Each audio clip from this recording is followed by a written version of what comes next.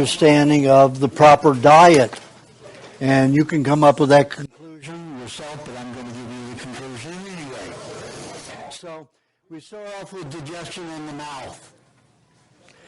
And the basic digestive activity in the mouth is chewing to break down the food into smaller molecules.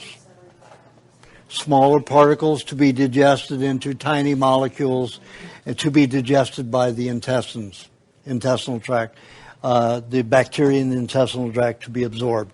So we chew, and then our first digestive fluids enter the food from the salivary glands. And guess what? The major product is bacteria. We have more bacteria than dogs and cats. So don't bite anybody.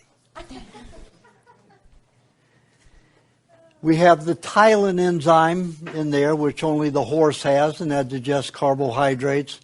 But it is only enough to digest about 5% of all the food consumption is carbohydrate. First clue, how much carbohydrate we should be eating. 5% of the diet, no more. Okay. Then the food goes down the throat, down the esophagus, and it hits its first station, the stomach. Now, the stomach is the most resilient tissue in the world, besides bone. But the stomach forms hydrochloric acid, which dissolves bone. So the stomach is more resilient than bone, and as resilient as hair, because the hydrochloric acid doesn't break down hair. That's why you see in cats and dogs, hairballs comes out. Won't digest hair. Okay, so the stomach lining is as resilient as hair. Creates hydrochloric acid that can dissolve bone, cartilage, and everything else except for hair and itself.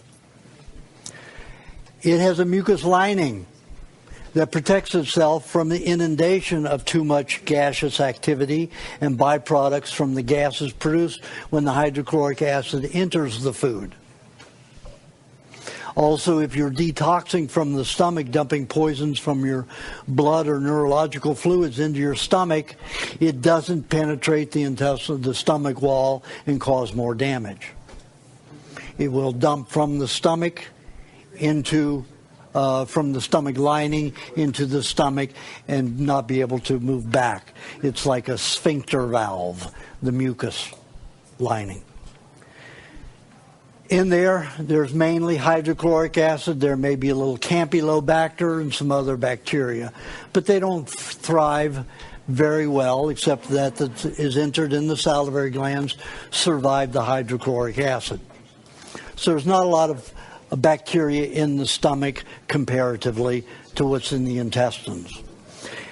Now, in the stomach, the first compartment of the stomach, the first compartment of the stomach is where the hydrochloric acid is secreted and dumped into the food.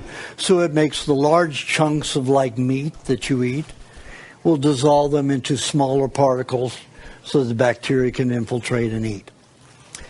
In the second part, the lower part in the duodenum, is where bile enters the stomach. Bile is created by the liver, held in the gallbladder, and dumped into the stomach to digest fat. The hydrochloric acid works on proteins, and the bile works on fat. It takes those molecules of fat and breaks them down into smaller molecules so bacteria can feed on those, break those down. So then the food passes into the small intestines. We have around 60,000 groups, all involving only about 3 or 4 families of bacteria that feed on the food you eat. That is how we eat. We only 90% of digestion is bacterial. We have 150 bacterial genes to every one human gene. We are not even 0.5% human. We are bacteria. So the whole concept and the myth that bacteria is our enemy and creates disease is the myth of the pharmaceutical and medical department, and it is easily proven that it is wrong, false, and they get people to thrive on medications, not thrive, to subsist and get worse on medications rather than getting well. Again, they make money, you get sick, they're happy. So that bacteria, picture it this way. You've got these organisms that eat the food that you eat. Their fecal matter, their urine, their perspiration is your food. Sure shoots the hell out of the pharmaceuticals bacteria theory about washing your hands with poisonous chemicals after you've gone to the toilet and touched yourself. How many animals do you go around licking each other's butts? Their anuses, and getting it in there and cleaning it out. They want the bacteria. We feed them awfully.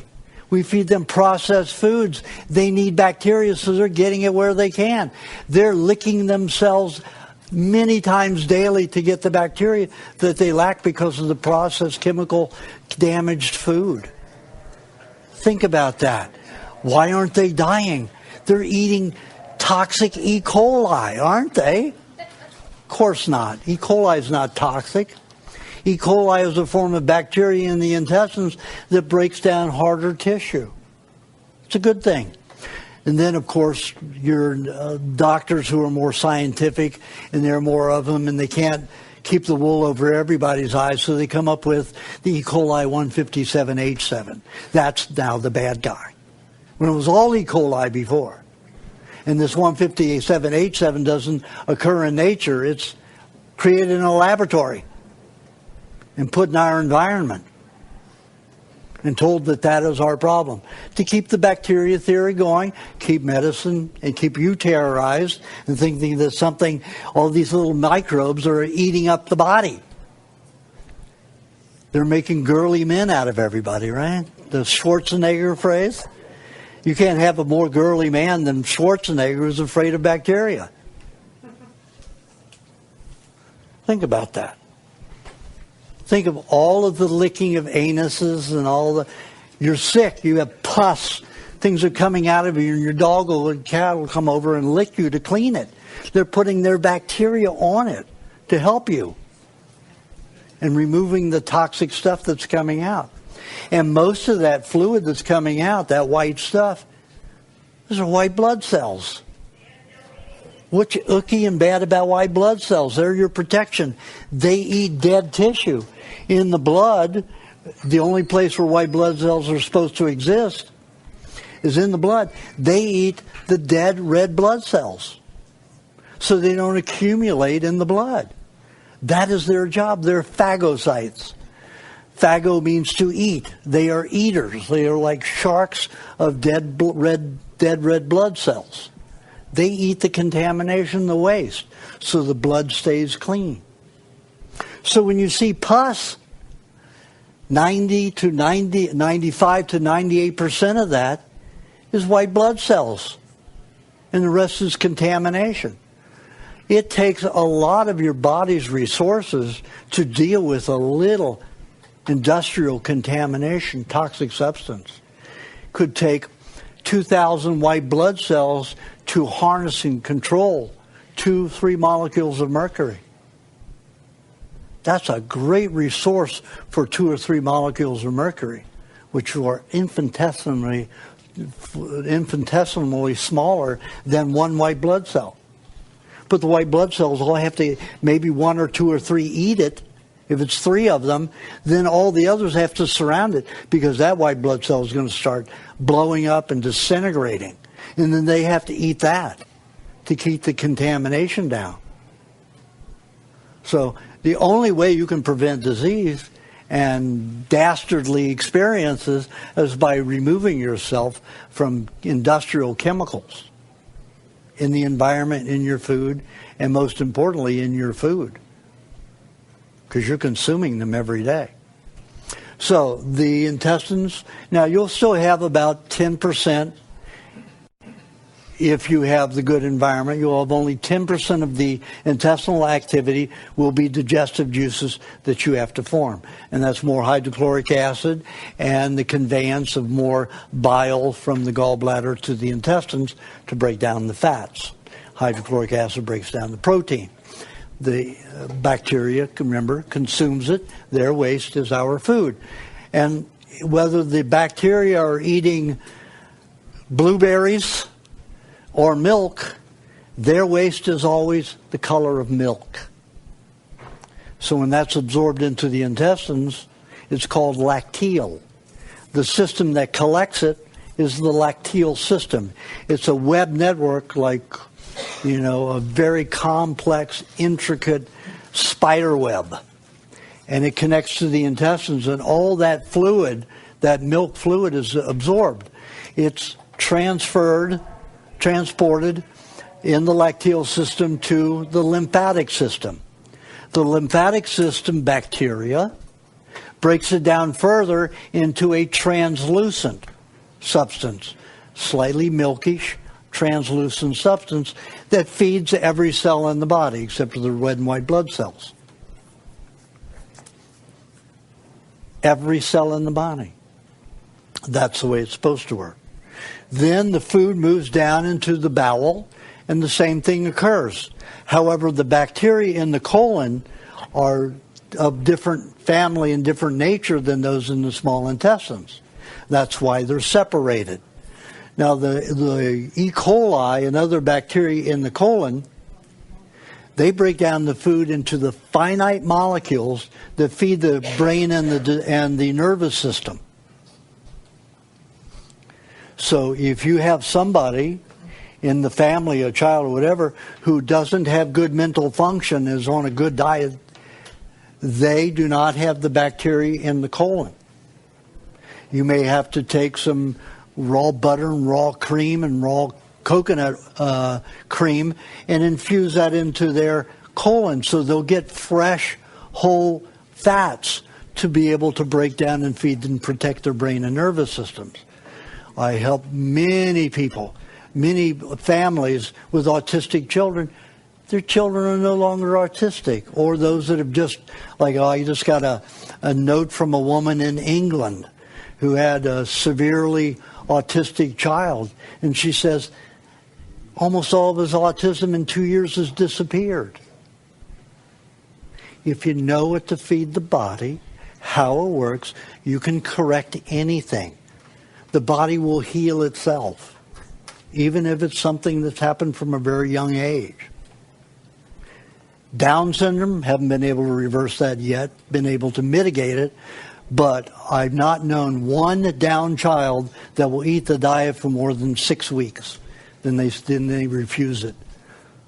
There's nothing I can do if they won't eat the food. There's nothing that the body can do for itself unless they eat the food. But autistic children usually have no problem with it, and they just consume and get well. And get better gradually until they're well. So the colon is very important to the brain and nervous system. That's where it gets fed from that passage of nutrients. Now, by the time your food gets to that colon, it's like an orphanage. The big guys who get up there first get most of the food. So what gets into the colon is not very much and not very good quality. So it's like the little runny kids stay runty because they don't get up and get the food first and the best choices of the food. So again, if you want to help your colon and your brain and nervous system, feed it from the back end. Let it get some fresh whole fats. It's very easy. Just take 3 tablespoons of, if you're an adult, 3 tablespoons of butter, raw, no salt butter, 3 tablespoons of dairy cream, and 3 tablespoons of coconut cream. 1/4 teaspoon of honey only, about the size of a bean. Put it together in a 4-ounce jelly jar with a lid on it, shake it, put it in a bowl of hot water till it gets to about 105 degrees, a little above body temperature, but about as high as a cow's body temperature gets, about 105 degrees. Take a bulb syringe, It's at least a 5-ounce one, and I think there are only 2 and 8-ounce bulb syringes nowadays. So you get an 8-ounce one, put it in there, get on all fours, bark like a dog, put it up in you, and then keep your knees up, stay on your knees with your buttocks up, and then go down like this on your face on the bed or floor, wherever you're doing it, and roll your stomach like a belly dancer. And that will get it to move up the descending colon. Then you do that for only 3 minutes. Then you roll on your right side, lift your left leg in the air, and roll your stomach again. And that'll get it to move over the transverse colon down the ascending colon. All the bacteria will thrive and get to eat. And you leave it there. You go to sleep. You do it before you go to sleep. And you'll find that you're happier the next day. You're more positive. Your brain works better. And the more you do it, the better your brain and nervous system get. Okay? And then the body's breaking down all that stuff. And a lot of people will experience constipation, especially when they're drinking a lot of raw milk. It's easy to absorb, and guess what? The bacteria thrive so much on all that good food that everything dries. There's no fats left, so the fecal matter gets hard in some people. Very hard and hard to pass. They think they have constipation. True constipation is when you have a block in the intestines and food is not moving through, and you swell with everything you eat because nothing's passing. That's constipation. The other is just non-lubrication at the end point. So, again, infusing yourself with that suppository will remedy that. Because you're getting so much, you're delivering so many fats to the bacteria in the colon, they're happy. They don't need all of it, so some of it will stay there and lubricate the fecal matter so it can pass without much effort or no effort at all. Sometimes it does it without your effort, and you end up with diarrhea.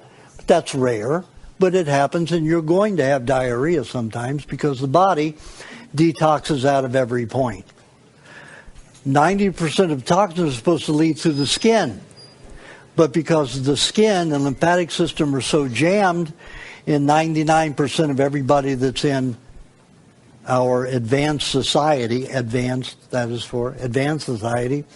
that it no longer passes through the skin properly, so the body takes it to the stomach and bowels to dump there, so you have vomit and you have diarrhea as a way of passage of the toxicity in the system.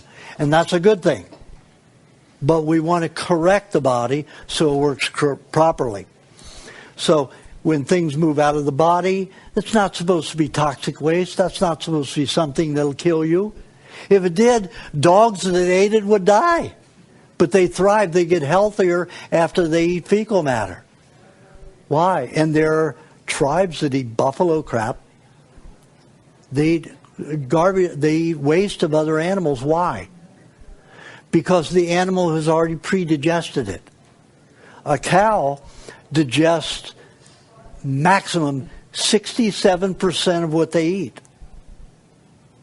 That means 30-some percent, 33% is passed out.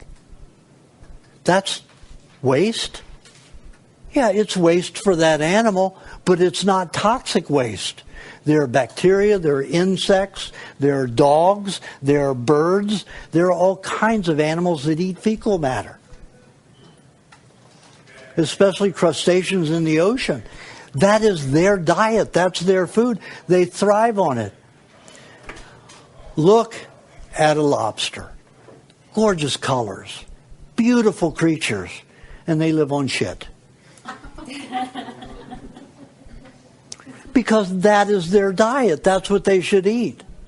But if you decided to eat shit because you had no other food, you would survive very well on it. Not eating your own and not eating other humans, because no human is healthy enough to eat theirs without toxicity. Because we're always passing toxicity out with our feces. But if you were to eat buffalo stuff, It's already pre-digested. You can't eat vegetation. We don't have a system for that. Our hydrochloric acid is built to break down meat. Our bile is to break down animal fats, not vegetable oils, not cellulose. It's to digest animal products. So when we eat vegetation, we only digest 2%. That's a lot of waste. That's why 99% of your vegetarians and vegans are very sick people when they're on it for more than 6 years. The highest rate of my cancer incidences among patients were long-term vegetarians. Not a good commentary for it, is it? Okay. So we are not built to do that. But the cow and the goat and the sheep, the horse, they are meant to eat vegetation. They have 2.5 times more digestive tract than we do. They have 60,000 times more enzymes to break down the cellulose to derive the fats and the proteins from it. We only do it 2%. So if you're eating the fecal matter, if you can't survive any other way, we weren't meant to eat fecal matter. There are animals that are and creatures that are. But I have seen people thrive on it. Live very old ages on buffalo shit. Because they're so poor they don't have anything else. They're slaves to some plantation owner, and that's all they have to eat. They don't get chicken or they don't eat anything like that. The worst is, of course, the British in Africa that created that circumstance, especially in the peanut fields where they destroy a whole land and whole villages from planting peanuts the way they do for 10 years, and the soil's completely ruined. Then the tribes people can't even feed themselves anymore. So it is not a dangerous thing. Fecal matter, your urine and everything, well, humans is quite toxic, even if you're on a good diet, but it won't kill you. So all this bacteriophobia, they want you to take chemicals that will kill your cells. And they want you to wipe off the natural bacteria with these poison chemicals. And as it goes into the body, every time, you're destroying a little bit of yourself. And when they request that you take antibiotics, what do they think they do to your intestinal environment? They destroy, one 5-day cycle will destroy 1% of your entire body. Taking for 10 weeks, that's 10% of your entire body is destroyed. 10%. Try to recover on a bad diet. People just get older and sicker and older and sicker. Unless they're taking hormones. They counter that by giving you hormones. You know, thyroid medication, stuff like that, pumping you up with those hormones so you have all this false energy. It's not true energy. As soon as you take them, you hit bottom and you're down and out. Unless you know what to do, like on this diet. Then it all changes. Then you don't have to rely upon the seesaw of illness from those, from that kind of medical treatment. So let's start with the glands. Let's take a look at how the glands work. Now, the endocrine gland system is a system of producing hormones that are directly delivered to the blood. Those are the endocrine glands. We have the pituitary, the pineal, the thyroid, the thymus, the adrenal glands, and the gonads. Now, the pituitary, we can connect it. I believe in the empirical, so nothing's absolute until, we have enough evidence. But my evidence has led me to make probably a 95% conclusion that the pituitary delivers growth hormones to the body. But also something that I noticed, that in all animals that are healthy, hormone production and content in the blood and the rest of the system is minimal, only trace amounts. So maybe the endocrine glands are all for emergency purposes, and that's my conclusion, for emergency purposes. When do I see an increase in pituitary hormone? In young animals that I stop feeding and starve. After about 3 hours on let's say a dog, about 2 hours on a cat, on a small animal, on a young animal that's still developing, you'll see lots of pituitary secretions in the blood to keep the body developing even though it's starving. Thyroid gland. The pineal, they say it's the yogis and mystics of the world say it's the seat of consciousness, but I've never known anybody conscious enough to prove it. So we don't know. But it's supposed to be the bridge from this world to the other world. It's where information passes through to our spiritual or psychic or auric selves from the body's brain to its so-called higher self. That's the belief. I don't know. I'm not that evolved either. So then we go down to the thyroid. Now the thyroid, that's an interesting gland. Only of the glands we know that have two are the adrenal glands and the gonads. Here we have 6.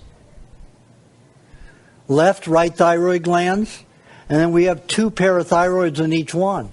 That's 6 thyroid glands.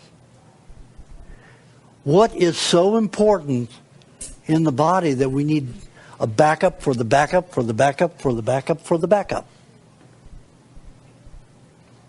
Your heart and your lungs. Your heart doesn't beat, your blood doesn't move, you die.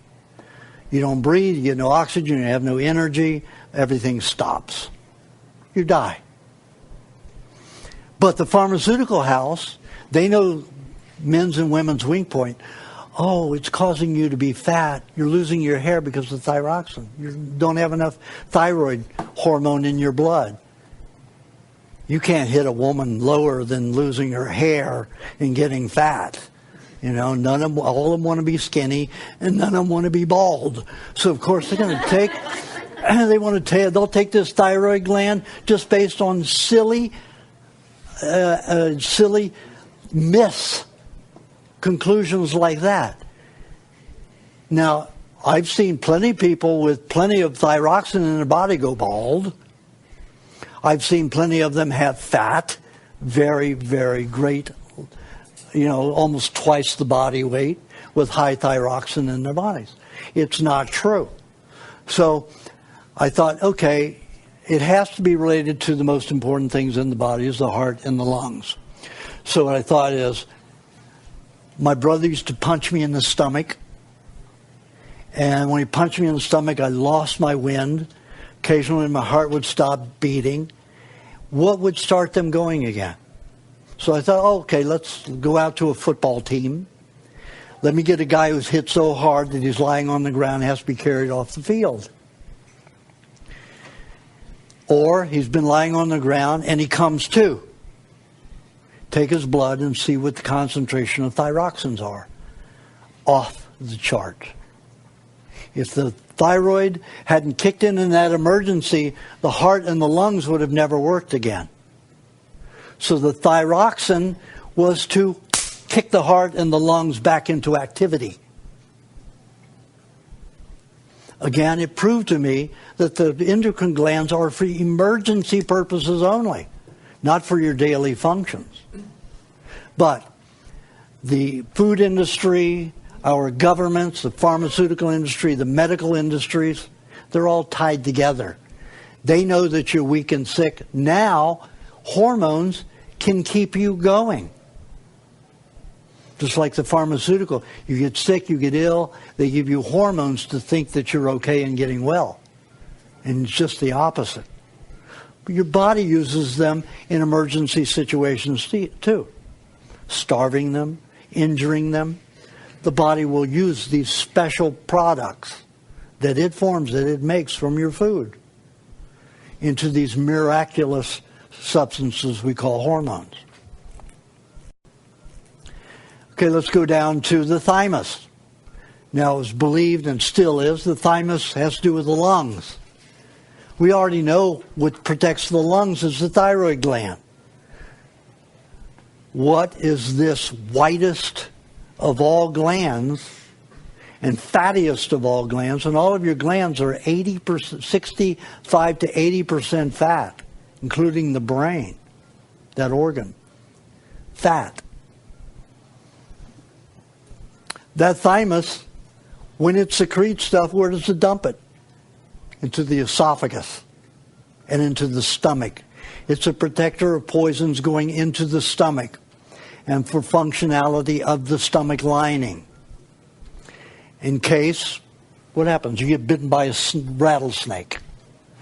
The poisons naturally will go to the stomach for the hydrochloric acid to neutralize that poison and then vomit it out of the body, or pass it through denatured by the hydrochloric acid.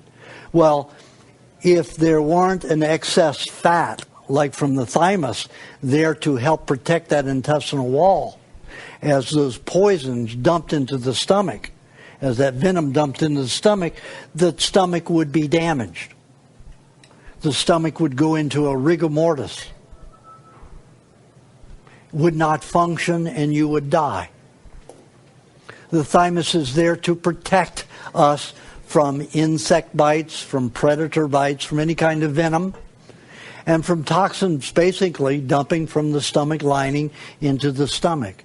And while the toxins are resting in the stomach, your thymus is always there protecting the stomach. Stomach is a very important organ. Also, when you get an injection of a poison, a great portion of that, anywhere from 40 to maybe, 30 is the least I've seen, 30 to 80% of it will go and store in the intestinal lining. Remember, the intestinal lining can't even dissolve itself with the hydrochloric acid that it makes, so it's a resilient tissue. So the body stores that mercury or your aluminum, the formaldehyde from those vaccines and injections in the stomach lining. Sure, it damages the stomach lining, but the worst part of it is that your body dumps a little of that into your food every time you eat, poisoning the rest of the system. So, even though the body is resisting and taking care of that kind of unnatural process, it's doing the best it can to keep you from dying or becoming brain dead from those toxins getting to the brain. So, how do we prevent all that? We get into that stage. So then we go down to the pancreas. We have to say is an endocrine gland. It dumps insulin right into the blood immediately to make glycogen out of sugars, out of carbohydrates. Glycogen is what we use to run the brain and the nervous system, to give the brain and nervous system energy. So we have to have glycogen. But it can be made from pyruvates rather than sugars, carbohydrates. And then we don't have a great waste product. So the pancreas, that's not its main job, because the main job can't be sugars, because we're only supposed to eat 5% sugars. If you look at the remains of Lucy, who's 3.8 million years old, she had a pancreas 2.5 times smaller than ours. Can you imagine that? A pancreas that's 2.5 smaller than the one that we have. All of the other remains of those people, they're anywhere from 1 million to 5 million years old. Now we've found some others in South America, I think it is. who are almost 5 million years old, they have a small pancreas too. Because they didn't live on grains, they didn't live on starches and carbohydrates, they lived on meat and fat. So the pancreas has swollen over these years from the consumption of grains and all of these sugars that we eat and all the forms that we eat it. So what is the main function of the pancreas then? It isn't to spend its life making insulin for us. What it does is every time you eat something, so you take one grape and you eat one grape, the body analyzes the nutrient concentration of that in the mouth, sends it to the pancreas. The pancreas decides what bacteria to propagate, to nurture. It's like a farmer. To propagate, which nutrients to convert those into feeding the human body, this particular human body. It's just like every house is structured differently. Every building is structured differently for the person who has it. So the pancreas is an architect. It is an analyzer. It is a coordinator of how food is to be utilized, digested and utilized in the body. Very complex organ and gland. Organ gland. So, its idea is not to digest fats and insulin. But yet, the pharmaceutical and medical industry said that's what it's about. It's about insulin. To make you think that there's no other world. So that you'll think the body is really stupid. And then you have to treat it the way they tell you to treat it. But it isn't that way. So, then we get down to the adrenal glands. And the adrenal glands, we know, are for emergency purposes. Fight or flight. Even if you get injured, you can have high amounts of adrenaline to help you recover. That's why when you have, let's say, plastic surgery, they now inject adrenaline compound, adrenaline hormones around the area that they've cut, because it will heal and strengthen and take care of itself faster. But again, that's the absorption of something that is supposed to be natural for something that isn't natural. I'm not saying don't have plastic surgery. I won't, but some people do. And if you do that, I suggest you don't use the medical profession's adrenal gland. I suggest that you get some adrenal gland, chew it into a mush, and then put it around the area.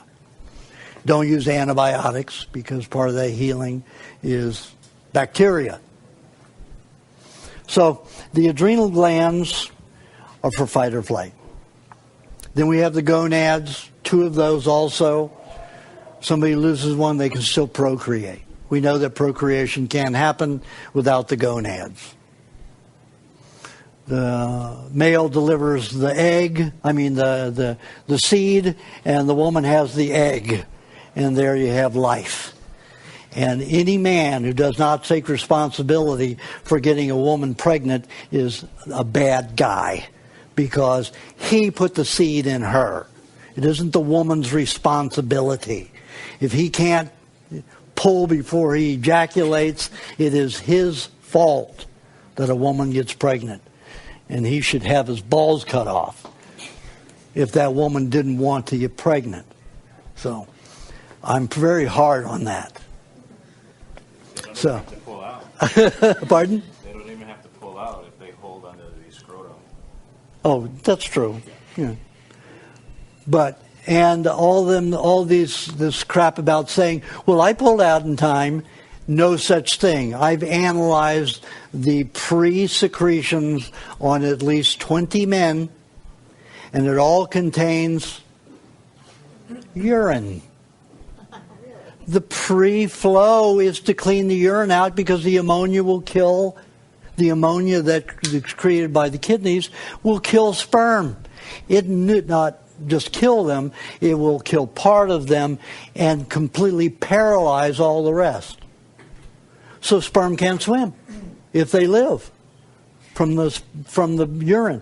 So it wipes it out. Then when the ejaculation comes, there's no sperm in there to penetrate and cause a blocking of dead ones or immobile ones to those that are mobile. The only way you can get pregnant is if a man ejaculates into you. Period. So all that crap about your pre-sperm, can cause pregnancy is absurd. Not true. If that were true, the tribes wouldn't have control that they do. In a tribe, you can't have a baby unless the whole tribe agrees to it. Do they go around with prophylactics and birth control? They know that unless you ejaculate into your woman, that she's not going to get pregnant. Yet they still have sex. So another great myth of the medical profession to get you to use prophylactics so they can put their profit dollars, their dividends into their pocket for all these prophylactics. And birth control pills and all that. All that you have to do is educate the men is do not ejaculate. Period. I haven't ejaculated in a woman except during a period in 46 years. Never gotten anybody pregnant. Of course, I don't have much sex anymore, but when I did, and that's because I don't have time. Not because I don't like it or I can't do it. I don't have time to have relationships anymore. The only time I have is when I got my girlfriend in Thailand. And then I have to say, wait a minute, will I spit dust or rust? It's been that long. Can I perform? Yeah, it does. It works. I still work. So get rid of that myth too. Another myth for investors in the pharmaceutical drugs and prophylactics. Okay, so the gonads are for reproduction. Of course, the more sperm you have, the more sex that a man wants. That can be from all kinds of different reactions from bad foods and chemicals that create an sexual desire. In tribes people, and I've met many tribes people, probably over 100 different tribes, probably 110 tribes in my lifetime, and none of them are oversexed. They enjoy it when they have it, but it doesn't overwhelm them. When I was a child, that's the only thing I could exercise. The only exercise I could do was masturbation. So, because I was so sickly, and my body produced hormones for physical activity, but I was so sore and weak all the time, I couldn't, so I masturbated a lot. 5 times a day minimum. So, that's the way I got my exercise. I don't have to do that anymore, because I don't have those kinds of compounds creating problems in my body, and now I am functional without severe pain. I still, after those injections in the arm, I'm back to that point. I bring this arm over this mount, and I start going into pain in this whole area. So, that I have to deal with again, and it will get better. It's getting better, improving a little bit every month. Okay, so that takes care of the endocrine glands. Let's take a look at the organs. Start with the brain. The brain is 60 to 80% fats, 15 to 25% protein. The rest are carbohydrates and fluids. The brain does what? The brain allows you to have choice over your body, to be a dancer, to be an artist, to be an inventor, to being a ditch digger, to being a farmer. Anything you do is choice because our brain is connected with the body. If you're endowed with special talents like a contortionist, you can put your head between your legs and your arms and all of that and do all kinds of phenomenal feats with your body. And that's one way of the body's expression. Body can express itself in so many ways. You get in touch with your body's talents, and you can make a living of it in a happy way instead of doing a job that you don't like doing, especially if you're healthy and know what your body can do. Know what your healthy body can do. So the brain allows us to make choices and to control the body. Now, a lot of people don't have to control it. It's automatic. Take your natural athletes. You know, they don't have to think about it. They do it, and automatically it happens. That's a fabulous, fabulous activity, talent, gift, whatever you want to call it. My being able to do math was a great asset for me because I was able to make a lot of money as an idiot. You know, think about that. How many idiots get to make $80,000 a year as a 20-year-old?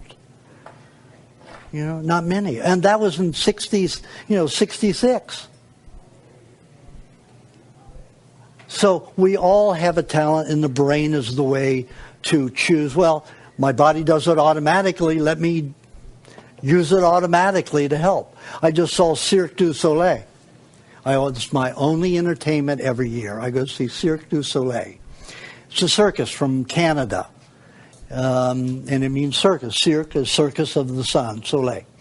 And the phenomenal things, the acrobats, and that's mainly what it is. That's my preference to going, because it's mainly acrobats.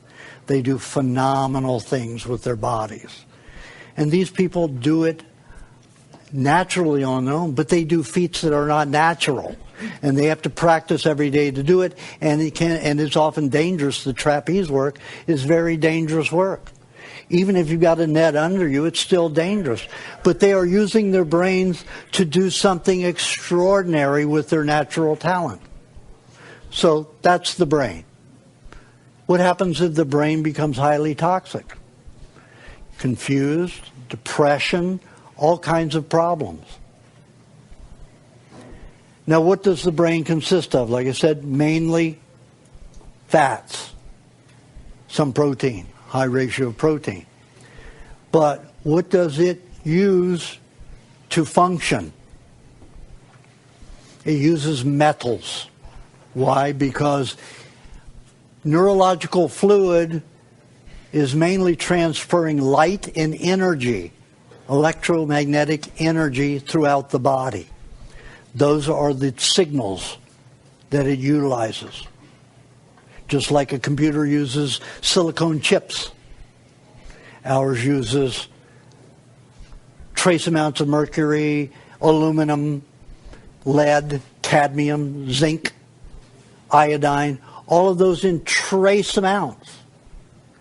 But if you're infusing them in the body in environmental pollution, including your food, where does the body store most of those toxic free radical metals? In the brain and nervous system. So, what becomes most toxic quickest? Brain and nervous system. Government knows this, military knows this, NSA know it, CIA know it. That's why they're dumping chemtrails, dumping barium and aluminum. Now you have to look at why barium and aluminum? Why aren't they dumping lead and other things? What do we use aluminum for? What does the military use aluminum for mainly? Increase the strength of gunpowder and explosion. In all of your bullets that you buy, 15 to 25% aluminum. If they add that to the gunpowder, the explosion increases by 3 to 5 times, depending on how the gunpowder is produced. So they get all this aluminum dumped in your body, and then you mix salt with it, which is an explosive when sodium is isolated. And what is likely to happen to your body? Having internal explosions all the time. And it will increase the explosive nature of salt, of sodium. Now, the military has tried to make sodium into an explosive as a weapon for over 60 years. My father worked on one project for General Electric. I told you my father invented the first bearing computer. Great scientific, inventive mind, but no restraint on his emotional life. And every time they tried to do this, and our taxes were given to General Electric to $2 billion to make sodium into a bomb or explosive device. Why? Because one solid crystal of pure sodium can take out all of New York City, worse than an atomic bomb. All of the buildings and everything, level everything. And plus, make a hole in the earth, a big hole in the earth. So, of course, it's the efficient way to destroy things. The military wants it. But sodium in that form, in that concentration, they could never contain it. It will go off at a 1.5 degree change. They've handled nitroglycerin to an extent, but it is still reactionary. You change the degrees, 10, 20 degrees, you've got an explosion if you don't control it. Sodium, 1.5 degree, and it ignites. There's no controlling it. What do you think it does in your body? You want to find out what it does? These 3 guys were ridiculing me about salt, and they took frog legs. These are legs cut off of frogs, not cooked, put on a plate, and you can put frog legs, salt, video, and you'll come up with that video on YouTube. And they take those 3 legs and they salt them. Now they've got a shaker that's not putting out a lot of salt, so they're shaking mildly around. You can see them start to twitch. They turn them over. Do the same thing on that side. They twitch for 32 minutes. These are dead frog legs. Why are they twitching? Because sodium salt starts separating when it reaches the tissue and starts exploding, creating electromagnetic energy and destruction of the tissue. Then they said, well, what would happen if we put pepper on it? I said, nothing would happen with pepper because the animal's dead, and it's a spicy thing. It burns the tissue, and it will only respond if it's dead, if it's connected to the brain. It's not explosive. So they pour the pepper on one frog leg, and it has one spasm, and that's it. But with the salt, it goes on for 32 minutes. They only leave it for 2 minutes. They don't let you see for 2 minutes, but it goes on for 32 minutes. The nature of salt is dangerous. Nobody should be eating salt in any form. Sodium that we get is high in foods, especially certain foods like tomatoes and watermelon and avocado. Those are your highest concentrations, but there are other forms of it. But when sodium is in food, it's not an explosive. It's an adjunct to energy and helps build energy.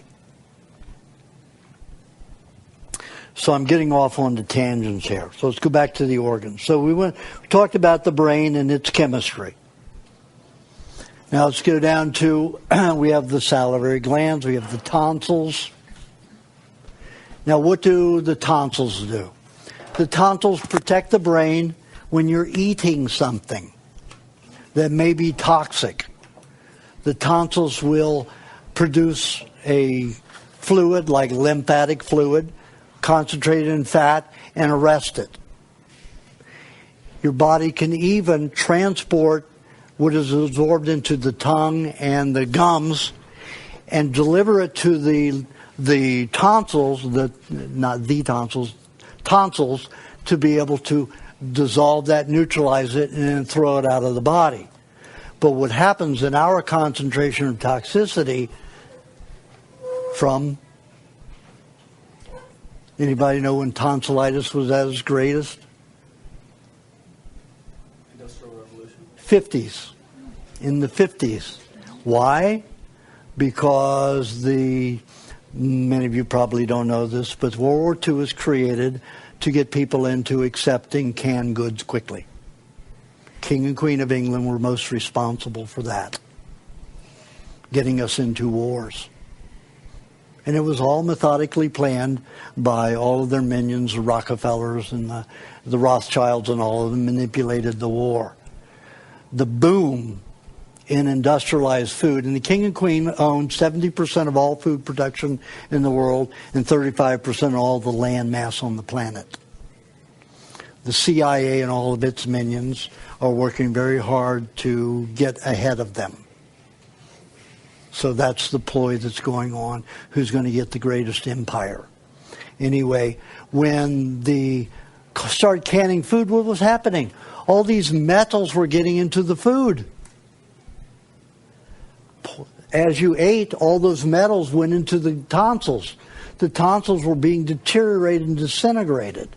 They were constantly infected with this new food. And what was tell me the sense of this. The ploy of the government was going on television and say, support our troops and eat canned food. How the frick is that supporting our troops by us eating canned food when we can eat fresh food grown from the farm? Doesn't make sense. That was your brainwash. That was the spin to get you to... My mother absolutely loved it. She didn't have to peel, she didn't have to wash, she didn't have to cut anything. Open a can and pour it into a pot. Cook it. Very simple. Easy. So we grew up on the worst foods because my mother loved canned foods. We didn't get anything fresh unless it was an apple or banana or watermelon or berries, in the springtime. And that was mainly because my grandmother grew raspberries and those other fruits, so we would get them in the summertime. Otherwise, my mother would have gotten maybe bananas and apples, and that's it. And that's all she usually got us. So, the contamination in everything, in our food and everything, has to be understood. It affects the body. So the tonsils are there to protect the brain. And you have them removed, what happens? The brain gets toxic, or your lymphatic system, and the tonsils in the lymphatic system are almost identical in nature. The lymphatic system cleans the body of all waste and all toxins and helps neutralize them. So what happens? When my tonsils were removed at 3 years old, these glands swelled. My lymphatic glands in my neck swelled. They've been swollen ever since. So now these glands are acting for the missing tonsils. So now we have many more people going around with swollen necks because their lymphatic systems in their necks are dealing with more. But I'll get into those systems in a minute. So we go from the brain to the throat and then to the lungs. We know what the lungs do. The lungs absorb oxygen. The white blood cells take that oxygen, delivers it to every cell to do what? Helps convert nutrients into energy. And there's no burn to it. There's no carbon dioxide. Carbon dioxide comes from burning with flame, with fire, with very high temperatures. We produce, carbon monoxide. Sorry, carbon monoxide is from burning. Carbon dioxide is just from a transference of chemistry. Sure, it can be toxic if it builds up in the body because it causes lactic acid buildups in the muscles. You get stiff, stiff and sore. So the white blood cells have two jobs. White blood cells have one job, and that's to deliver oxygen to the body for the body's energy. The white blood cells have two jobs. It has to eat the dead red cells in their waste, the phagocytes, and they take carbon dioxide and deliver it to the lungs for expulsion. The byproduct of that energy production. And it's not a burning. They get you to believe burning because they want you to accept cooking. Half the planet is, half of all of industry is medical, pharmaceuticals. The other half is food production.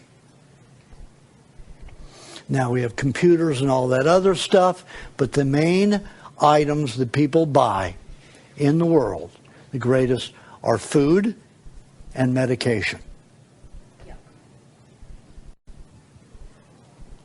So, clean food is very, very important for the working systems. Lungs, oxygen, carbon dioxide removed from the system. Then we have the heart. What does the heart do? It's the motor that runs the blood through the system. Keep everything flowing. Keep the body warm. Red blood cells produce a lot of heat if they're healthy. And they do it by eating waste from the white blood cells. They are eating themselves, basically. Red blood cells eat their own waste by eating the discard of the white blood cells. The white blood cells get most of their nutrients from the intestinal tract. Blood cells, red blood cells can too, but not much. So the bloodstream is supposed to have one job: deliver oxygen to the body so that cells will have energy. Whatever energy that is, whether it's digestion, whether it's doing acrobatics or dancing or thinking. All of that is done by bacteria. All of those processes are all facilitated 99.5% by bacteria, just like the intestines. Bacteria does everything. The more bacteria in the body, the more you will thrive.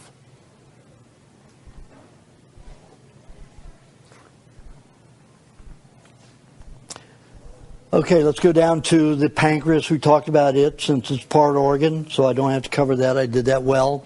We go over to the liver. The liver is supposed to do one thing: manufacture, synthesize bile for digestion of fats. Now, there are varieties of bile to be made. There are 60 varieties of bile to be made to form 60 varieties of cholesterol. Those are families of cholesterol. There can be thousands within that, depending upon what that body needs to do whatever it needs to do. A flying fish produces different finite molecules of fat to be able to do what it does.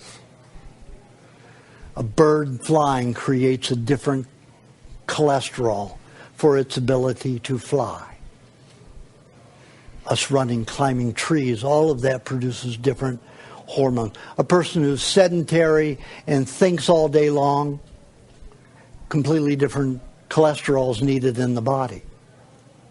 So the liver is responsible for manufacturing, synthesizing, produces, whatever you want to call it, those varieties of bile. Then they will be stored in the gallbladder. Now, what does the gallbladder do? Nothing. Doesn't produce anything. It stores bile. That's its job. It's a storage. It's a cabinet. It stores the bile that the liver produces. Now, it stores enough to eat about 20 pounds of fat. Who eats 20 pounds of fat? Your ancestors. When they went hunting and found an animal, the first thing they ate was the liver, concentrated in protein, then all of the fat. They'd eat 10 to 20 pounds in a sitting of fat. If they didn't have the bile to digest it, they'd have diarrhea and pass it out and never be able to utilize it. When you have your gallbladder removed, you cannot eat ice cream again unless it's an ounce at a time. You can never eat concentrations like an avocado without some problem unless you're eating a third of it at a time. So when you have your gallbladder removed, you have to eat little amounts of food, especially fats, at all times. Never consume a lot of at one time. You're going to have problems. So the gallbladder has its importance. Now we take a look at the spleen over with the pancreas. Now what does the spleen do? We know it's full of red blood cells, sometimes young white blood cells. Well, what happens when do we see the fluctuations of increase in the amount of red blood cells and the decrease in red blood cells that are contained in the spleen? When you get cold, the spleen will dump a phenomenal amount of red blood cells into your bloodstream to thicken it. Remember, the red blood cells use oxygen to produce energy, even in themselves, so your body temperature raises.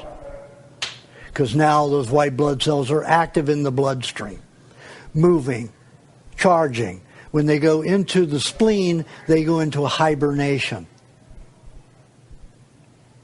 Also, when you have a cut, let's say you fell out of a tree, one of our ancestors, climbing a tree, fell out of a tree, or even now, and there was a branch that was poked through and ripped your jugular vein, and you lost a quart of blood, a third of your blood, or a fourth of your blood, if you're a big person. What would happen? You'd be anemic. And then they were dinner or breakfast or lunch or snack for some other creature who ate animals like tigers and other cats and maybe even dinosaurs. So how did the body make up for that?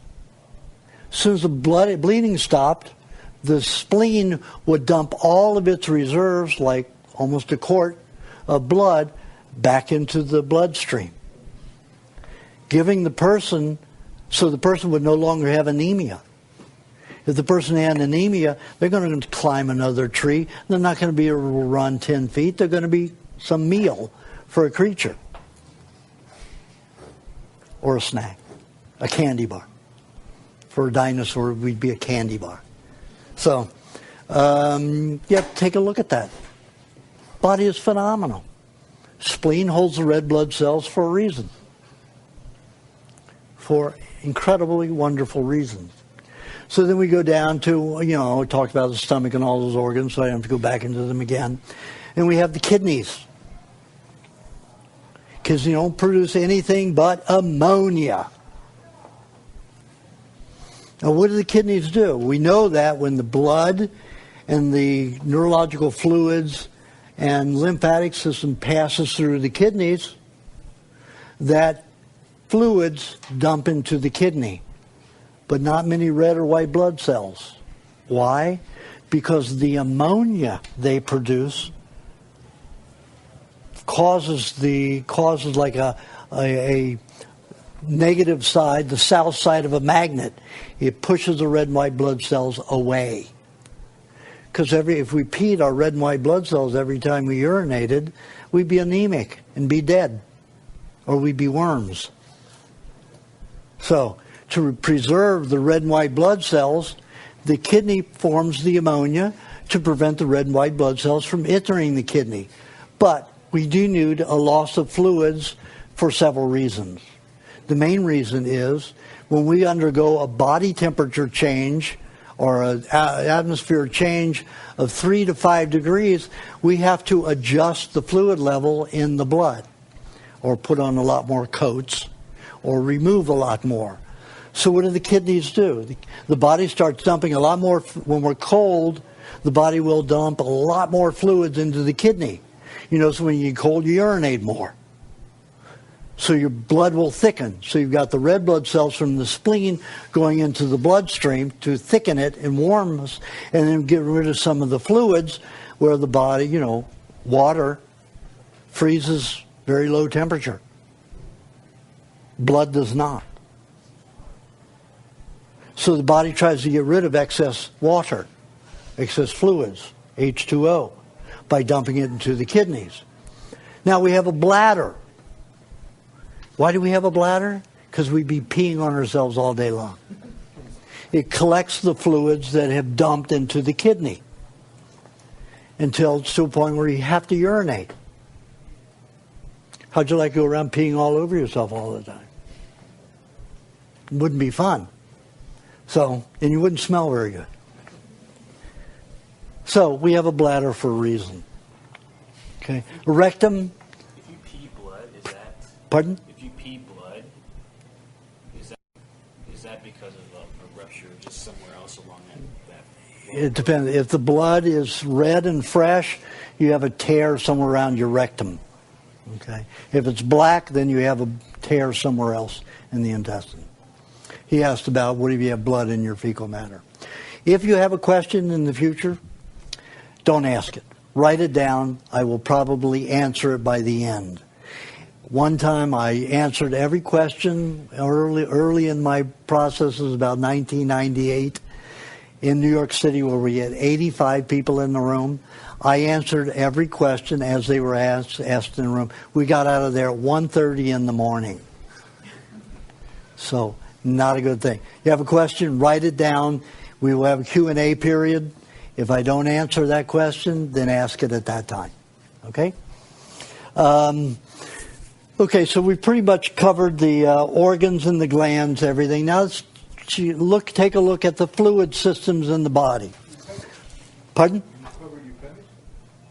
Oh, the appendix. Thank you. I forgot see, I don't have one. Why talk about it? Appendix is a very important organ. It has a memory of everything that's ever entered the body, whether toxic or non-toxic, whether a natural bacteria for you or a natural bacteria for something else, someone else, a mushroom, doesn't matter. It records everything. It's a library. Say you got stung by a scorpion.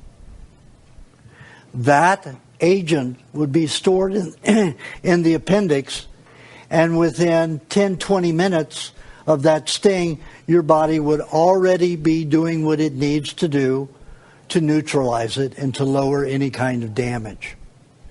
If you do not have a pancreas, and your body hasn't devised some other way, like removing your tonsils, then these become your tonsils, basically, your lymph glands, then it will take you anywhere from 24 to 36 hours, even longer, to decide what to do about that element again. There's a lot of damage that can go on in that time. So an appendix is a very important library to have. Now, obviously, after the 42 years of doing raw foods, and about 32 years of doing the primal diet, animal products, I have developed a way to handle and remember those toxins better, not as well as when I had a pancreas would have if I had a pancreas, but pretty well. When I got stung by those three scorpions, the first took a long time, because that's the first time I'd been stung by a scorpion in my life. Sure, it took 24 hours to really take care of and get it under harness. But the next time, hour, 2 hours. Next time, 20, 30 minutes. So my body has either grown back the appendix, or it has devised a type of appendix memory somewhere else in my body. Your body will, if you're feeding it right and treating it carefully, then your body will make up for limitations. Thank you for that. Thank you for reminding me. So the fluid systems are the blood, the neurological fluids, and the lymphatic fluid. Now, I went into heavily what the blood is supposed to do. The blood is only supposed to carry oxygen throughout the body and remove carbon dioxide. Imagine if that's all your blood did, how much energy we would have. The government would not be able to keep us down and out. And the schools would never be able to keep us in the classrooms. We would not be minions of the few people who run government. We would all be healthy and bright and smart without the need for government. We'd probably have just community organizations which handle everything, just like the tribes do. Certain selected people which take care of the people, not usurp their money to use for their goals. It's basically what government does. Government individuals. Isn't government in the Constitution set parameters for a healthy government? But our government actors are not acting in line with the Constitution, and they're usurping the money for their own uses. And there's nobody worse than the CIA. We pay for everything the CIA does, and the CIA builds businesses, racketeers all over the world. They were caught peddling cocaine in the 80s and 90s, and now they've been caught peddling heroin. The amount of heroin now in Afghanistan has quadrupled since before we went in. And we went in there to stop the poppy fields, and that was the rouge to go in there. Now they produced 4 to 5 times more heroin, and guess who runs it? Minions of the CIA. Corporations formed by the CIA. So you have to take a look. Our governments are not in agreement with our Constitution, which meant that we are all equal. Each person is his own sovereign. As long as he doesn't hurt anybody else, he is allowed to have life, liberty, pursuit of happiness in whichever way he wants without hurting people. It doesn't happen that way anymore. The body governs itself as long as you take care of it to the best of that kind of constitution. It has its own constitution. And it will always work for you no matter how you abuse it.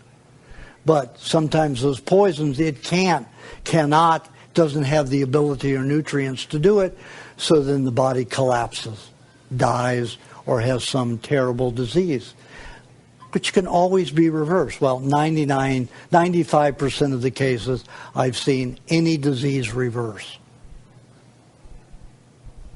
In lung cancer, 65%. In Lou Gehrig's disease, only probably 20%. And third and fourth stage Alzheimer's haven't been able to reverse it, but stop it.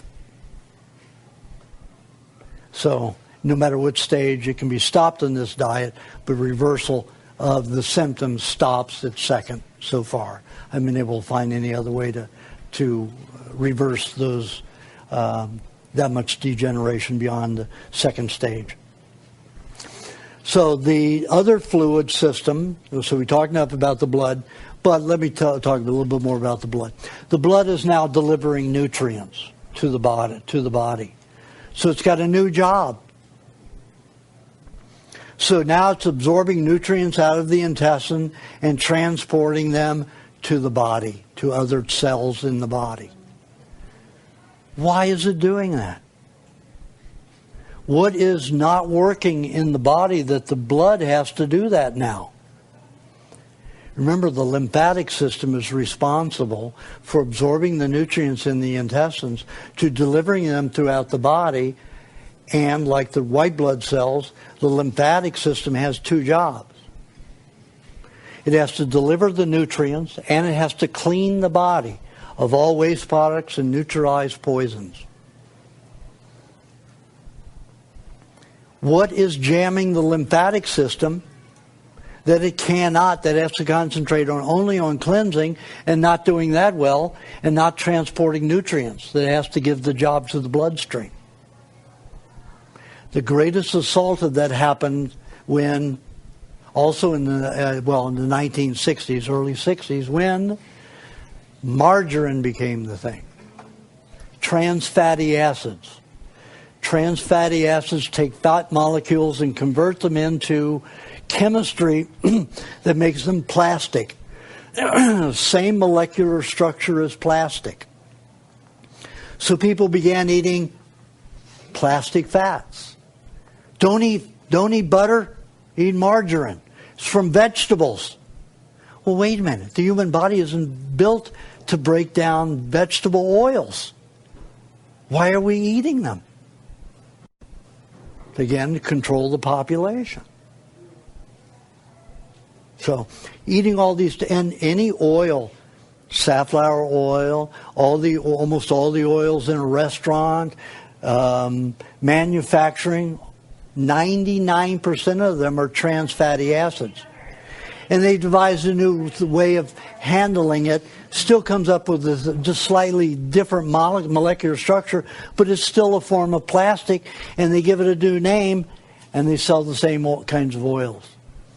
Same kind of plastic substance.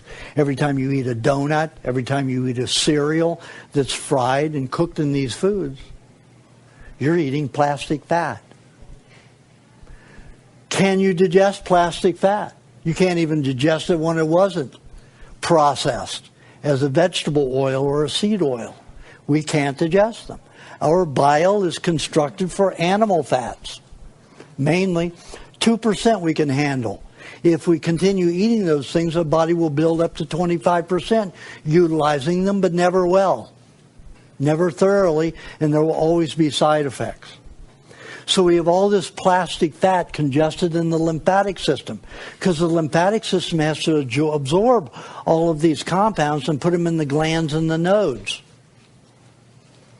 The lymph system has probably 20 million little bitty nodes in every body that can be the size of a pinhead to the size of a pellet, a firing BB type pellet. Be that big. And we have the glands, which are anywhere from a small marble to the size of your thumb.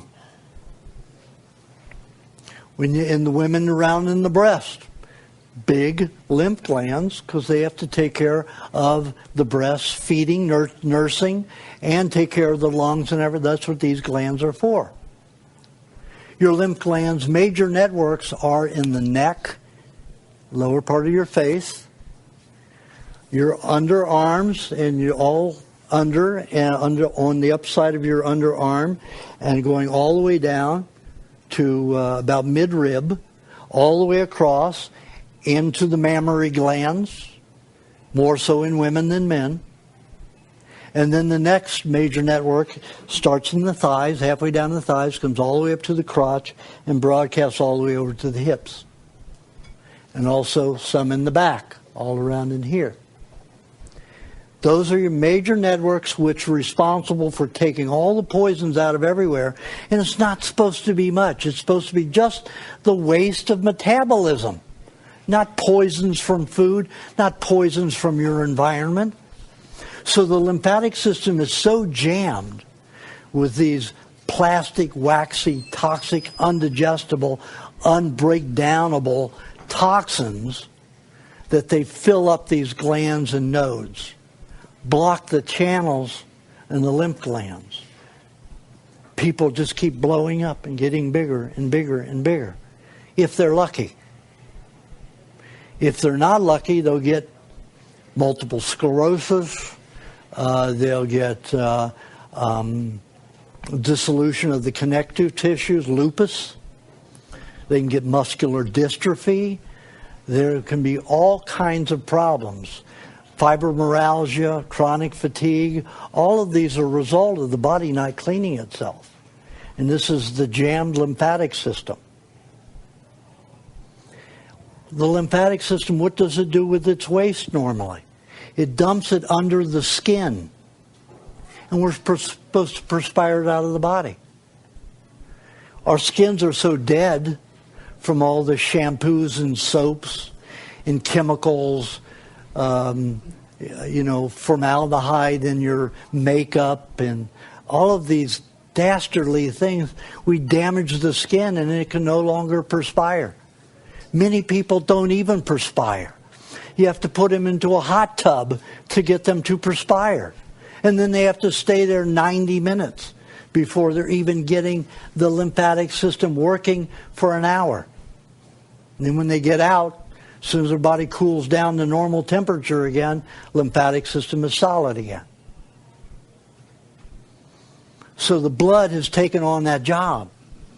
Well, if the blood is doing that major work of delivering nutrients when the lymphatic system is doing it, how much does that lower your body's ability to produce energy from blood?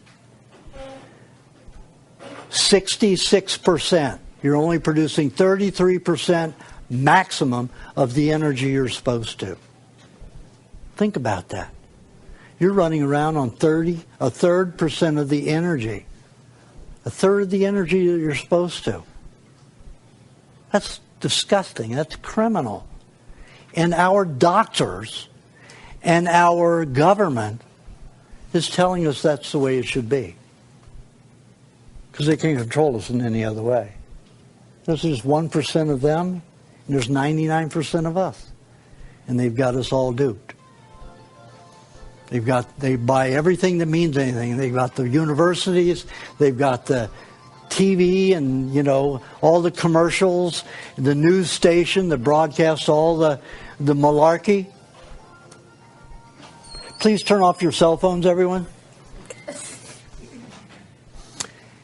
And people believe it because they're brainwashed. Not because people are stupid, but because people have faith. They basically believe that they can trust most people. And the people they trust most are the people they shouldn't. Those are politicians, educators. Anybody who's propagating the false information out there that keeps us sick, ill, and stupid. Or ignorant. Not stupid, but ignorant. And even stupid, because I was a stupid kid. My brain didn't work. I was stupid. I wasn't just ignorant. I didn't have a brain that could think. My brain didn't work. So I was stupid. I was an idiot. But a lot of people out there have the intelligence. They just need to open their eyes and take a look and make the changes appropriate. And this is the big start, taking care of yourself first. Self-governing your own body to take care of it rather than hurting it and annihilating it. Okay, so this lymphatic fluid, we'll get into how to get that going again. And then we have the neurological fluid, and I talked about it already. Talked about how most of your free radical metals are transported in the neurological fluid. Of course, you're going to have a hard time concentrating. You're going to have ADD. You're going to have ADHD, especially in our children, which are given all of these vaccines, like in New Jersey, is 68 vaccines by the time you're 15 and a half years old. 68. 68 in New Jersey. New York is the same. They're 52. Well, really high up there. California's 30-some. Every different state has their minions working on vaccines. Vaccines prevent disease. It's an absolute. How can you have 5 basic toxins that are toxic independently, plus you have 23 to 56 other toxic ingredients that they call inert? Well, what are they doing in there if they're inert? They're all toxic. And they all are toxic on their own measurement, on their own personality. Putting that soup together of 53 to 63 toxins in every vaccine, it's insane. There's a Saturday Night Live type group in Canada that did a skit. And you can find it on the internet. You put flu Canada, flu vaccine Canada, YouTube, comedy or SNL, Saturday Night Live, something like that, and you come up with it. And they have this skit where they interview these people seriously about flu shots and all this in Canada, and they're talking about, I think it's important that we have them, because we need, to prevent disease. Flus kill people and stuff like that. Well, how do you feel about, your government? Well, they're free. And the announcer said, well, then who pays for them? Oh, well, I guess they aren't free because we pay them with our taxes. So they're not free. So you come up with all of this stuff, and I was amazed they even let them put it on the air. So what they do is they say, okay, let's make a vaccine that we can make in our own home. So you have a blender, and they take a thermometer, and they dump the mercury in, liquid mercury in. They take a rotten egg, and they break the rotten egg and put that in there. They take ether, formaldehyde, liquid mercury, and detergent. They take, like Tide or something, dump that in there, blend it, and then offer it to everybody. This is what you're injecting into your body here for your flu. When you see that, I still, to this day, don't know how they got it. They never repeated that. They repeat every episode, but not that one. The only way you can find is on the internet. And it was so revealing and so true. And you've got 23 to 56 other toxic substances other than just those main 5. How can anybody in their right mind say that it's healthy to inject it on your children and that you're a bad parent if you don't? You've got to have this information, and you write it out and you say, these are the ingredients. You're going to tell me that these are safe to put in my children? I wrote up a release form that says, these are all the ingredients here. If you want my child to take it, you have to sign this release, which means that person who's forcing the vaccine is saying, I will guarantee $1 million that your child won't be affected. But if he is, I'll give you the $1 million to take care of him. Nobody ever signs it. And your children don't get vaccinated. And it will never go to court because that document is used in a courtroom. And when a jury's, and you never take it to a judge. Anytime you go for a judge, the judge is paid by the state. The judge has the state's or federal government's interest in mind entirely. You go for a jury. At least you'll have a chance. Okay? So if you're fighting anything with the government about your children, your rights, your food, you take it to a jury, not to a judge. Okay, so the contamination in the nervous system is compounded greatly by medications and especially vaccines. 70% of all the disease I see is created by the pharmaceutical industry, mainly vaccines. The damage is astounding to the brain and the nervous system, as well as the other parts of the body, if it gets to that area, if your lymph system is really bad. And you have to look at the children these days. It's terrible. Now, children are not supposed to have a lot of energy. So, of course, they're stuck in a classroom, and they outlaw phys ed. What are you going to have? And Schwarzenegger knows that, but he outlawed, he got rid of physical ed in California when he was in office. He got rid of raw milk in its purest form because he believes in the Nazi. His father was a Nazi, and he was all for the Bush family in Nazism. The Bush family, I don't know how many of you know it, the Bush family helped finance Hitler. And the Attorney General found out about the bank, the Bush's bank, financing Hitler, and seized all the assets of the bank.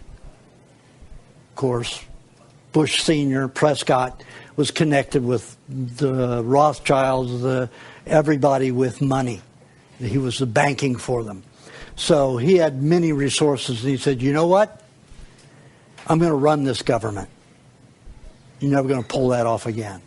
So he got his son in a position to run the CIA and be involved in the CIA and run a majority of what happened to it for 30 years until he became president. Still, he was a CIA agent at that time. So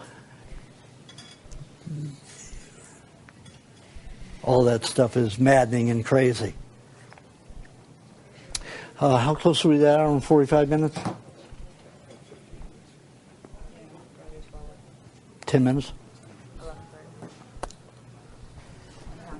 Pardon?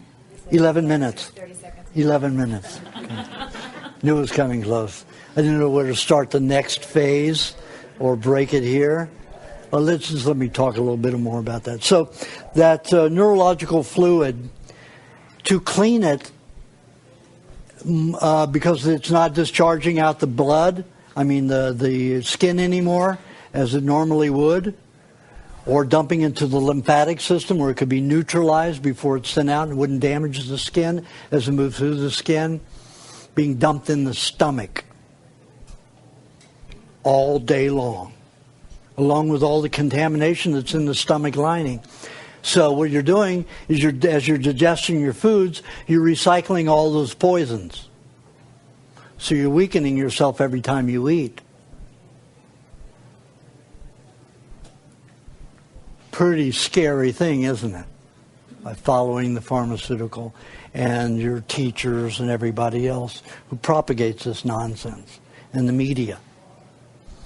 So what we're going to get into after this is we're going to talk about how to clean those systems. And I'm going to go ahead and start now. It's reserved time.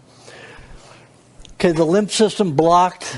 The only way that I've been able to devise a way to get it to move, it's not in my books because I discovered this all in the last 5 years, or I proved it all in the last 5 years, because I don't write about anything unless I proved it enough to my satisfaction. And that means empirically, the results have to meet with what I want. Heating the body above to from 105 to 108 degrees will start the lymphatic system cleansing, melting so it can cleanse itself and start it moving. So it's an artificial process. It's not, you can move to the tropics, have it happen all day long, every day, or you can get a hot tub. And another way is to sleep with about 7 hot water bottles and put about 3 beach towels underneath you to absorb all the perspiration. But the disadvantages to that is that you don't have a constant washing of those toxic substances that come out of your skin. The best you can do is put on like cotton or silk underwear to absorb those toxins so they don't rest on your skin and age and damage the skin by drying it out and bursting the cells and killing them. The best place is a hot tub where the water is consistently 105 degrees. You stay in there and you have certain substances in there or certain filters for the water, to make sure the water is pure, and then you stay in there 60 to 90 minutes a day to get that lymphatic system moving. Now, when I began experimenting with this about 5 years ago with other people, had to do it myself for about 5 years just to prove that it worked on me. Always use myself as a guinea pig first. Then I started using it on other people. So in the last 5 years of working with other people doing it, the increase in health and activity and everything has tripled. Tripled just by this. I used to go by Pottinger's and Howell's work with cats and rats that showed that it took 40 years to completely clean the body and restore it. It took 40 years for a human to, but it took 5 generations of an animal to restore it to optimal health from disease. So for us, that's 38, almost 40 years. So because I saw that was true, everything was going at that rate, 2.5–3% a year of change toward better health every year. So balance that out. We're looking at 35, 40 years. More at 38.5 years. So I thought, there's no magic bullet, but I'm always looking for one. So I thought, okay, the lymph system is our greatest problem. If we can get that working and moving, we can start feeding the body properly. The blood can have its free reign of creating energy, and we can start moving the poisons out of the body on a daily, hourly, minute basis as you get better. So melting that was the only thing that I could come up with, and it works. It works. Hot tub is your best health investment besides food. Understanding of the proper diet, and you can come up with that conclusion yourself, but I'm going to give you the conclusion anyway. So we start off with digestion in the mouth, and the basic digestive activity in the mouth is chewing to break down the food into smaller molecules, smaller particles to be digested into tiny molecules and to be digested by the intestinal tract, the bacteria in the intestinal tract to be absorbed. So we chew, and then our first digestive fluids enter the food from the salivary glands. And guess what? The major product is bacteria. We have more bacteria than dogs and cats. So don't bite anybody. We have the ptyalin enzyme in there, which only the horse has, and that digests carbohydrates. But it is only enough to digest about 5% of all the food consumption is carbohydrate. First clue, how much carbohydrate we should be eating. 5% of the diet, no more. Okay. Then the food goes down the throat, down the esophagus, and it hits its first station, the stomach. Now, the stomach is the most resilient tissue in the world, besides bone. But the stomach forms hydrochloric acid, which dissolves bone. So the stomach is more resilient than bone, and as resilient as hair, because the hydrochloric acid doesn't break down hair. That's why you see in cats and dogs, hairballs comes out. Won't digest hair. Okay? So the stomach lining is as resilient as hair. Creates hydrochloric acid that can dissolve bone, cartilage, and everything else except for hair and itself. It has a mucus lining that protects itself from the inundation of too much gaseous activity and byproducts from the gases produced when the hydrochloric acid enters the food. Also, if you're detoxing from the stomach, dumping poisons from your blood or neurological fluids into your stomach, it doesn't penetrate the stomach wall and cause more damage. It will dump from the stomach from the stomach lining into the stomach and not be able to move back. It's like a sphincter valve, the mucus lining. In there's mainly hydrochloric acid. There may be a little campylobacter and some other bacteria, but they don't thrive very well, except that is entered in the salivary glands, survive the hydrochloric acid. So there's not a lot of bacteria in the stomach comparatively to what's in the intestines. Now, in the stomach, the first compartment of the stomach, the first compartment of the stomach is where the hydrochloric acid is secreted and dumped into the food.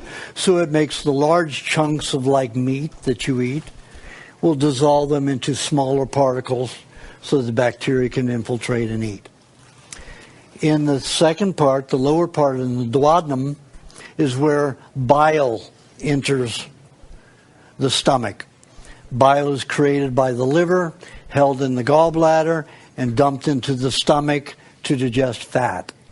The hydrochloric acid works on proteins, and the bile works on fat.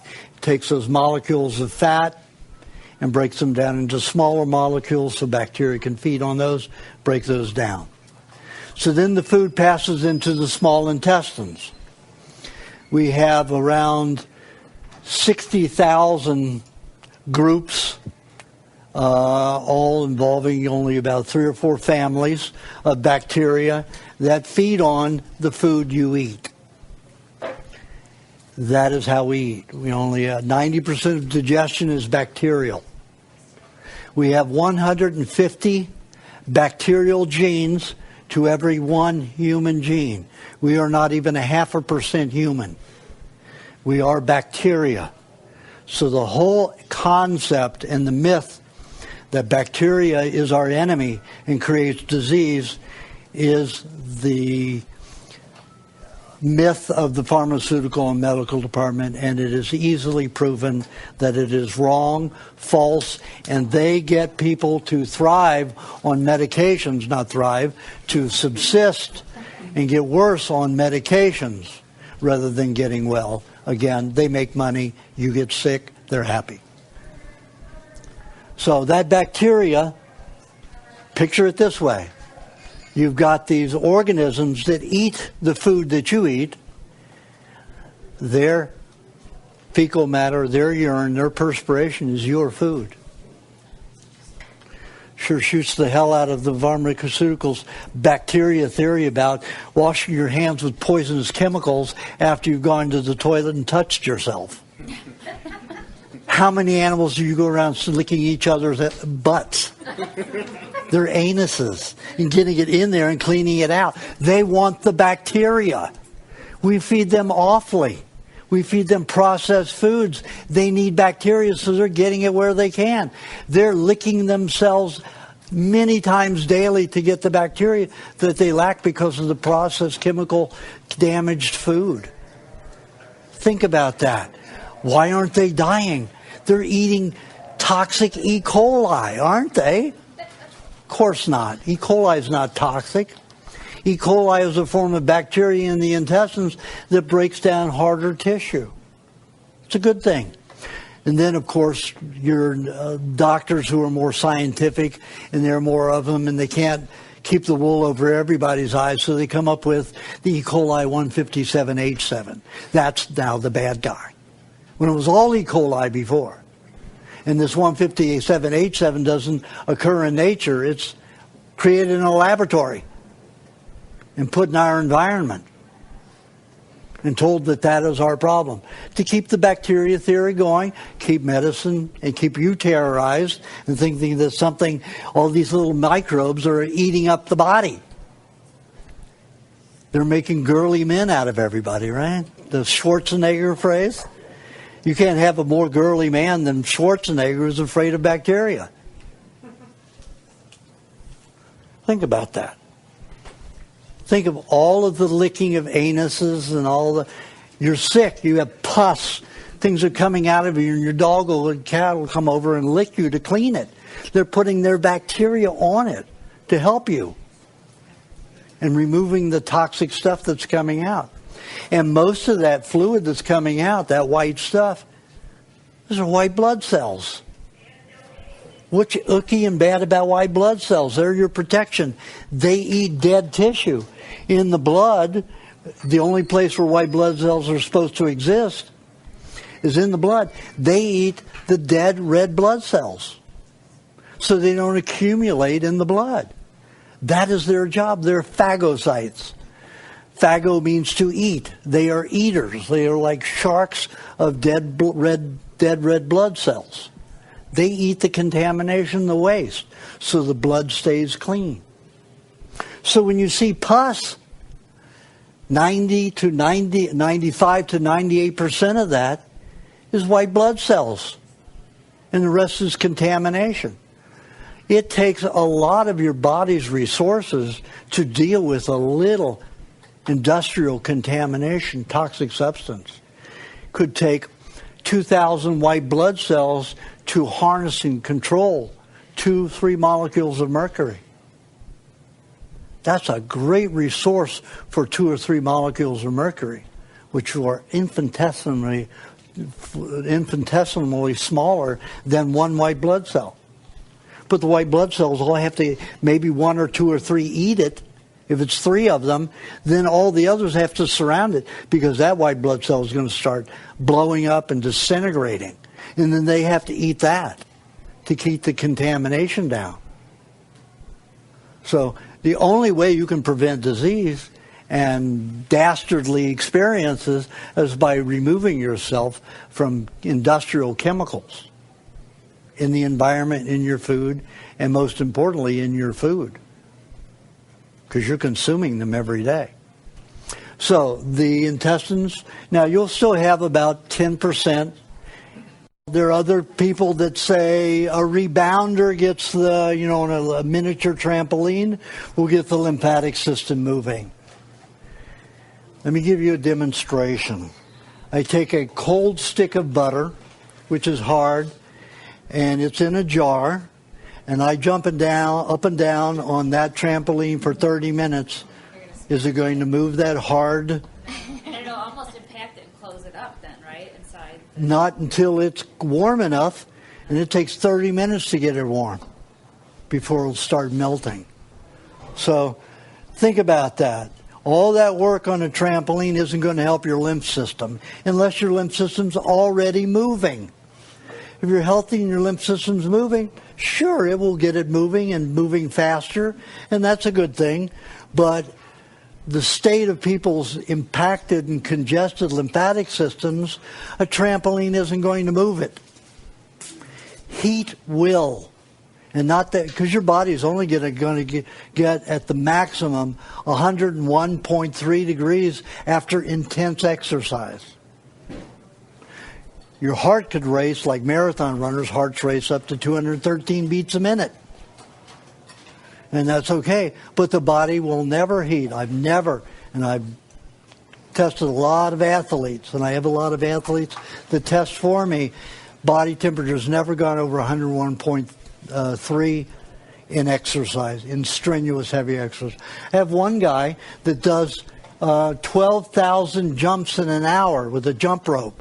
He trains for martial arts. And his temperature never goes over 100.5. So your body's never going to get up to above 102. That's going to melt your lymphatic congestion. And that plastic can get it to move out of the body.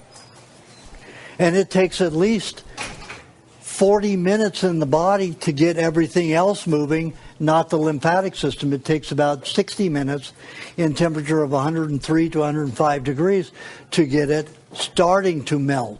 So say you have a cold stick of butter in the middle of a 2-cup jar, glass jar, and you've got 150 degrees outside the jar, and you've got it encapsulated, closed like the body's, hermetically sealed.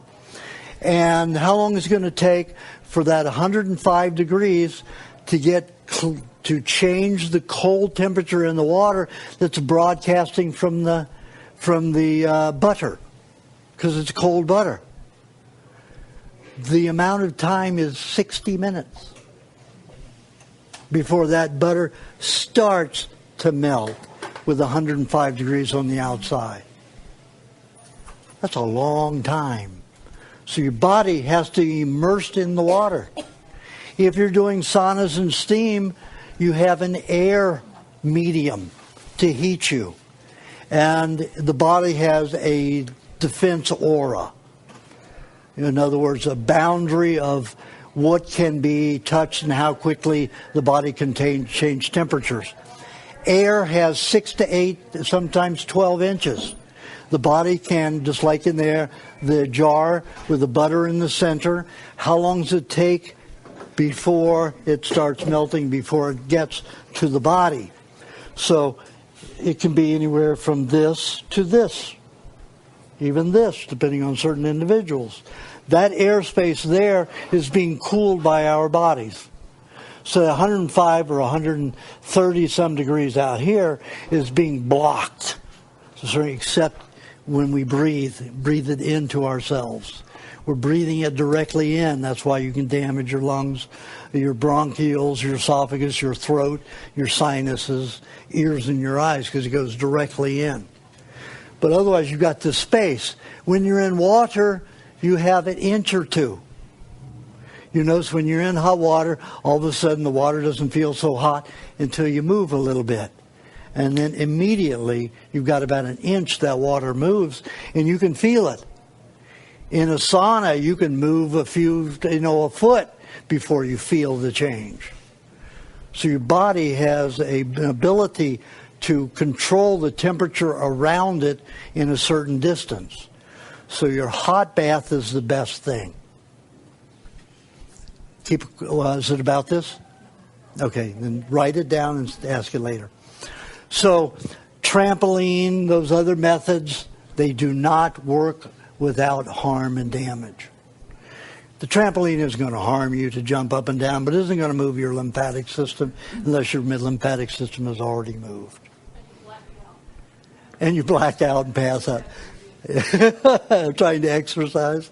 Yeah, well, you weren't getting the oxygen, you know. Yeah. But in the hot baths, they work. They work. Well, yeah, but you're lying down. That's okay. You're not going to fall and hurt yourself. No, I blacked out hundreds of times. I wouldn't be here today if I didn't use my bathtub. Because with that back pain that I talked about from the radiation therapy, when I was in excruciating pain 24 hours a day, every minute of every day, I was going to drown. I never told anybody about this before, but I told everybody I was trying to kill myself when I eat the raw meat. But I was going to drown myself in the bathtub. Fell asleep in the bathtub, and I didn't drown, but when I woke, my pain was gone. When I got out of the tub, within 20 minutes, the pain returned as severe as before. So I learned that, and I was only able to sleep 10 minutes at a time without waking up in excruciating pain, screaming and crying. After I got into the bathtub, then that's what brought me to it many, many years later to try the heat for other things.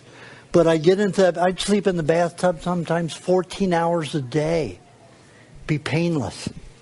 I'd wake up freezing I had a big old clawfoot tub, and it was made of pot iron, so it would stay hot longer, so I could be in there 30 minutes, 35 minutes, but I would fall asleep, and I was so deprived of sleep for almost a year that I was sleeping, 8-10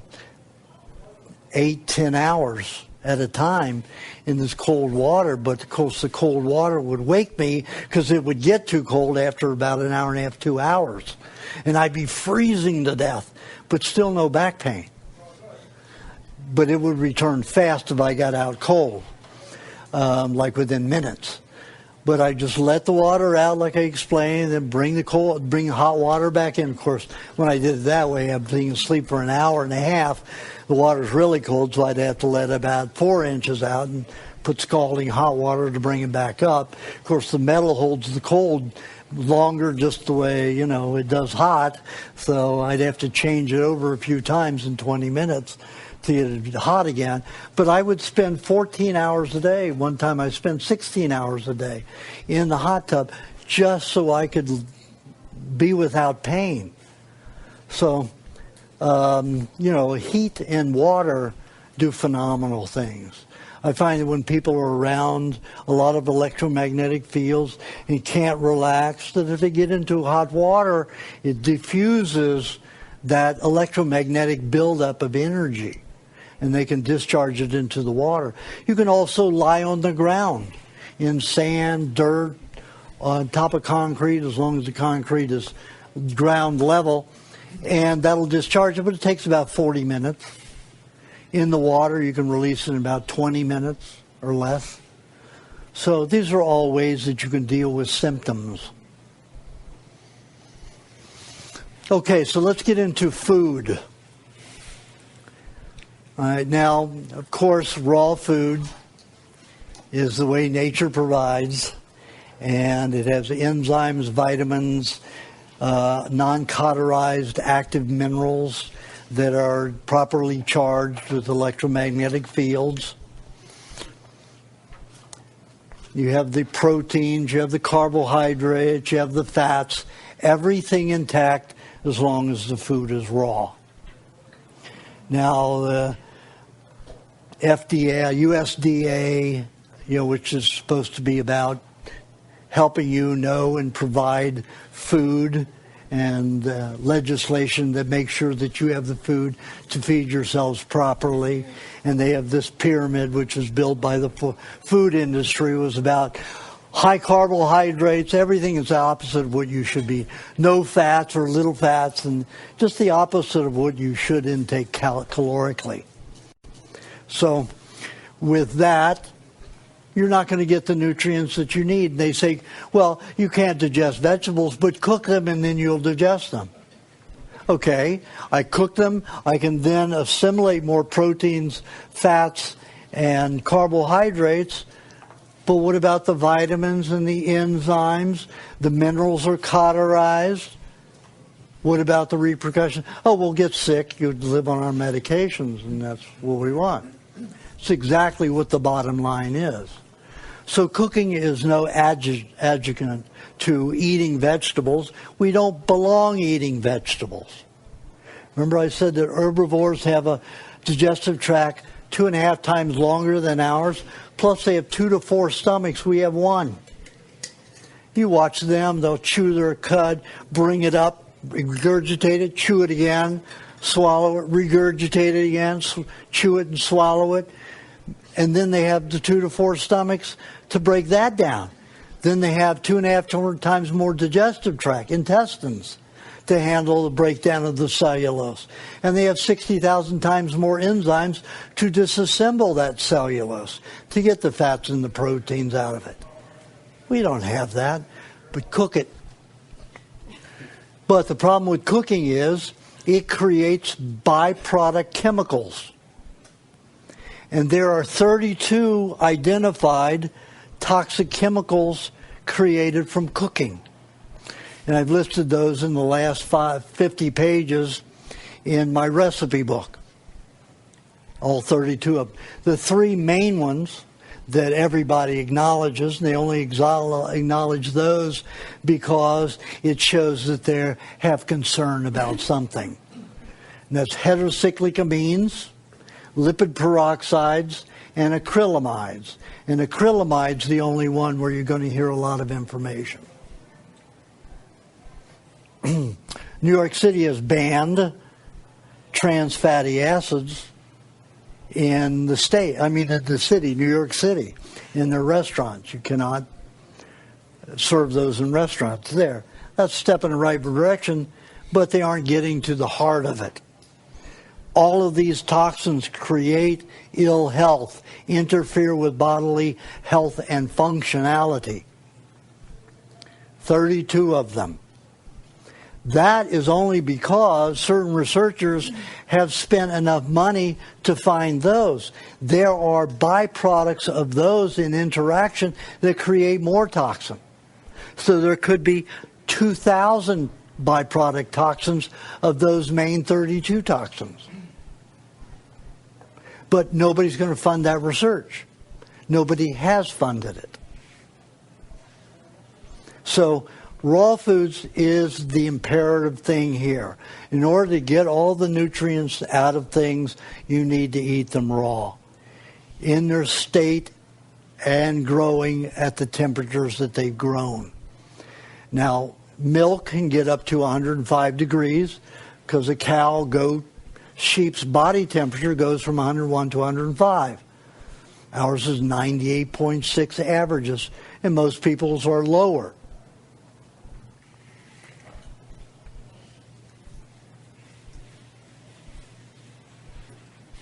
Lower.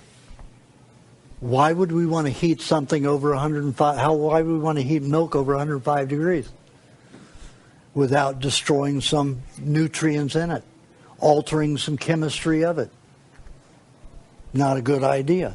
We know from observing, of course it isn't as apparent now, but you can observe animals that live in the wild, that eat their natural diets and there's no contamination in their environment.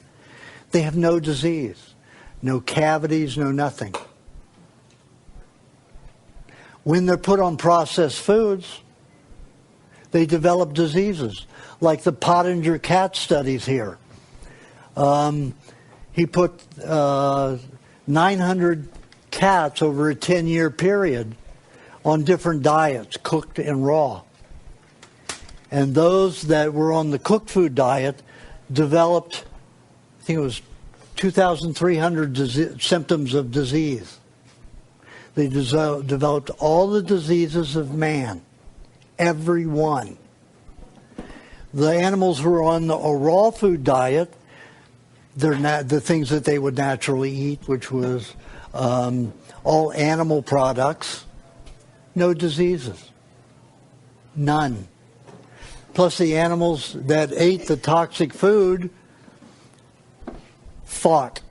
You could only put so many of them in a cage. They were irritable, they were angry, because their nervous systems were getting poisoned. Not only that, they took the feces of the two groups. The ones that fed raw produced plants with great leaves and lots of foliage. Everything was bright and healthy. The plants that were fed the feces from the cooked animal, cats, were sparse in foliage. The only ones that would grow were beans, which are very hardy, very few leaves at all, and they would produce a bean, but that's all the only thing that would happen with that feces. Only with the beans were they able to propagate good, healthy plants. I mean, not a product, a fruit of that plant was the bean. And how healthy was that bean? He didn't take the beans and leave. He did the animal that eats beans to find out. And I guarantee you, it probably wouldn't be good. I'd be willing to wager $1 million on that one. So, raw foods are so important to maintain all of the biological everything. Remember, your food, the food you should be eating, is 99% bacteria. And they're telling you to get rid of the bacteria in your food. Does it make any sense? No. Your milk is 99% bacteria. Your meat is 99% bacteria. Eggs are 99% bacteria. Any animal product is 99.5% bacteria, including our bodies. And if that's what we're meant to eat, we have the digestive system only for that as our major food. Maybe 5% fruits and vegetables or something like that. But that's all we're meant to have. So our food should be full of bacteria. Not annihilated with cooking and processing and pasteurizing and chemicals that destroy the bacteria. Let me give you an example of what high bacterial diet can do. I had a fellow, called himself Tarzan. He was a big heavy-set fellow, about 6'1", and I mean a bear of a fellow. And he was antisocial, hated people, always depressed, so he chose to be a landscape artist so he didn't have to deal with people. Dealt with plants. Didn't have to talk to them, and he didn't have to talk to them. And he got on the diet. He was on and off of it for about a year and a half. And he said, Aajonus, this is very hard, you know. It's antisocial. I said, wait a minute, you don't have any social life anyway. What do you care? And he said, yeah, but, you know, it's hard. I said, yeah, it can be hard, but you can get rid of your depression and anxiety if you'll just exercise when you can, besides, you know, your tree trimming and gardening, whatever it is, on those days where you're not doing much. Do more exercise and eat high meat, rotten eggs, rotten meat. Finally, after that year and a half, 18 months, he decided to try it. Now, this man, I don't think a sentence that came out of his mouth that wasn't negative in the whole year and a half that I knew him. He started eating the high meat. Called me about 6 weeks later. I didn't even know it was the same guy. Not a negative thing, only wonderful, bright, funny things. And I really didn't think it was him. It was like me calling my uncle. And And the personality, just a flip, like different person. Charming, funny, loved everything. So I went to do a workshop in that city about probably 6 months after that. And I'd been there a year before. And he was eating only rotten meat, 2 pounds a day. He wouldn't eat any fresh meat. At the workshop, he had 3 girlfriends, all 10s and plus 10s. He's only a 6.5. He is so funny and so charming as long as he eats all of his meat, high meat. He said, I went a week eating fresh meat, and he says, I was unhappy. So, and he said, and it only stays on my breath for about 20, 30 minutes, and then it's gone. On me, it's different. I have bad breath no matter what because of the vagotomy. Those acids and bacteria that normally would be generated in my stomach have gone up into my mouth. So that's why when that Dr. Travis on the doctor show said, oh, your breath is terrible, you know. Went on Dr. Phil's show and said that. And I said, the jerk knows in my history what I gave to him, that I had a vagotomy. A pyloroplasty on top of that. He should know that that creates the bad breath. It's got nothing to do with my raw meat eating. You know, so all this disperse of bad information out there. You know, so that's the difference what high meat can do. It can change your whole life. People are so afraid to eat high meat, rotten eggs. You know, if I want a bunch of rotten eggs, I've got some brewing. You know, the Asians have the century egg, and they're 25 years old. They cost $1,000 a piece. What do? They make octogenarians sexually active for 30 days, 6 weeks at a time from one egg. It's a shot of, of Viagra, healthy, And what I do is I'll take the round end of a spoon and I'll tap it until I hear a faint cracking. Then I'll turn around and do it again. And then I'll let it sit for 3, 4, 5, 10 weeks, 6 months, till it is foul. And I mean, you know what a rotten egg smells like. You do not do it inside your house. Take it outside, and you eat it out there. And it's funny, it looks and smells awful, so put a swimmer's nose clip on your nose with maybe a little ginger or something at your nose. Take a little ginger and put it there. And then eat it. And it tastes like an overly salted, hard-boiled egg.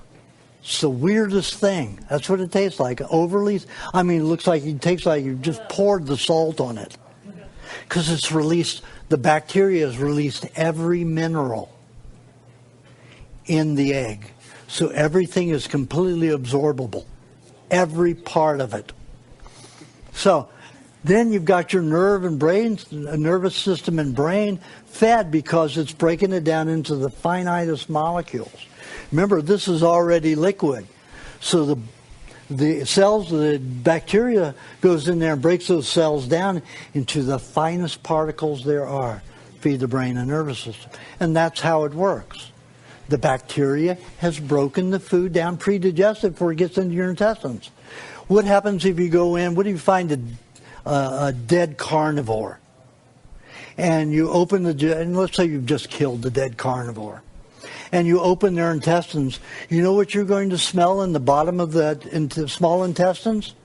You're going to smell rotten meat.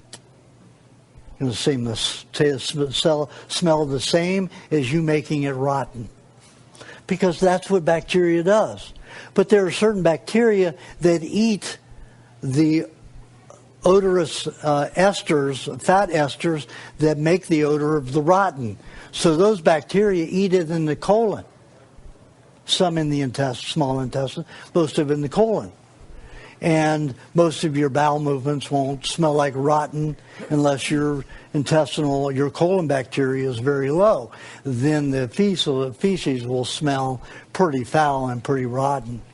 Also, they'll smell that way if you have discharge of poisons out of the body. Your feces could smell like metal. or a conglomerate of rotten metal and all kinds of things by what it's discharging out the bowels, which is supposed to be going to the skin. You should have foul-smelling skin and not bowel movements, but the body does the best it can. Can't move it out the skin, it's going to move it out the bowel. So don't be afraid of bacteria.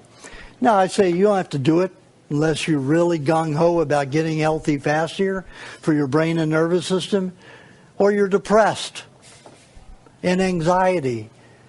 Anxiety that follows depression, not anxiety that follows high energy. If you have high energy anxiety, you need to exercise.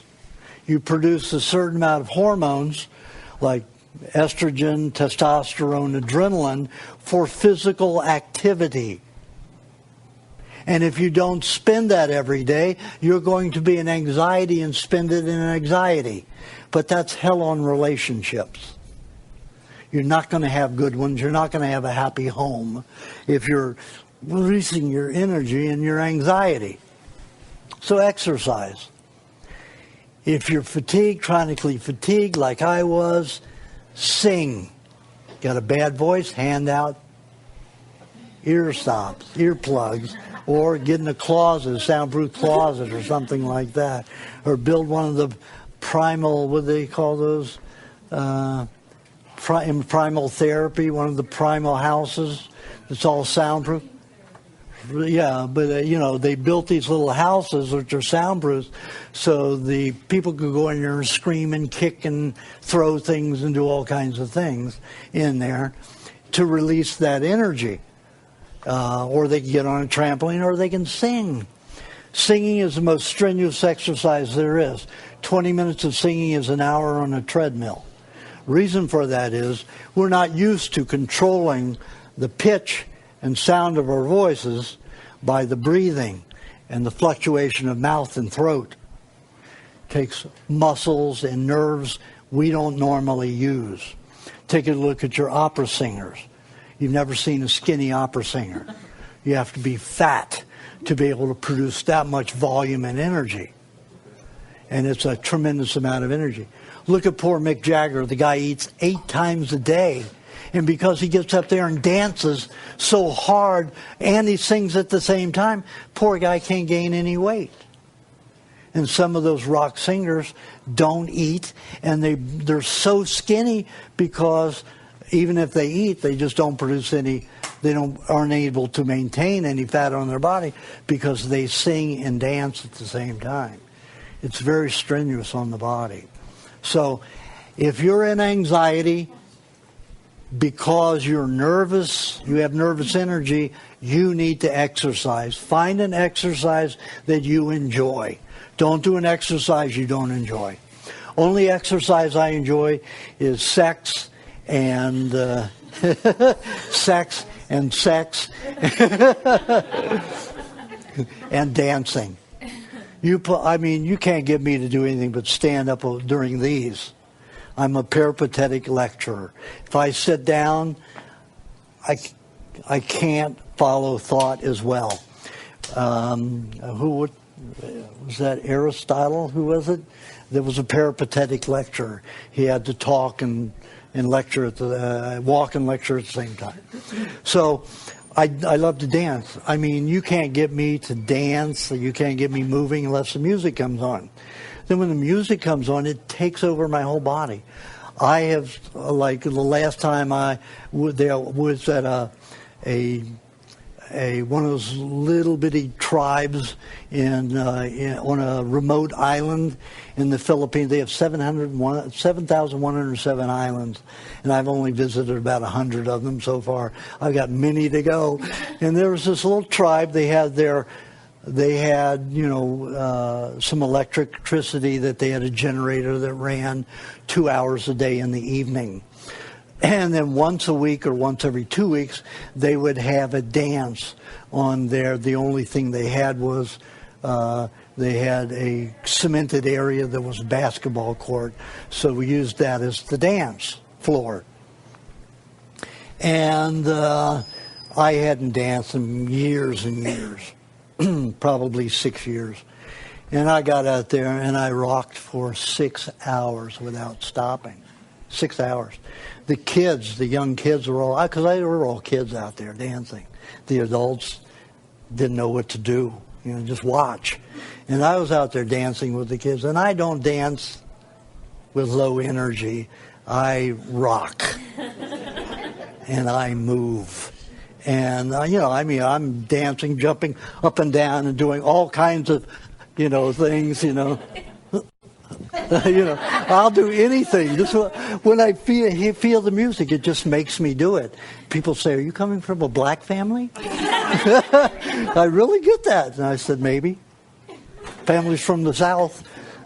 So that's, if I have to turn on music, if I'm in anxiety, I'm a terrible singer.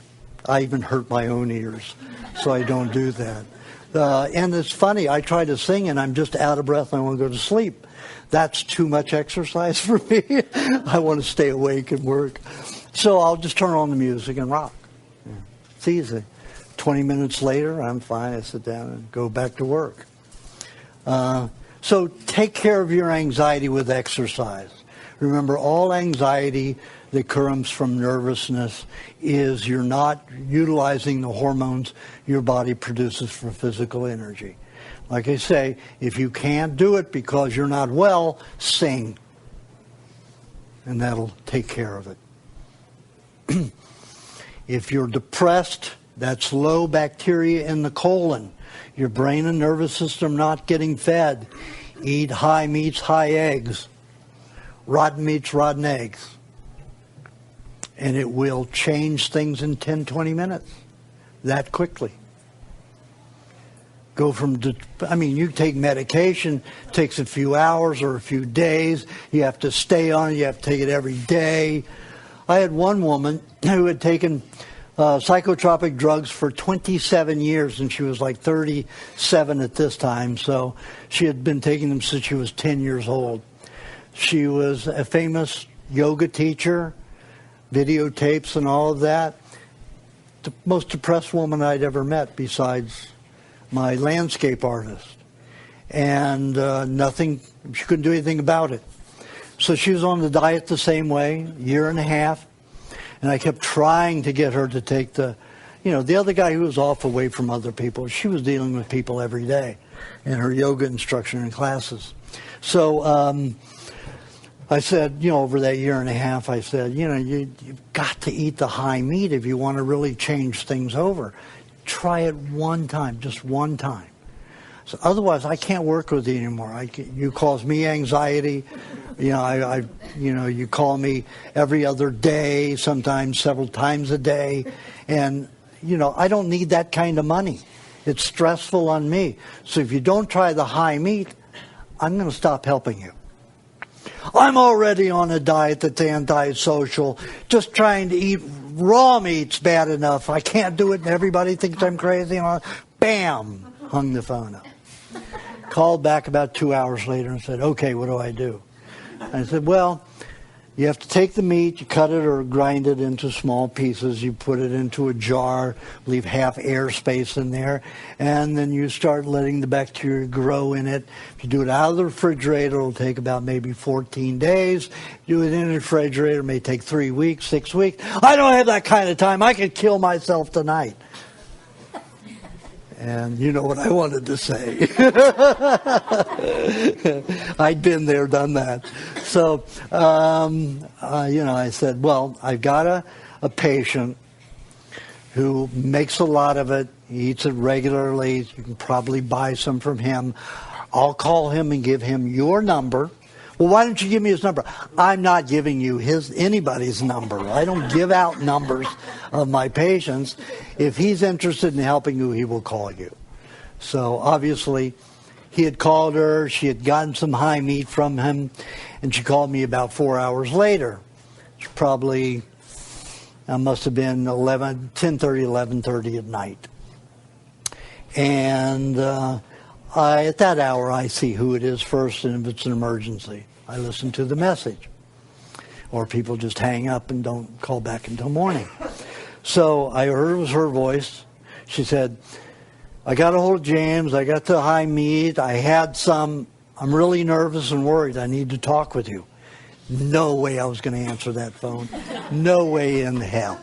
Because it would have been hell. I've been nursing her all night. And I wanted to make sure she got through it on her own. Because then she would know. So every 45 minutes to an hour she called. Oh, boy. Like clockwork, all night. It didn't bother me because I'm up most of the time. So I sleep very little. Very little in the nighttime and very little in the daytime. So listening to her message each time, and each time she's getting a little bit better in temperament. By 4:30 in the morning, 4:30, 5 o'clock in the morning, she was making jokes. She says, I'm going to stay on this phone until you answer it. She started whistling a happy tune. Time for me to answer. Sun's almost up. She can go to sleep. I can take a nap. So I picked up the phone and I said, see the difference in you? You're making jokes, you're whistling, you're happy. I've known you for a year and a half. I never heard anything but negativity from you. She said, oh yeah, it works. And I said, did it all without me. It was just the high meat. So you don't need my assurance. You don't need anybody to babysit you. Just eat the high meat. Look how fast it worked, And I mean, you're taking she was taking 5 psychotropic medications a day, 28 doses a day of psychotropic drugs that just kept her locked into the depression. Pharmaceutical company and all of the people who invest in it filled their pockets with her, $2,000, $2,300 a month expenses. Each diabetic, they make $1,200 to $1,600 a month on every diabetic just on their insulin. And we pay for it if the government's sponsoring it. Think about that. That's why they want us to sponsor health care. They can just keep pushing more and more of it on people. Medication and drugs. And there are more people, if they go to a doctor, and they'll take more medication. But who's paying for it? We're subsidizing the medical industry.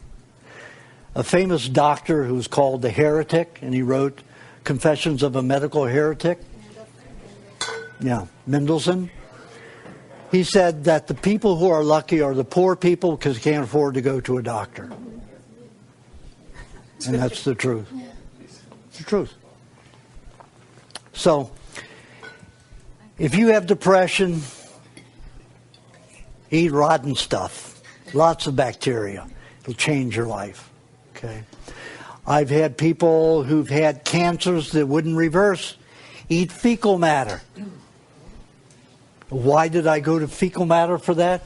Because I read 27 years ago, I think it is now, a Dr. Arab, a female, at the University of Toronto in Canada, was using the byproduct of E. coli, so-called verotoxin. They're calling it a toxin. They already labeled it a toxin because it was a byproduct of that E. coli. Remember, E. coli makes food for your brain and nervous system. So they're calling that because they're isolating. You want to scare people. They call it a verotoxin. She found that it dissolved human brain tumors in 5 days by injecting the verotoxin into the tumor. Where did that go? 27 years ago, and nobody's using it. They probably arrested her. No, they didn't arrest her. But they've smothered her in money and isolated research. Keep her quiet. So think about that. Bacteria we're dependent upon, especially the bacteria that are saying bad for you, are the ones that are going to save your life. Turn it around. Of course, it's quite disgusting to think they eat fecal matter, but I've watched people reverse. I've been on this diet. The cancer has stopped growing. A few people it's continued growing, but not many. Maybe 5% of them. And just the way to reverse it is to eat some buffalo crap. That's a freaking miracle. And not a lot of it. Maybe 2 ounces at a time, 3 days a week for about 6 weeks. Wash it down with milk, whatever it takes. But it's pre-digested matter. And when it runs through your system, you've finally gotten the nutrients and the bacteria to continue that. So after you've done it and inoculated yourself with all that bacteria you lacked, because our colons are almost the same as any herbivore. Small intestine is very different. So by the time food gets to the colon, it's almost the same as ours, except we don't have all the vegetable fiber that's left in the fecal matter unless we eat whole vegetables. So eating it is a way to reverse cancer.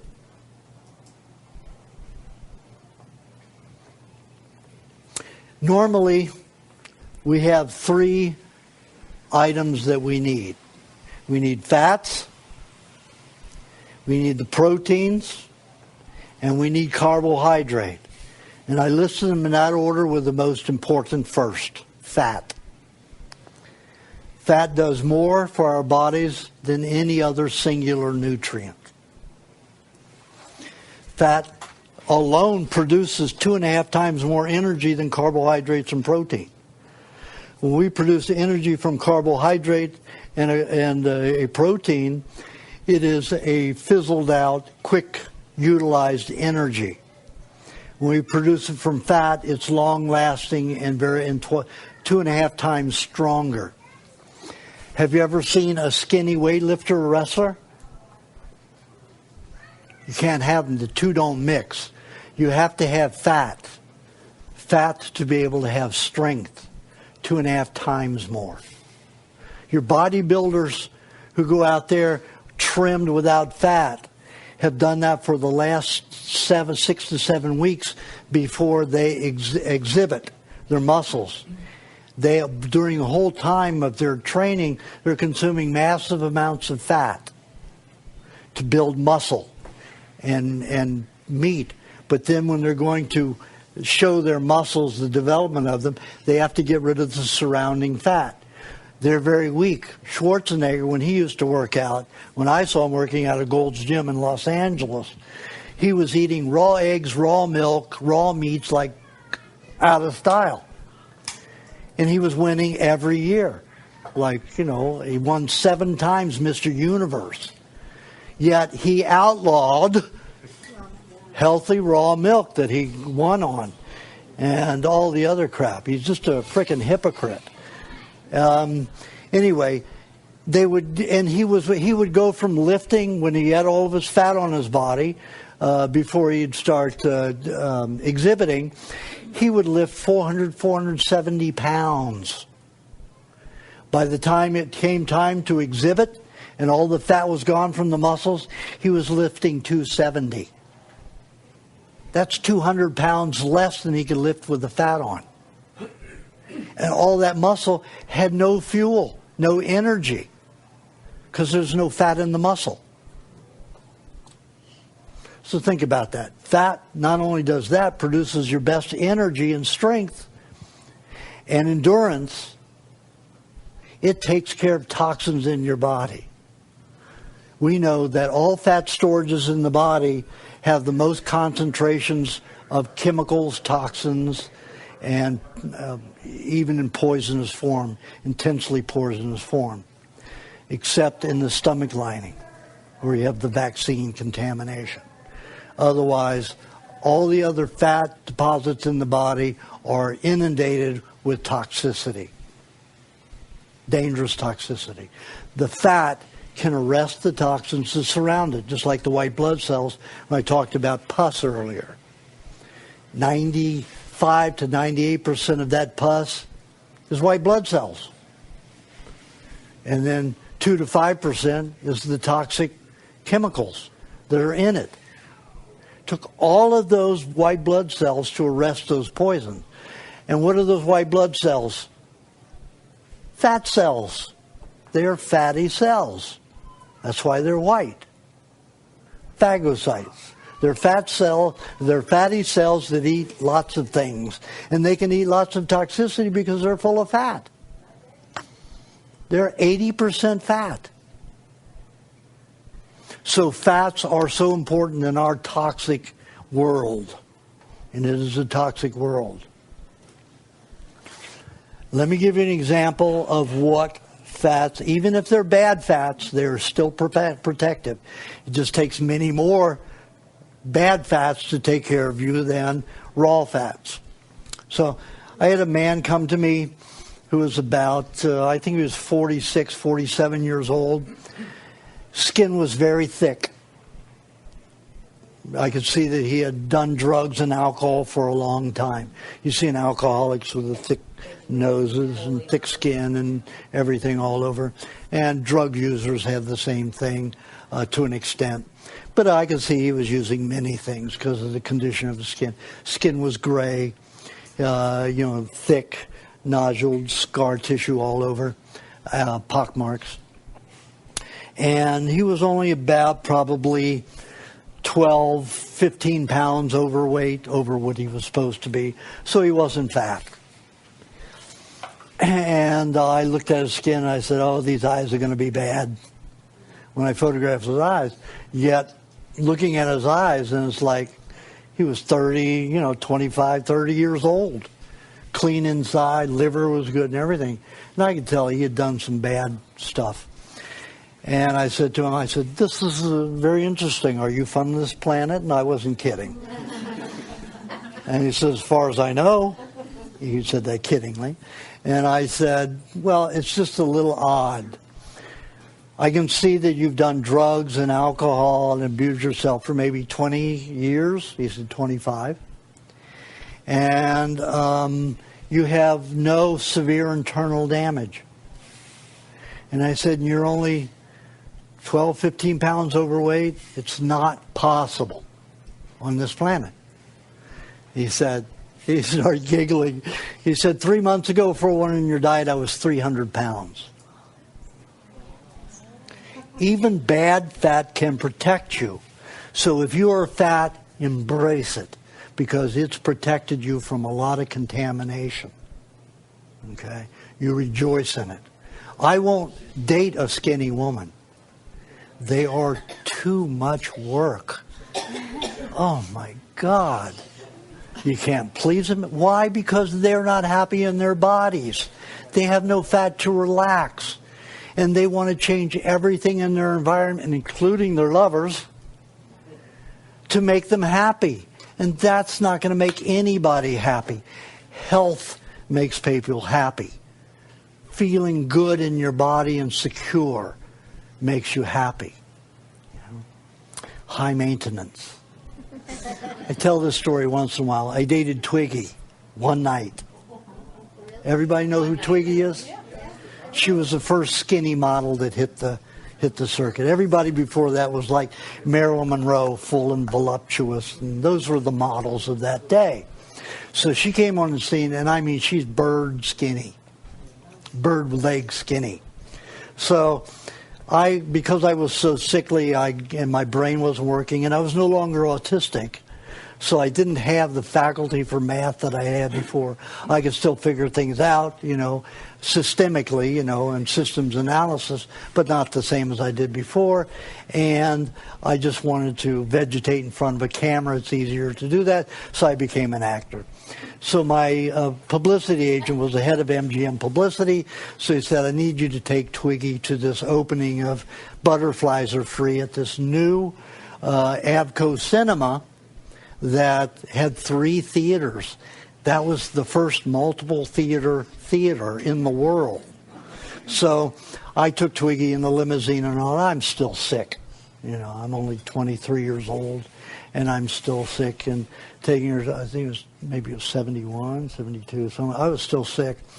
So I didn't want to go through the paparazzis on the way out. So I said, let's go out the back way. Now, the cinema had opened only this main theater for this opening of Butterflies Are Free. So they still had construction work in the alleys in the back and everything. So we went into the back, and the publicity, Dory Freeman was with me, and Twiggy and Justin, her manager, and we walk out. And I said, don't let that door close just in case we're locked in here. Just in case. That's all the Twiggy needed to hear. And the door closed so nobody caught it.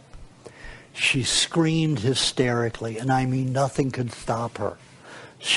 She had decided that this was her, this was her time of torture. She was going to be stuck in this back alley inside of a movie theater between empty theaters, so in this concrete environment with all this construction material all over the place. So Justin and I had to shake. He slapped her finally, to stop her, to stop it. There is no fat to buffer the information that goes to the brain and nervous system when you're that thin. So everything's extreme. Your myelin is like 65 to 80% fat, and it buffers the amount of information that goes into the brain and out. So everything is exaggerated in people who don't have fats. So, and that goes for males too. And they can be even worse because they can get violent on top of it. I've seen the women get, one woman, when I was trying to explain this to her, that she was too thin and she thought she was gorgeous. And I was trying to explain to her that it was her lack of fats was the problem. She threw a paint can at me and broke my skin pretty badly, So you get away. You move fast away. Dangerous. So, but mostly men are physically violent in that kind of a situation. No matter, now it's not 100% of them. I would say I've met only in the tropics where life is cleaner and nicer. I've met some very skinny people that are very nice. But in our society, 2 or 3 that were very skinny and still together, nice people. So it's not an absolute, but the rate up there is so high that I have to conclude that fats are the most important nutrient in the body. So, and there are people who are too fat. There are definitely those who are too fat. They're still protected, but it's hard to carry all that weight. It can be a big stress on the body unless you're having good food.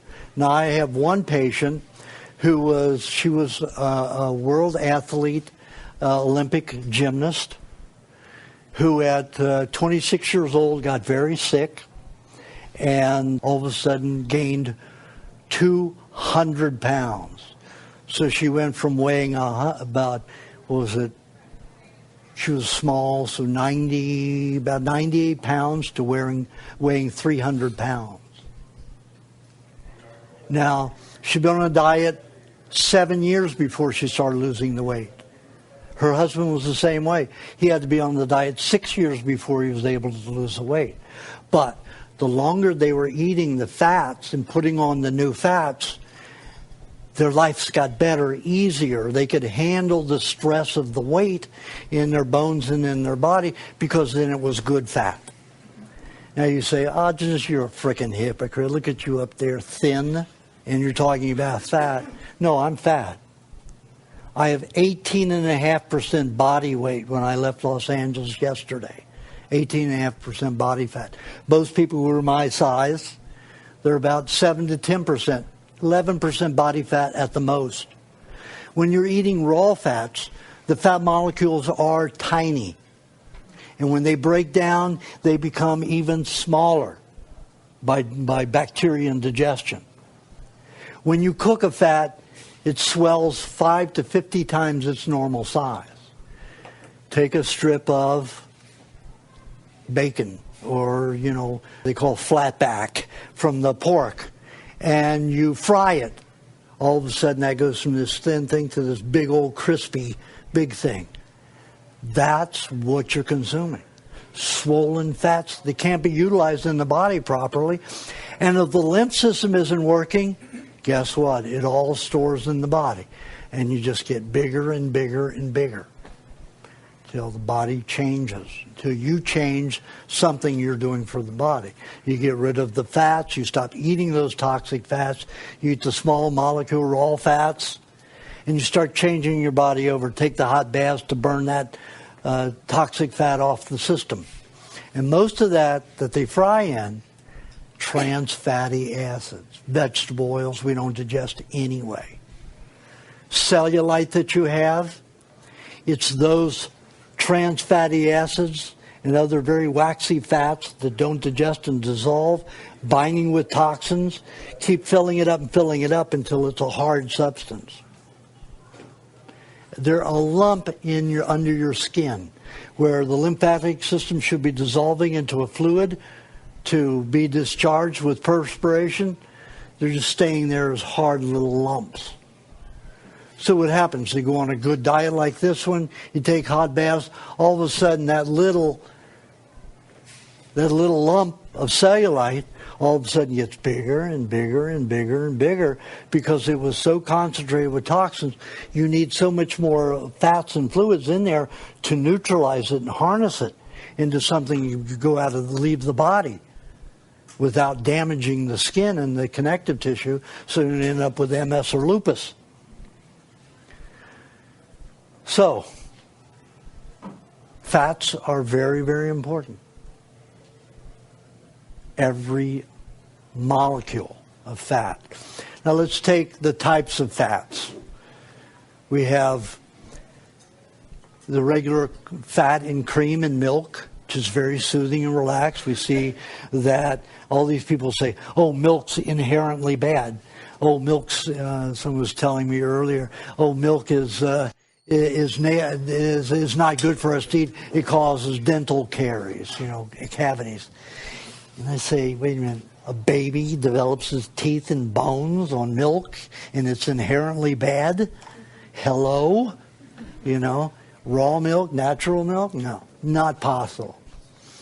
I grew all of my bone back on my teeth and I was 22 years old from drinking the raw milk and carriages. So you can't tell me that that's a good theory and it has any evidence to it. Just people have prejudice against drinking milk from an animal, the fluids from an animal. Hell, I love it. I love raw milk. I love the way it makes me feel. So calming and relaxing. So we have the cream in that. Now that cream will feed the brain nervous system better than any other fat. Relaxes it. It'll also feed other parts of the body, but what the body does is, with the use of those 60 varieties of cholesterol, will turn 2/3 of it into butter. So 1/3 is used to feed the brain and the nervous system, and 2/3 is to feed the body. So, if we make butter, the liver doesn't have to worry about producing all the bile for that particular kinds of cholesterol, because that particular bile is very complicated and it takes a lot of nutrients to break cream down. Cream is the hardest animal fat to digest. You'd think that the hardened fat around the heart in an animal would be hard to digest, but it digests just like that. But cream is slow and hard to digest. Difficult for most people, unless you've been on the diet a very, very long time. And I'm talking 12 years. So, the next is butter. Butter is so easily digested. It only takes 1/3 of the normal cholesterols produced by the 1/3 of the types of liver of bile that the liver produces. So, butter is better. That will feed everything in the body, even the brain and nervous system, but not thoroughly, like cream will do. And butter is much more utilized throughout the body, everywhere. Bones, connective tissue, cartilage, tendons, muscles, everywhere. So if you want to get a fat that you can digest quickly, then I suggest the moisturizing lubrication formula. I think it's on page 146 of the recipe book. And what that is, a combination of egg, butter, lemon, Ginger, honey. if you want that in it. You don't need those, but that's the basic ingredients. A little honey if you have a little bit of trouble in digestion. But it's lemon, butter, and egg are the main ingredients. All the varieties of fat that you need, along with the egg white, which is protein. You cannot digest fat without protein. But it doesn't take much protein. It only takes 15 to 20% protein to digest fats properly. And that's what you have in an egg. That's what you have in coconuts. You have 80% fat. You have 15% protein and 5% carbohydrate. And as I mentioned before, the USDA said, oh, we need this period, we need the carbohydrates, we need all this stuff. I met a tribe. Took 3 days to get there, by boat, by swimming, by four-wheel drive to get there. You had to swim from one island to another one day. And it was about a mile. I had swum a mile when I was a child to get my shark's license. And it took me 4 hours to swim a mile. I was sick, but I wanted to do it, and I did it. And I mean, I sometimes just lied there and went like this because I had fat to be able to float easily. So, but you had to keep moving or else you were disqualified. So sometimes that was my movement only, but they couldn't disqualify me. But this was in ocean water. So swimming was more difficult, currents and waves and stuff like that. So I got there, and it was hard getting to this tribe because the governments don't want you to discover anything. And they told me those tribes, I tried to get a permit license, and they told me those tribes would eat me. They were cannibals. They had all kinds of stories, So finally, the way I got there is after 2 weeks of being frustrated, they banned me from renting cars in Philippines. And Budget was the only one. There was a renter there. They called Budget and said, this name pops up, you don't rent a car you don't rent a car to him. So I was really angry at that. So I went to a health spa to get a massage. And the receptionist behind a desk twice as big as that was back there, and I was ordering. I noticed her baby in a crib behind her was all white, and she was dark, very dark. Not as dark as you, but dark. But her husband was darker than he is. And I saw in the picture. And this baby is as white as this is white here. And I thought, oh my God, and that baby breathing was 5 months old. It looked like it had been just born, right out of the hospital. And I thought, she just came from the hospital with her baby, and she's back to work already? That's pretty good health. But that poor baby isn't healthy. So I said, how old's your baby? She said, 5 months. I said, really? What are you feeding it? She said, the best thing, the hospital put them on powdered milk and water.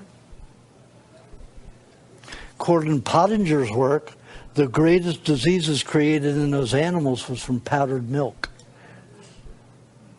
Okay.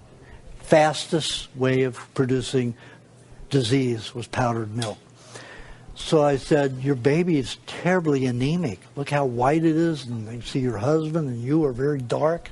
That's not natural. That baby should be black, and here it is white as a ghost.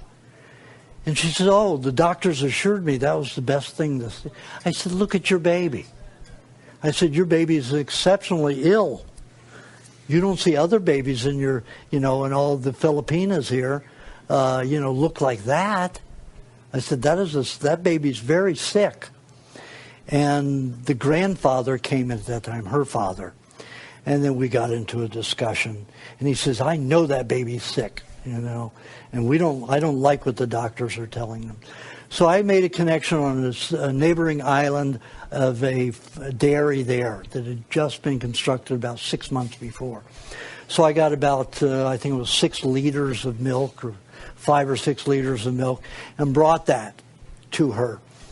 In 3 days, the baby's color was in. In 24 hours, the color was already coming in. And the baby was active and moving, having bowel movements properly instead of diarrhea or no fecal matter at all. And all the rashes on the baby's bottom disappeared, and the baby was great. So the father of the girl, the mother, the grandfather, said, I come from a tribe way off beyond Mati, and I'll take you there. He said, I'll get permission. I work for the government as the liaison between tribes. He couldn't even get it for me. So he said, I'm taking you anyway.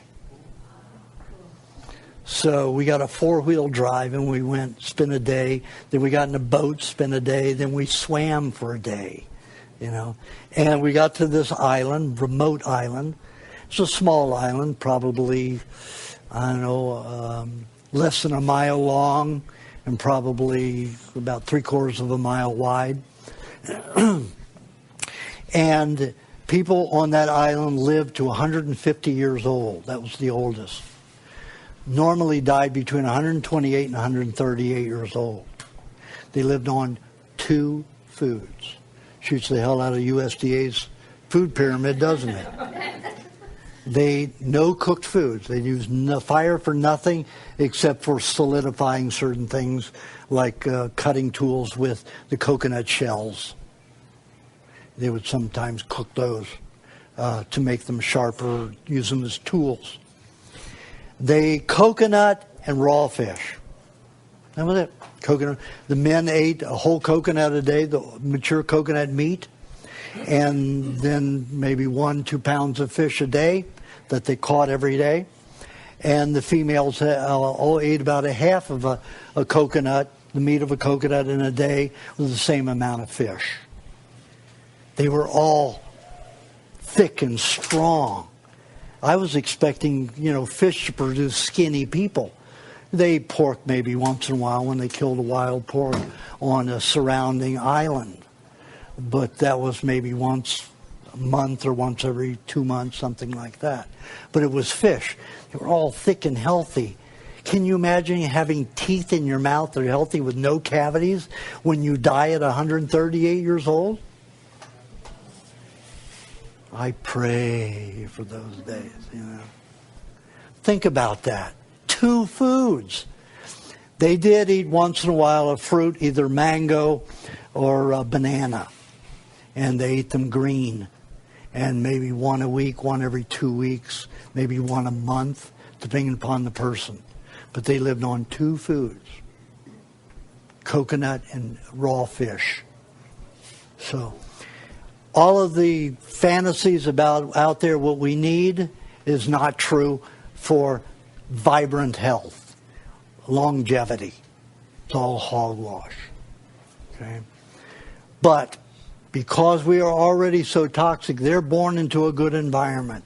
They only eat raw foods, those foods, all of their lives, and that's all they need. We are very toxic people. We need things like vegetable juice. We need lots of butter, extra fat.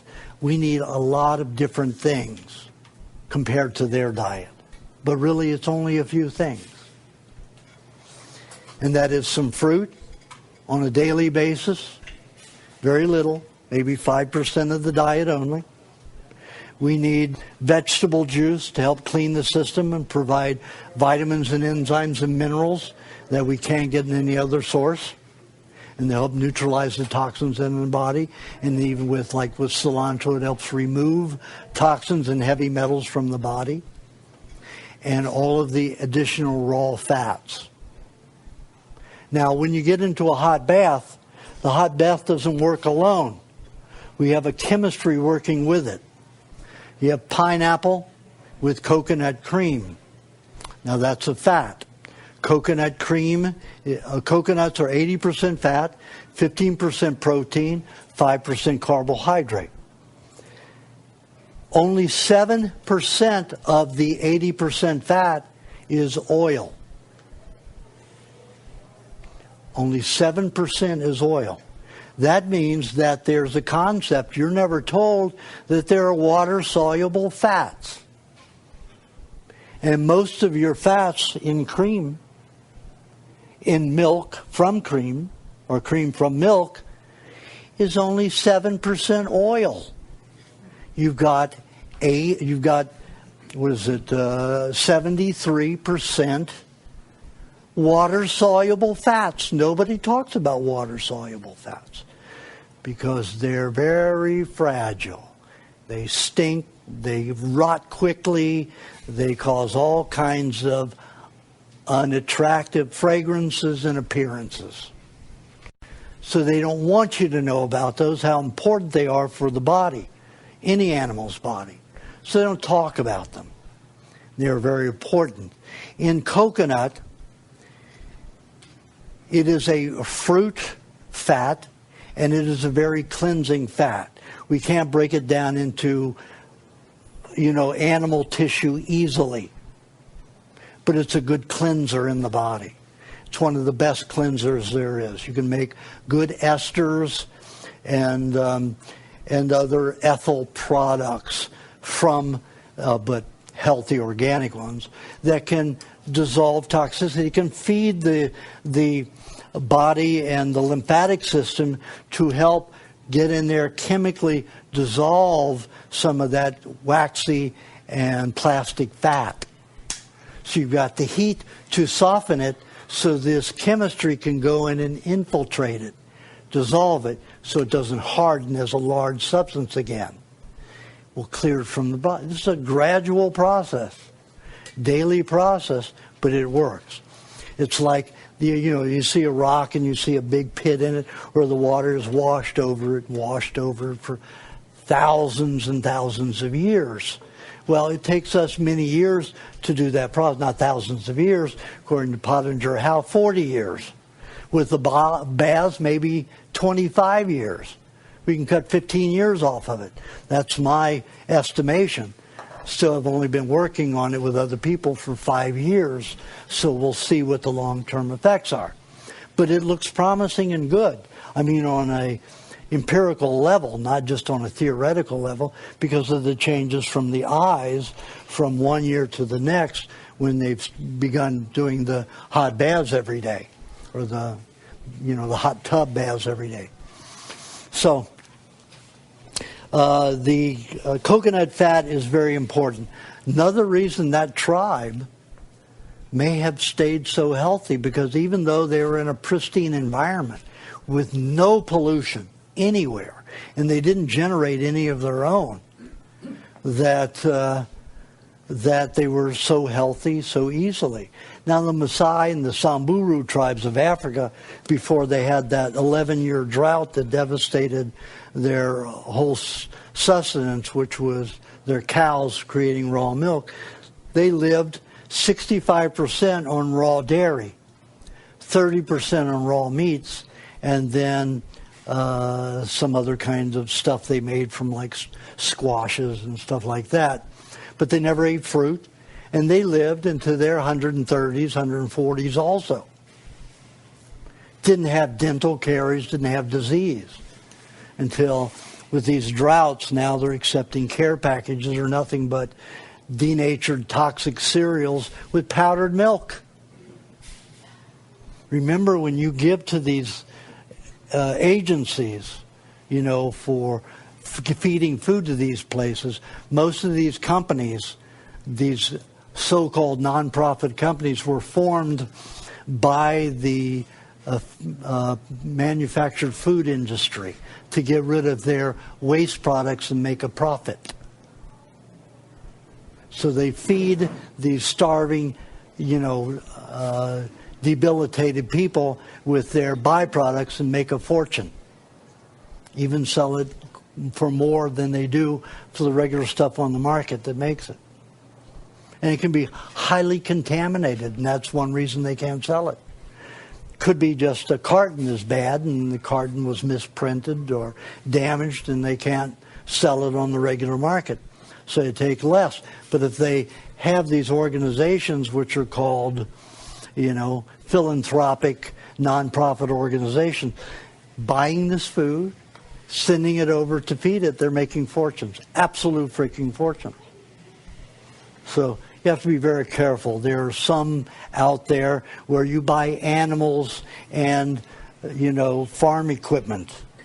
Those are the ones to donate to, because you're creating a farm, not feeding them toxic food. It's going to make them sick and more dependent upon all kinds of other illness, dependent upon their governments for medication and everything for their symptoms. So they eat very little food. In fact, the Maasai and the Samburu just ate the meat and the milk. So that's two foods, meat and milk. The Fulani tribes, they lived on 95% raw dairy products. And only 5% very, very slowly at low temperature cooked meats. They were cooked in the ground, in the earth, deep. But they were not as healthy as the Samburu and Fulani. In fact, the Samburu and Maasai. The Maasai, when they were the healthiest, about 40 years ago, were the tallest, strongest, smartest, most fierce tribe in the world. They got up to 8 feet tall. I think the shortest woman is something like 6'7". One of them was a good friend of mine, the actor Kevin Michael Hall, who was the Predator in The Predator. He's 7'3", 7'2", and he was the shortest in his family. I was working in a health food store at the time, Antilles, and this is in 78, and he walked in the door, and he had to come in the door like this. And throughout the store, we had all these aisles of food, and we had plants hanging down, so we paid somebody, one of our employees. They had to take every one of them down, water them, and then rehang them from a ladder. So I said, we got to have this guy. He can just go up there and take them down. And we hired him for that. Wonderful guy, though, really wonderful. And they killed him told him he had AIDS, and he freaked out. Even though he was health-minded, went against everything I told him, and was dead 3 years later. Because he took all the chemotherapy for AIDS. Ridiculous. Great, great man. So he was also Harry of, Henderson's and the hair and the Sasquatch type character. So yeah. And he used to be a massage therapist. So, huge frickin' hands. Can you imagine getting massaged with those hands? I mean, that would be like 10 massages in one. And I got 2 of them from him, and they were great. But he was so busy, could hardly get a hold of him when I was available. So, fats, the coconut cream is very important. Your other fats are also very important. Each one of them does a different thing. Now, dairy is a very unusual substance because it can be used as just a regular growth substance, as fresh raw milk, or it can be used for remedies and for reversal of certain diseases. Butter is very important to reverse many, many skin diseases, bone diseases, along with eating cheese, and cartilage, anything. Butter is so important for the reversal of probably 80% of the diseases out there that are not neurological in nature. The cream soothes the nervous system. Like I was exposed, I don't know, chemtrails were the thickest I'd ever seen them, and I'm up on top of a mountain 3,000 feet up in Malibu overlooking the ocean, and they were spraying chemtrails probably only 1,000 feet above me. And I was just like this. I took the raw cream, drank that, got in some water, calmed it just like that. When I had done that earlier in my life and not had those, I would have been just like this for days, weeks. You know? When you say cream, you mean the dairy cream? Dairy cream, yes. Not coconut cream is not soothing like dairy cream is. Coconut cream is mainly a cleanser. It will relax and soothe to a certain extent, but the cream can be used totally to soothe the system without being converted into anything for detoxification, if the body wants that. Well, with coconut cream, it can't do that. It's going to convert probably 60% into cleansing fats rather than soothing and relaxing fats for the body. So then we have the cheese that we make from milk. Raw milk, never putrefies.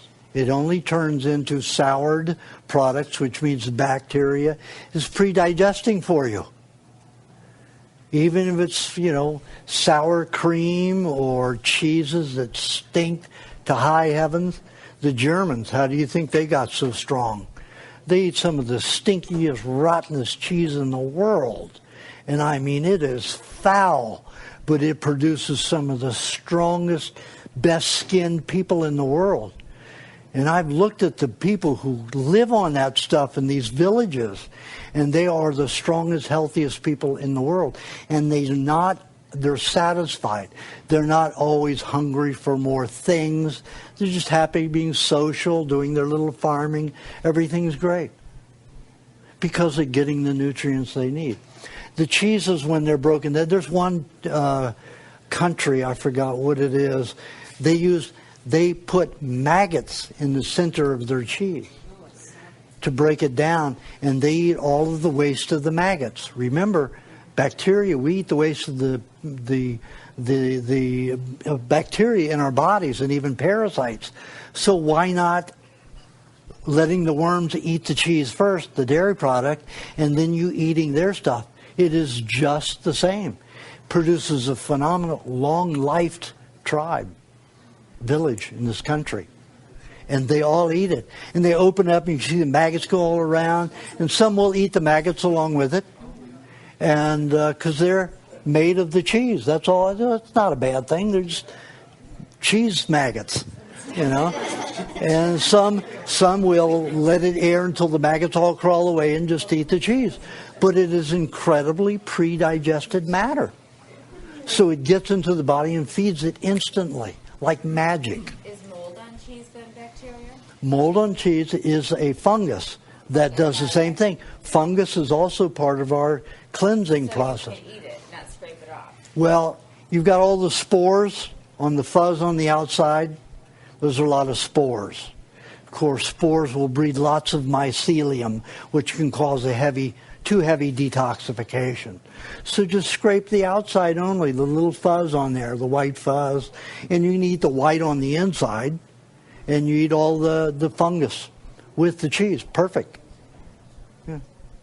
Same thing as eating the maggots. Do you eat the maggots? Yeah. Do you eat the maggots? I have. But not like regular. Well, they just taste like what they've eaten. I've eaten, and when you go to South Africa and other countries, they eat these things. Like one of my roommates was a Peruvian girl and grew up until the age of 15. She lived in Peru, and 10 or 15, somewhere around there. And we'd go into a health food store, and I'd watch her shop, and she'd watch me shop, and she would never buy an ear of corn that didn't have a worm in it. Worm meant that it was a good item, and it didn't have chemicals. So she would take the worm first thing and pop it and eat it. That was my first reaction. I had just started eating raw meat, so this was a new trip for me. This was a year after that. So She said, just try it. It just tastes like the corn. And sure enough, I ate one. It tasted just like I had chewed the corn. Tasted just like what they ate. And that's what the maggots taste like. It has cream cheese. It tastes like cream cheese. Cream cheese is tasty.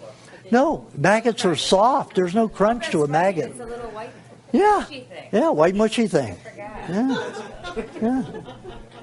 Now, in Thailand and throughout Asia, they eat beetles. They eat these huge cockroaches, and they eat scorpions. They eat all. Of course, I've eaten raw scorpions and raw tarantulas, break off the poison gland.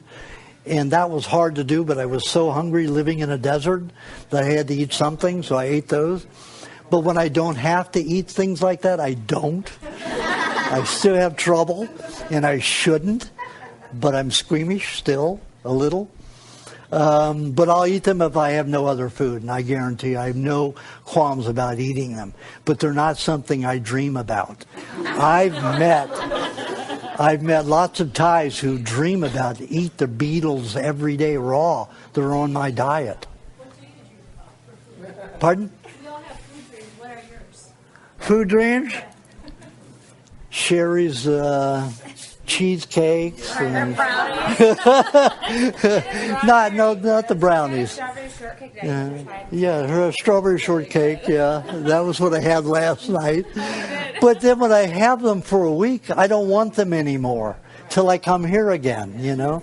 But in sauces, you know, my dream is drinking milk and sucking down cream and having maybe ice cream once in a while, you know, that's barely firm, you know, that's still in the Dairy Queen appearance, you know, not solid frozen. Yeah, softer. I've consumed up to a gallon a day I've done it no more than 6 weeks at a time.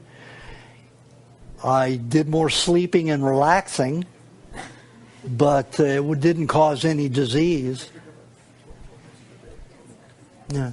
No, I have several elderly women who only drink raw milk. They won't eat the raw milk. They won't eat fruit. They live on the raw milk, and they're doing very well. One's in their late 80s, and one's in their mid 90s. Just not more than 2 ounces at one time. Pardon? Just not more than 2 ounces at one time. No, they're consuming probably 4 ounces at a time. No, like sip-wise, really? I thought Yeah. you were supposed to do that because it. Well, they don't eat anything else, so their body's digesting it better. Okay. You know, that way. But I suggest that people sip only 2 ounces at a time. You know, 2 ounces, let's say, every 3-4 minutes if you want. You can consume a lot of milk in a day by doing that. But just give your body time to utilize it. Remember, your milk comes refrigerated. You know, right out of the cow. I can drink a quart right out of the cow and have no problems. Warm right out of the cow. But when it's cold, there's interference with digestion. Destroys a lot of bacteria and alters nutrients. So, yeah. So cheeses have other benefits to getting well.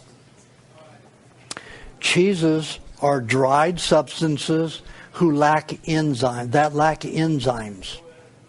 Talking like raw milk is alive. It is. So I'll say who instead of that.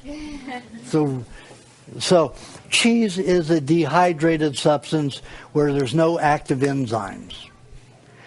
Less active enzymes means less utilization of vitamins and proteins, carbohydrates, and fats.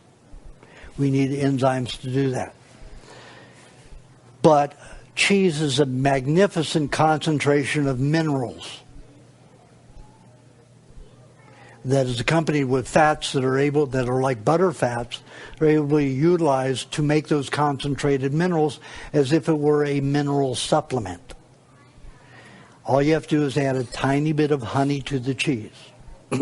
It becomes your mineral supplement. One little inch by inch square of cheese will be equivalent to what your body could absorb of one whole bottle of rock minerals that people take as a mineral supplement. All you have to do is add a tiny bit of honey. The honey provides the enzymes to utilize it in that way. Now, honey's an interesting thing, interesting food. The bees go around sucking up the nectar, they swallow it. As they fly, they pre-digest, or they gather more and more, they pre-digest it. And they produce an insulin-like substance which converts most of the, like 90% of the carbohydrate into enzymes for digestive activity. And it also be converted into a food to develop themselves and maintain themselves and to feed their young, the larva, until it becomes a bee, and then it feeds on select varieties of honey for that. So they have a variety that they produce. When they get back to the hive, they vomit. That's honey. It goes from nectar to pre-digested substance to a vomit. That's what honey is. It is pre-digested by the bees, nectar from flowers. So it's bee vomit. Change your idea about honey anymore? Good. Delicious stuff. And anyway, because of that conversion, it helps you digest. People who have don't produce digestive acids well, digestive juices, not bacteria, because it's slightly antibacterial. But you eat that honey and it helps the body make the digestive juices like hydrochloric acid and bile to digest the proteins and the fats. It's a great aid for that. And the bacteria is just a matter of producing, small molecules of food for them to feed and eat in good quality, of course. So, now what else can we do with that cheese? Phenomenal thing I came on in the last year, started experimenting about 4 years ago, is remember I talked about all those poisons are stored in the stomach lining, mainly from vaccines and medications that dump? Eat a little piece of cheese every 15 to 30 minutes, every hour, once every hour, and it'll collect those substances. As long as you don't eat honey with it, it'll pass out. The body will not digest raw, no salt cheese unless it has honey with it. Or you eat like pineapple with it, something like that. Or papaya. So eat the cheese with none of those substances. Better to stay away from fruit when you're eating cheese if you want it to absorb poisons. So before you eat, also every 10 minutes before you eat like a half a teaspoon to a teaspoon. Little sugar cube size, 1 or 2 sizes of that of cheese to absorb those poisons. It will pass out in your feces. And then 10 minutes after that, you eat your meal. It will not be contaminated. You have 25 minutes after that before the stomach will start dumping poisons again into the food. If that's the case, eat a piece of cheese, wait 10 minutes again. What happens is when the body receives food, it starts dumping its fluids from the stomach into it. And of course, those poisons go with the fluids. And it'll do that as long as you're eating. But once you stop eating, 10 minutes after it stops. So if you eat the cheese, do it for about 10 minutes and then it stops and all the cheese has absorbed all those poisons. Then you eat and the body doesn't secrete any more of the poisons into it, only the digestive juices. Why at that point? Probably because there was so much ready to be dumped and it was dumped in 10 minutes. Didn't need to dump anymore, just the juices by themselves. So you have but after 25 minutes, it starts dumping them again. So you have to stop eating your meal and go back to eating a little cheese and then wait 10 minutes again and finish your meal. The amazing results that I've had with that are pretty astounding.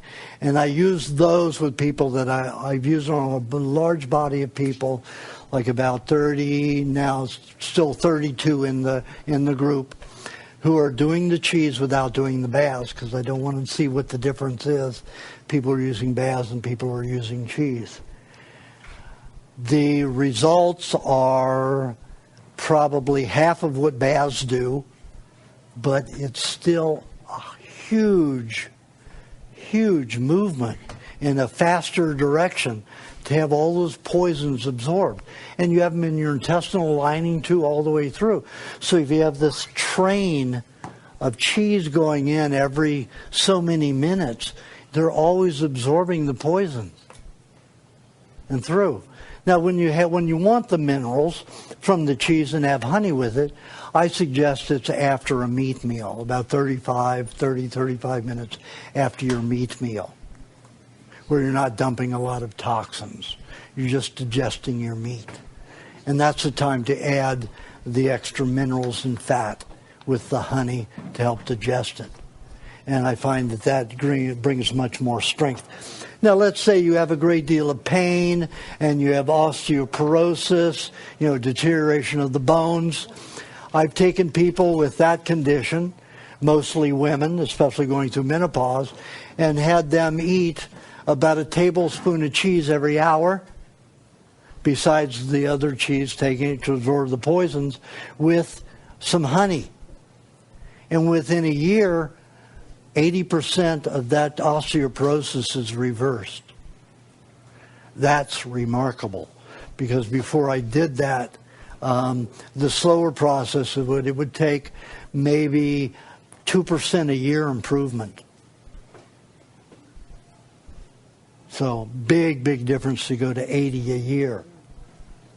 Other people who have, very weak teeth, very sore gums, painful joints, also eat a lot of cheese with a little bit of honey. Now the ratio is anywhere from 6 to 1. It could even be 3 to 1. 3 to 6, even 12 of cheese to 1 part honey. So let's say the highest ratio would be 3 tablespoons of cheese to 1 tablespoon of honey. An extreme change of that would be 1 in 12. You'd have 3 tablespoons of cheese, 1 teaspoon of honey. You have to find the amount that works for you. And if you're just getting on the diet, let me tell you, 1 to 3 ratio is good for about a year. Then 1 to 6 ratio for many years out beyond that. With me, it's about 3 tablespoons of cheese to 1 teaspoon of honey, and I handle it the best that way now. But I've been on a raw diet for a very long time, and on a primal diet for about 28 years. So find your ground, find your way. I can usually, if I do your eyes, I can usually I'll know what your ratio is pretty close. And you can tweak it from there on your own.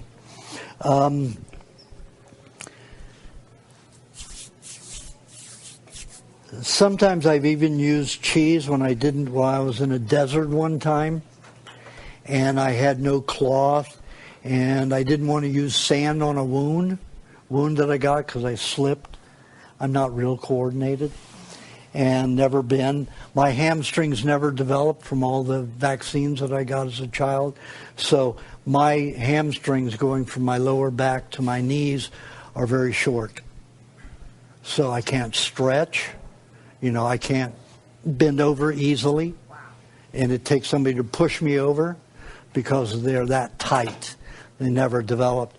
So I'm not real coordinated, and I try to mountain climb and do all kinds of crazy things.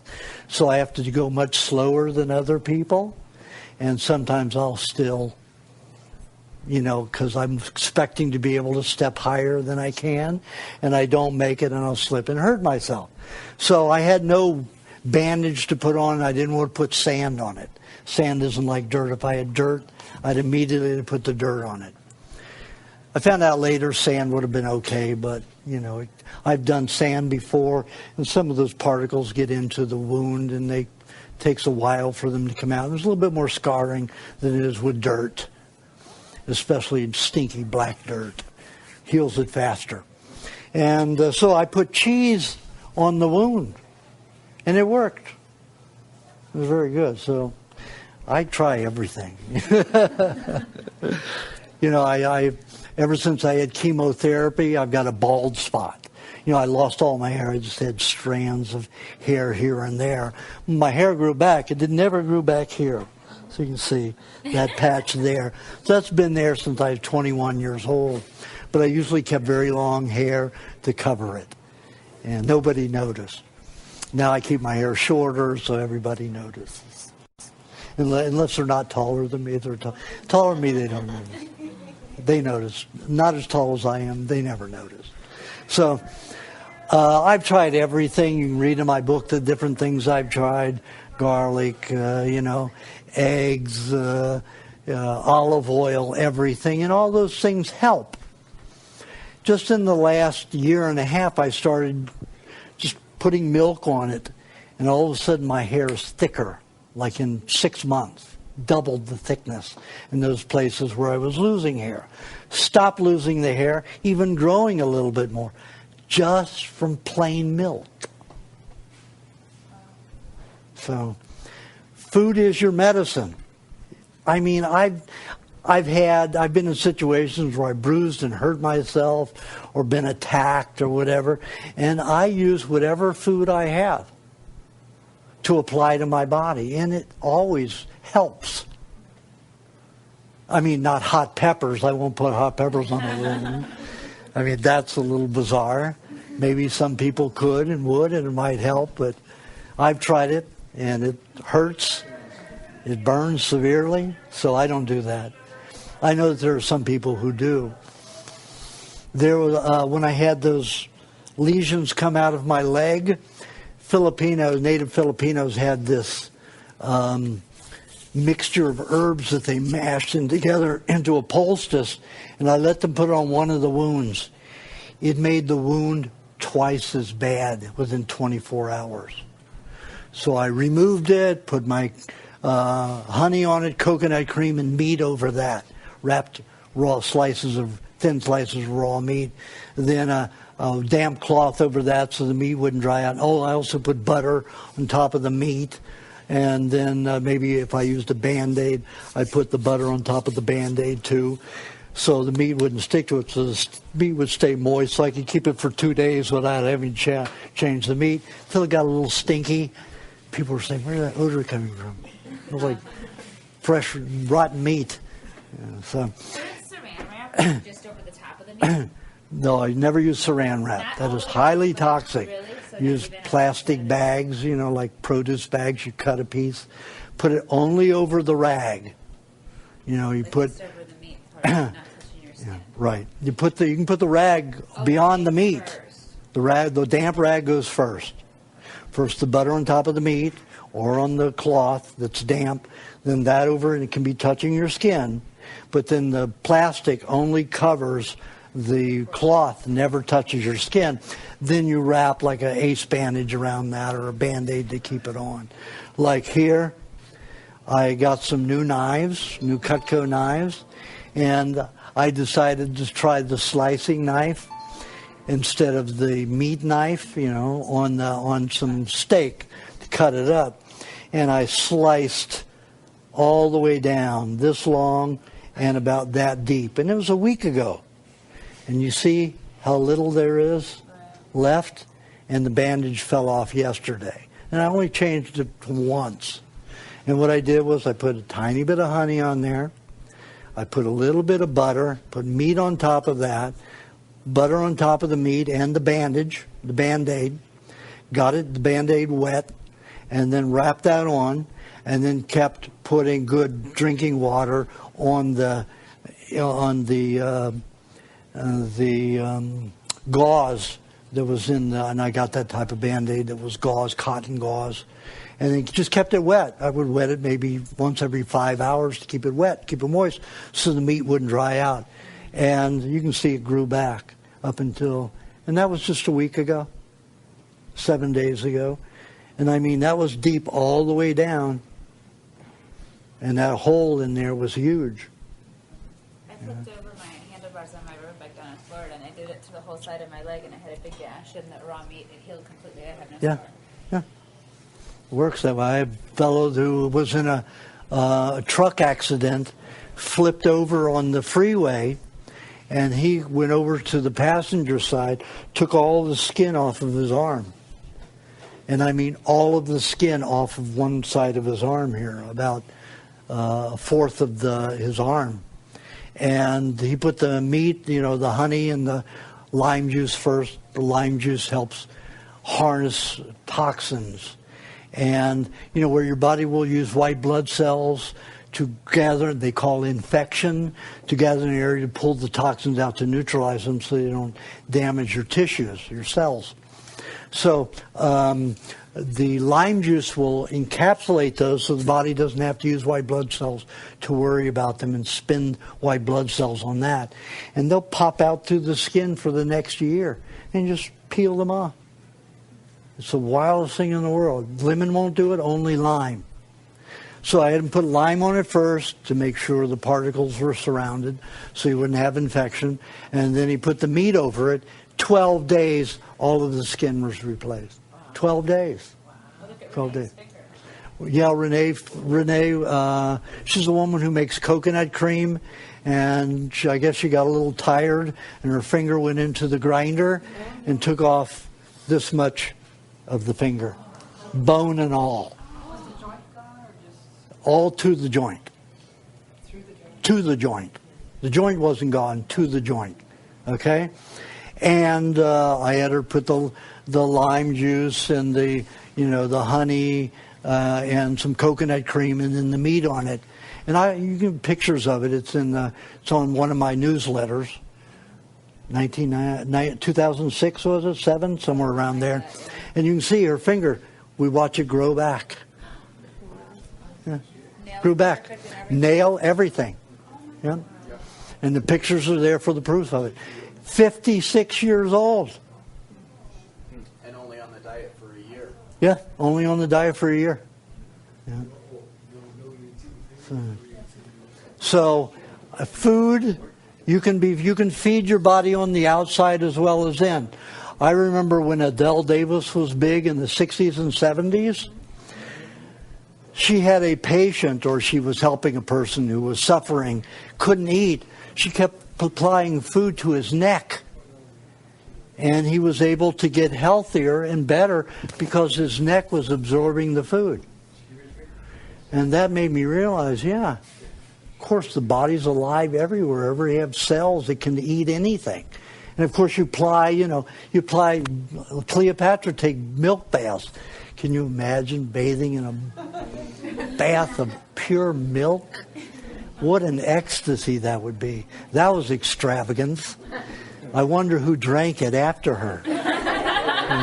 So, and I mean, look what it did for the skin and everything, and doing for my hair and scalp. So, I mean, it's phenomenal. Food can be digested almost anywhere. Only thing that there's a problem with that I found a consistent problem with is putting honey on the skin too much for too long. Blocks the skin from being able to absorb oxygen, and it will cause, I put it on my face a couple of times when I thought about vanity, and because I was detoxing through the face, and I woke up, awakened probably 3 hours later, couldn't breathe, anxious, skin felt, claustrophobic and irritated. And several people have told me that they've done the same thing. So honey's the only thing that you have to put on very thinly if you're going to do that. Very diluted, like in milk or something like that, or a touch with honey and butter is okay, but that will still smother the skin a bit. Depending upon how thickly you put it. If you put it on thinly and your body absorbs, it's done. But a lot of people think they need to put something thick on, like a face mask. And I've tried all types. It's better to put thin more frequently than one big, kind of. I'm not vain, so I only do something for my skin, do something like that a couple times a year, and that's it. But I do now shave with milk. I used to shave with coconut cream, Sometimes I use butter, but with the butter I still cut myself. And dairy cream, I'd still cut myself. Coconut cream, I never cut myself, but it's so hard to clean it out of the razor. You really need hot water.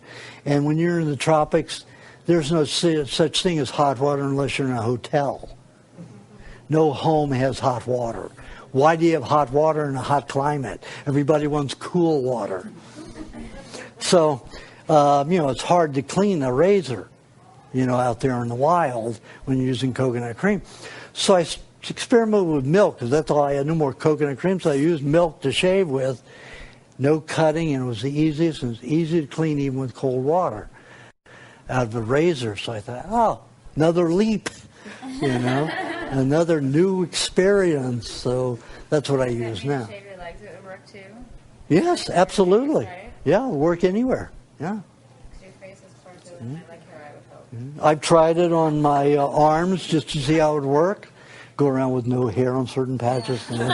Odds are that your diet isn't very good for you.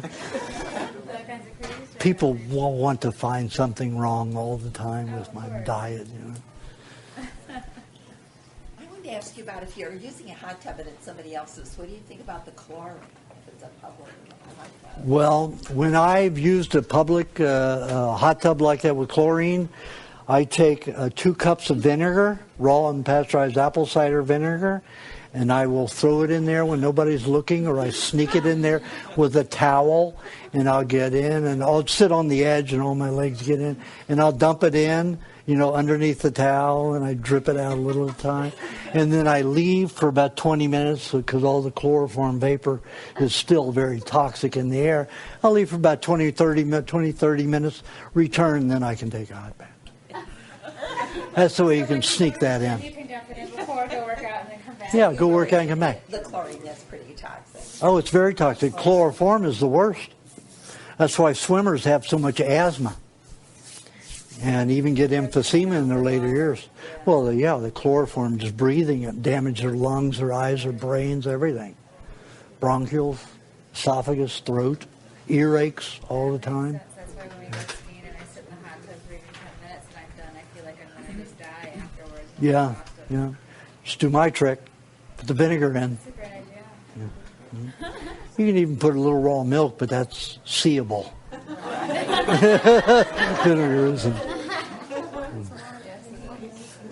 Anyway, You need to change? no. Your buzzer went off about 10 minutes ago. It's been an hour and 40... I thought you heard it. Yeah. Hour and 45 minutes already? 153 actually. We better take our last break now.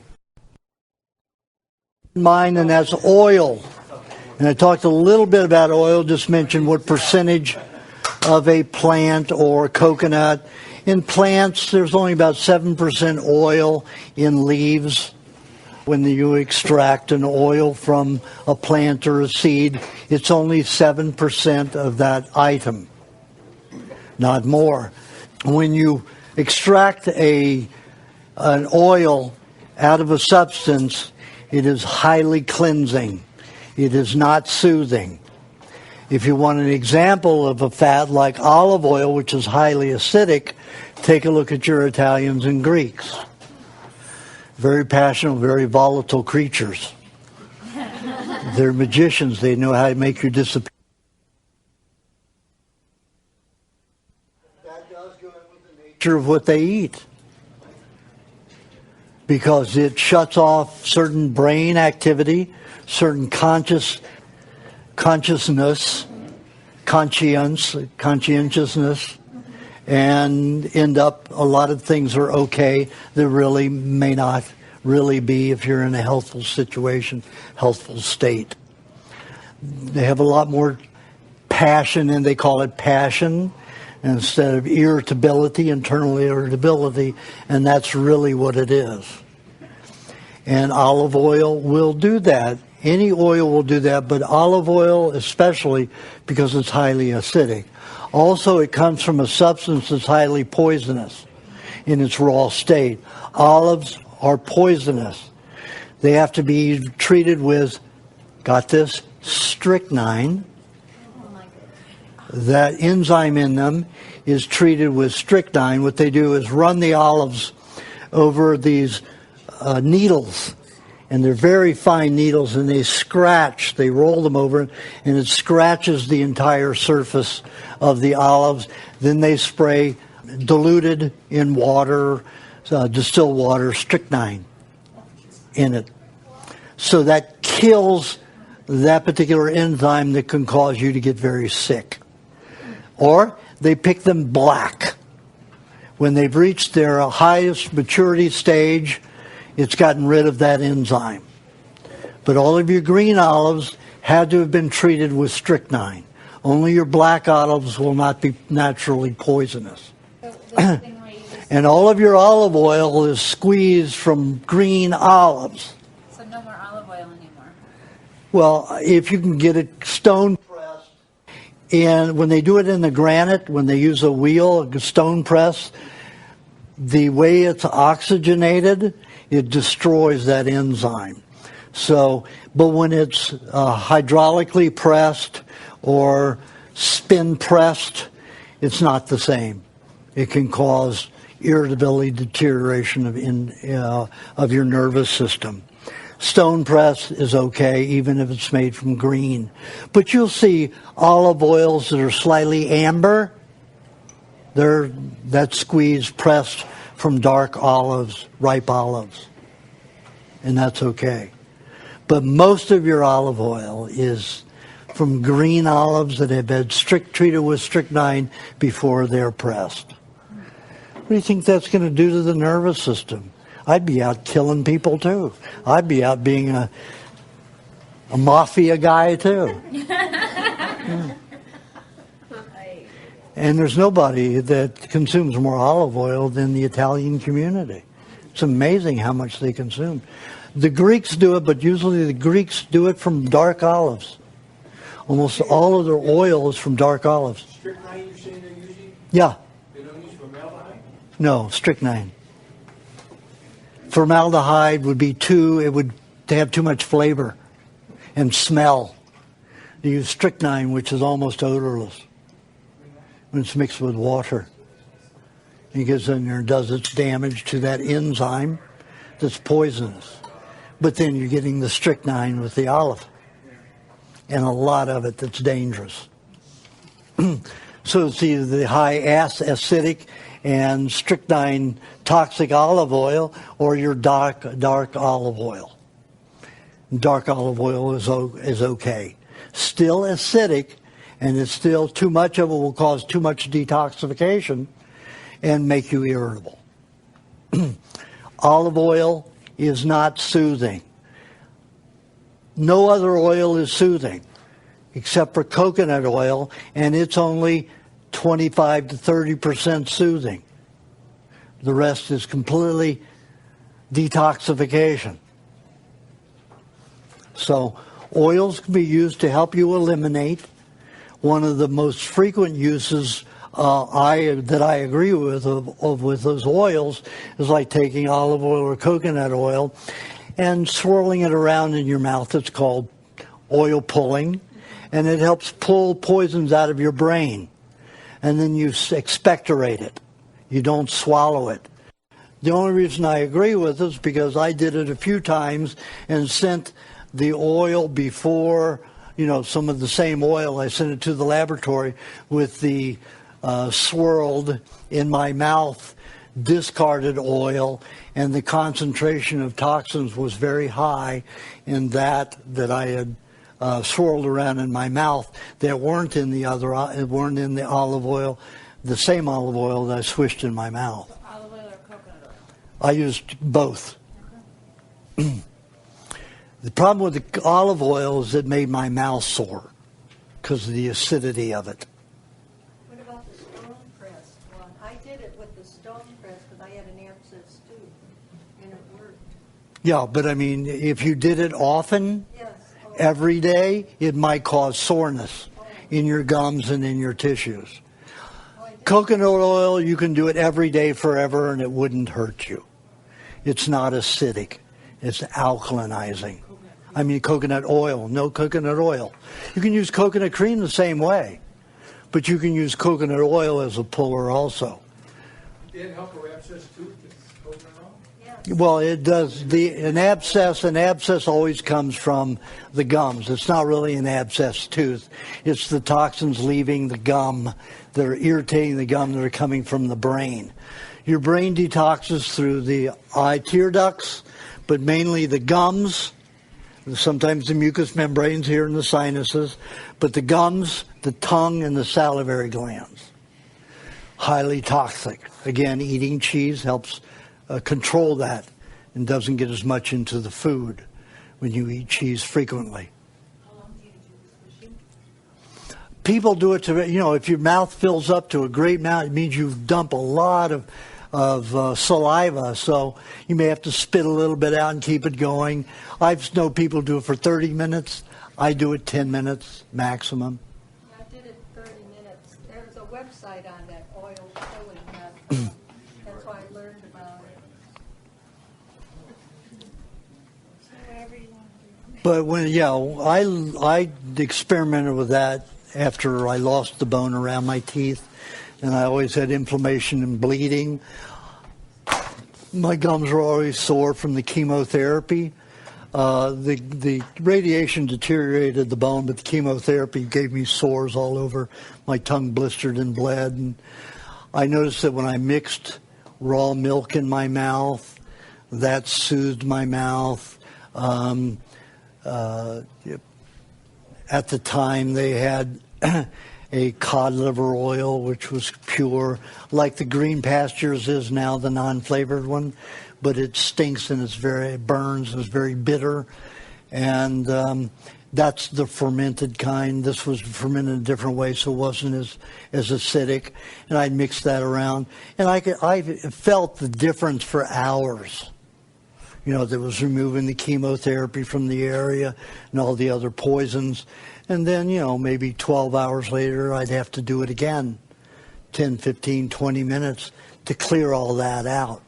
So there are different ways you can do it, but I've tried it with milk, and it does pull a lot of the substances out, toxic, but my greatest concentration has always been found in oils or coconut cream. And milk doesn't discharge it. The body doesn't use it to discharge into milk as much because there's not as much fat in milk. So the body probably just doesn't want to release as many toxins into the milk because it may cause more mouth damage.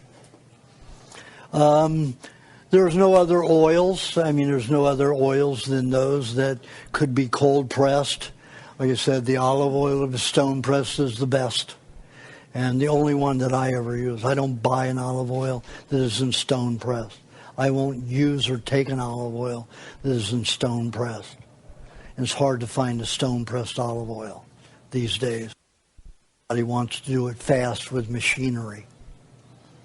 And a stone rolling over the olives and having to filter it is a slow process. What brand do you use then? I use Oliflix. Oliflix. Do they have strychnine in that one? No. Or is the only strychnine? No, it's not the only one. Any of your dark olive oils are not going to have the strychnine in it. Your amber, any that's green, going to have strychnine in it. Okay. So talk about proteins. Now, I was a vegetarian for 6.5 years in my quest, and that was it. I left the raw milk and the raw cheese and all of that on a raw fruitarian diet to be the ultimate, as I was brainwashed to believe. And the highest spiritual attainment, not eating flesh food, not eating animal meat, not having to kill anything. I bought all that crap, and I did it seriously and religiously for 6.5 years, and ended up with bone cancer again, with my teeth falling out and my teeth rotting. And, a fruitarian diet, we're not built to eat a fruitarian diet. And we can take a look at the monkeys that are fruitarians. You ever see a calm monkey that wasn't masturbating all day? There you go. There's no such thing as a calm monkey. You know, and the killer monkeys, they wait until the figs and bananas are fermented. And then they eat those, and they will gorge for about 48 hours. And then they go around killing everything in their path. They will kill elephants, they will kill insects, they kill other monkeys, and they just go on a rampage for 24 hours. And they just kill until all the alcohol is spent. And then they go back to eating small amounts of non-fermented. But they do that like every 6 months. Killer monkeys. So that is a choice. I was always irritable and angry at people for eating meat, killing animals, and, you know. How can you think right on that kind of a diet when the sugar is always melting away your brain cells and dissolving all the minerals in your body, you know? Dissolved my teeth, gave me bone cancer again, you know, so not a good diet. We can't get proteins and fats that way. We are not designed, nor are monkeys designed to do that. And the gorillas are different. They eat unripe bananas when they eat it. They eat some leaves. But when they eat, they'll kill like once every 28 days. It's like having their period. They'll go and they'll slaughter an antelope or some other animal, and they'll eat 14 to 28 pounds in 48 hours. So they never see these gorillas eating animals unless they hang around for that cycle. And most people don't do that. They don't hang around the animals. And that one day where they go off for the kill, they're gone from the regular grazing area where they're doing this, so people never see it. You know, so they have no idea that goes on. But can you imagine they eating 14 to 28 pounds in 48 hours of meat? I mean, but look at a gorilla. You know, really strong creatures. And so are the hyperactive monkeys, very strong creatures, but they're eating raw. So there's an advantage there, although it's not the proper diet for nice behavior, acceptable social behavior. And they're fighting, and they're always yakking at one another, and you can rarely see them in a cage together without fighting unless there's a lot of space. And maybe you can have two in a cage, even if it's a big cage, because they'll be fighting all the time. Masturbating and fighting. Men and women masturbating and fighting all day long in the monkey cages. So if you want that kind of behavior, if you want to feel that way inside, like you want to do that, but not do it, be a fruitarian. Otherwise, it's not a good thing to do. And, a lot of people say, well, you can eat nuts and you can eat grains, even though you have to cook them or germinate them.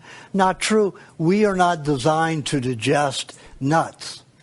Squirrels are. Birds are. They're designed to eat seeds and nuts. But we aren't.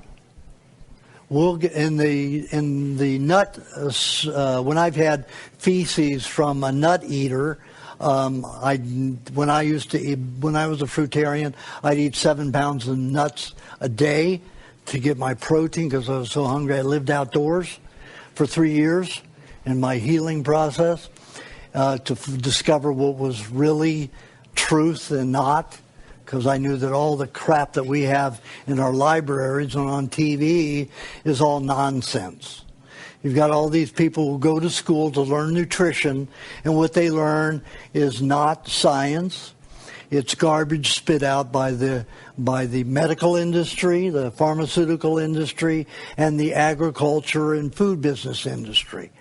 They want you to believe that's what nutrition is. And these vitamin supplements, there's your magic bullet, right? All of them have kerosene. Every one, even the best ones. In order to extract a substance out of a food, even if they say it's from food, you need a solvent to separate it and then a way to attract it and isolate it. And that takes various forms of kerosene. That's for the natural ones. The unnatural vitamins will use ethyl alcohol and petroleum products, which are even more toxic. But kerosene isn't far behind. It's a highly toxic substance. But like I said, would you soak your food for 10 to 22 hours in kerosene and then rinse it for 2 minutes and eat it?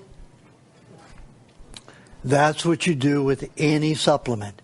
Every supplement.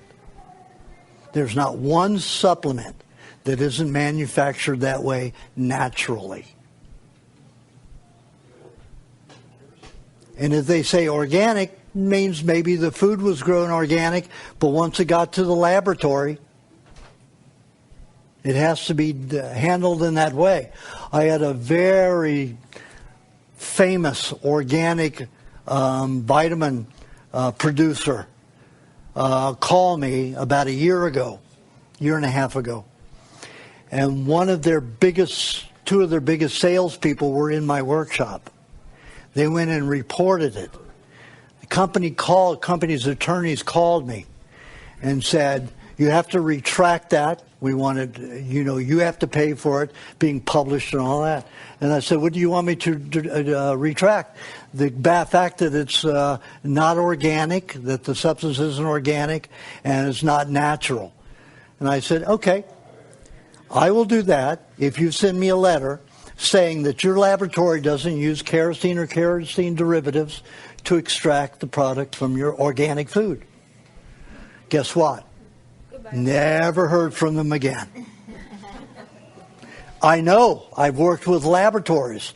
I've had laboratory technicians on my diet and on this diet, and as my patients. They said, I had one who was 58 years, ran in charge of major laboratories that produced all types of things, pharmaceuticals. And he said, there's no way.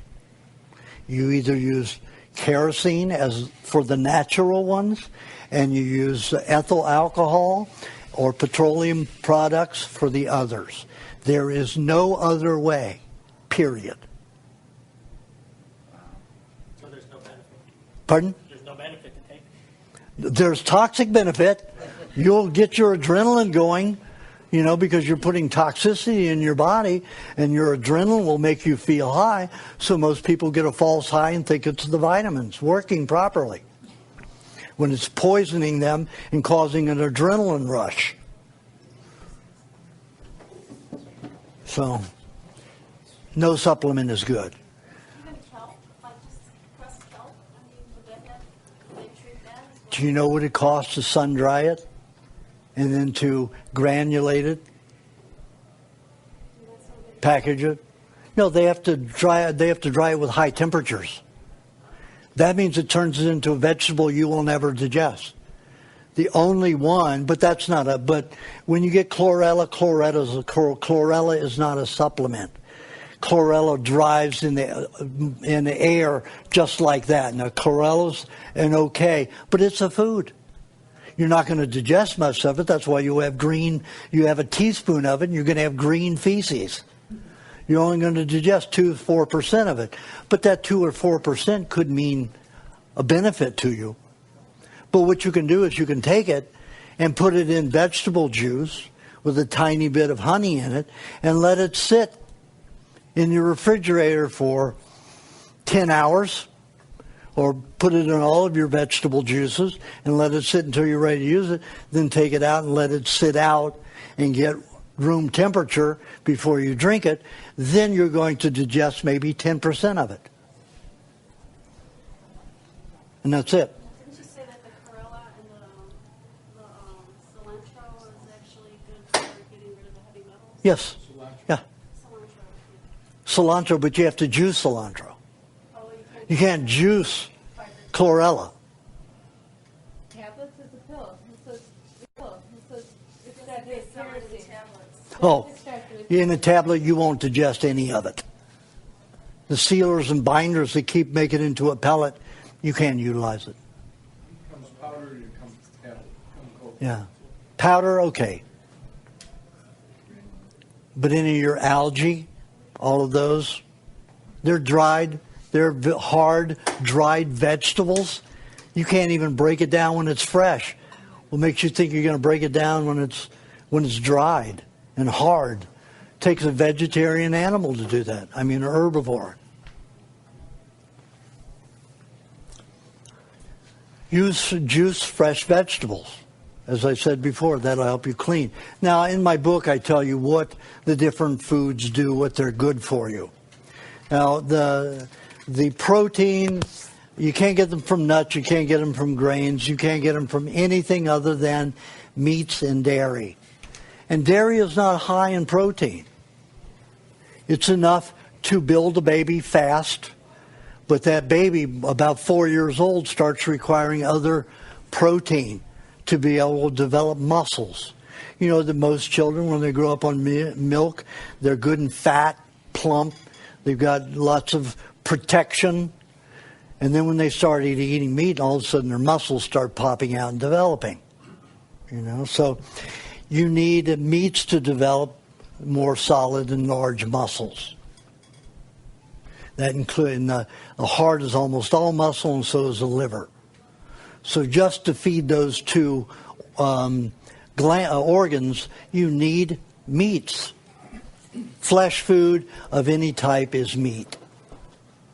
I call meat any flesh food, whether it's fish, seafood like shellfish, ocean organisms, shellfish, four-legged animals. All four-legged animals I put in the red meat category, even pork, rabbit, all of them in the red meat category. Pork, with its nature, is almost in between, but still not. And all of the animals who are two-legged or no-legged, like fish, are all in the white meat category.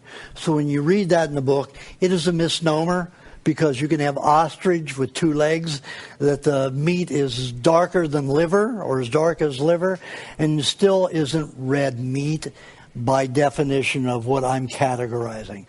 So when I say in the book red meat, it doesn't mean red in color. Tuna's red. Still, I don't mean red in color. White is a particular meat that will operate in a certain way. Red will operate in another way or function in your body, digest, and be utilized in a different way. So that information is a book, so I won't go over that. Now, the 5% carbohydrate, some people, because they're so toxic, and let's say people are overweight, could use up to 10% carbohydrate. But let that be consumed in only one meal. And that should be in the afternoon. Now, in my recipe book on page 40 and 41, I give suggested diet patterns of eating. Add to that the cheese that you're going to nibble every 15, 20, 30, or 60 minutes. And then follow mainly that diet. Your fruit is always eaten in the afternoon, preferably. If you start off with high carbohydrate in the morning, your brain and nervous system isn't going to function as calmly and as focused or as alert. You can see that in children right away. You give them a sugar meal in the morning, like cereal, and you'll find they'll function okay for an hour and a half, and then in their classroom they start descending in focus and accomplishment and memory. If you feed the child a milkshake with lots of eggs in it, or feed them a meat meal, they are focused all day long, as long as they don't get sugar or sugar product until about noon. So the body builds, normally the body builds all of its glucose in the first 6 hours of your waking day. And then the rest of the day it uses that glucose. So whatever you eat is how the body's going to build that glucose. Is it going to build it from a carbohydrate, or is it going to build it from a protein with the help of fat? So if you eat sugar, you're going to have a high carbohydrate reactive glucose that has a lot of advanced glycation byproduct. Columbia University in New York City found that the glycogen, the advanced glycation end product, they call it AGE, advanced glycation end product, AGE will age you. And it stores in the body at a rate of 70 to 90%. 70 in a healthy person and 90% in a person who has kidney problems or diabetes. That is a waste product that causes aging and deterioration of the body. So how do we eat to feed, to force our body to make glycogen with pyruvate? Pyruvate is a sugar made from protein that has very little waste product, no AGEs, no advanced glycation end products as a byproduct.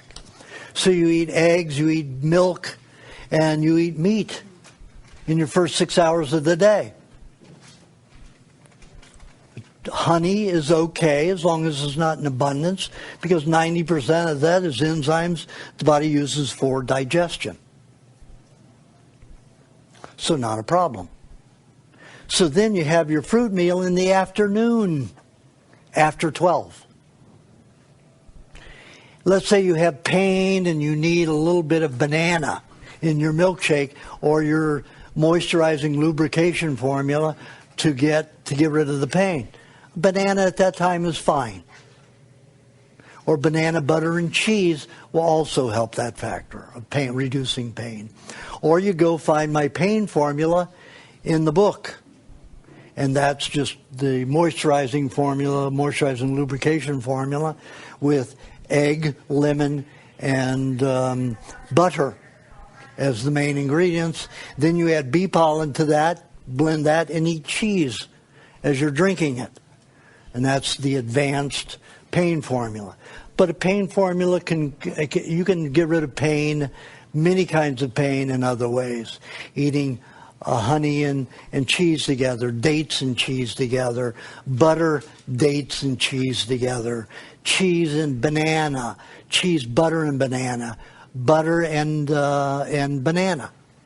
There are many ways you can reduce pain, but the one that I found reduces the most pain for the longest is the moisturizing lubrication formula with bee pollen in it and eating cheese while you're drinking it. Now, there's one formula, so that everybody's okay with the fruit you eat in the afternoon. Always eat it with a fat, or 95% of the time you eat it with a fat. Coconut cream, like I said, is the most detoxifier. We need some of that fruit, not only for the enzymes, but for the alcohol that our bodies will produce as we ferment the carbohydrates from the fruit juices. And that helps blend with the fats to make solvents, to help the lymph system dissolve compounds, and the rest of the body to clean itself out of impactations, crystals, minerals that have developed anywhere in the body. So we need that fat, especially coconut cream, with the fruit meal. But because it causes always detoxification, you always want to protect the nerves and put some kind of animal fat in there. So let's say you're using, say we have a larger individual who's using a cup of pineapple and a smaller person is using a half a cup of pineapple. You eat 3 to 6 tablespoons of coconut cream. If you've got half a cup, you're using 2 to 3 tablespoons of coconut cream. Whole cup, it may be 4 to 6 tablespoons of coconut cream. You want to add butter or dairy cream with that to make sure you've protected your cells. If you're going to use a dairy cream and you're having a half, use 1 to 1.5 tablespoons of dairy cream. Using a whole cup, 1.5 to 3 tablespoons of dairy cream with it.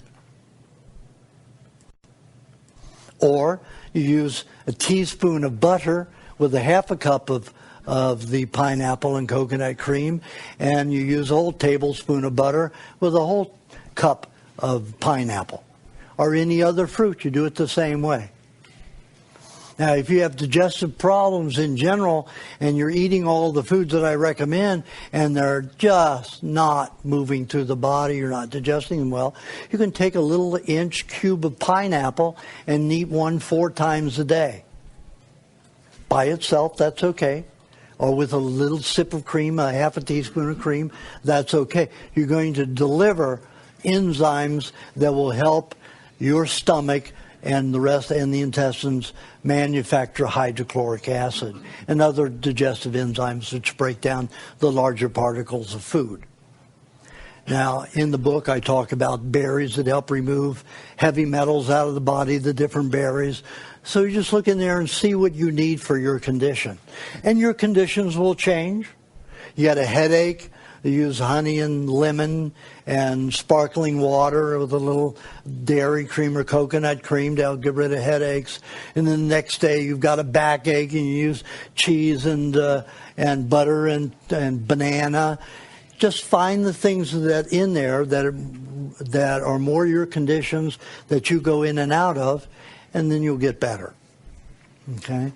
Don't stick on the exact same thing if your symptoms change. Foods will react in different ways in everybody. Now, we need to talk about the, as far as quantity of meat, usually a pound is best. Pound a day for anybody. If you're drinking a lot more milk, then you can reduce that. But still, you're not going to have the muscle strength or texture unless you're eating enough meats. Yeah. Does that include eggs? No. Eggs are an interesting creature. They will maintain what exists, but they don't help you regenerate anything. Okay? And that takes, meats and some dairy will do it. Not much dairy, but some dairy. If you get dairy right out of a cow, it's going to help you regenerate tissue, but not muscle. Mainly glands and organs, bones and stuff like that. But the muscles need meat, period. And that means your heart and liver. Sure, very important organs in the body. Okay, now, I didn't talk about all the cleansers of the body, and cleansers of the body are bacteria, parasites, and fungus. Lastly, virus. Now, the first 3 are alive. Bacteria is alive, parasites are alive, fungi are alive. Virus, they want you to believe it's alive because they're selling more drugs by scaring you. Oh, your virus are multiplying, they're reactive, and all this stuff. Anytime you look at a solution that they're calling that a virus created this murk of waste dead tissue that is in all this liquid form that's dissolved, they're calling that virus. And it is virus, but you have to understand virus is a solvent that the body has used to clean the body because it's so toxic that parasites, your first and best, your bacteria and your fungi are poison if they eat that tissue. Now, when the parasites eat dead cells and waste product of dead cells, they can eat 100 times their weight in 24 hours and excrete only 1 to 5% of it. You've taken a massive amount of waste product, toxicity, and you reduced it from 100% to 1 to 5%. I want that janitor. Give me that janitor. Give me a parasite. I want a parasite. And there are even digestive parasites that will work like the bacteria to digest food fast. And in humans and pigs, it's trichinosis, the whipworm. And we're taught, trichinosis is such a bad thing.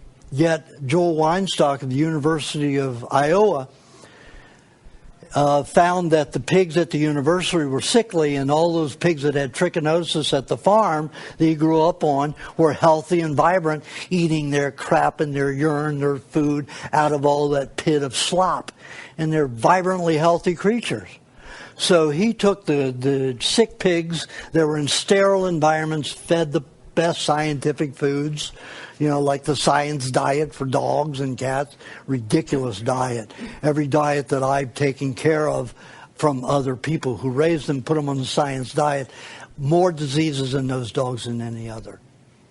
I mean, every 6 months there was a major illness that would come up in one of these dogs. So, parasites are your best advantage. So he took the whipworm and infused it into the pigs at the university, and they were well in 5 days. The whipworm digests food. It's an intestinal parasite that's just like your intestinal bacteria, but it can do twice as much as bacteria can in a 24-hour period. Bacteria can eat 50 times its weight. Still pretty good. And discard only 1 to 5% waste. Again, the waste is equal to what the parasites do, but the parasites can consume more and give us more nutrients. And the toxicity level is very small. But the healthy, good digestible waste that is our food is abundant. When you get to fungi, it's a little different. You have the fungi don't break the food down the way parasites and bacteria do. They're still beneficial and they're great janitors, but you usually have rashes. It doesn't break the matter, the toxicity in something down enough to where it won't cause, ridged nails and black or, brown or gray or green fungi as it comes out, and your skin will peel away from the fungus. It's still a good thing, but it is very uncomfortable when it's out of control. And, like athlete's foot. It's the fungi is in there doing its work on very contaminated tissue, like in the feet or crotch, where you put the lymphatic system's dumping its worst wastes.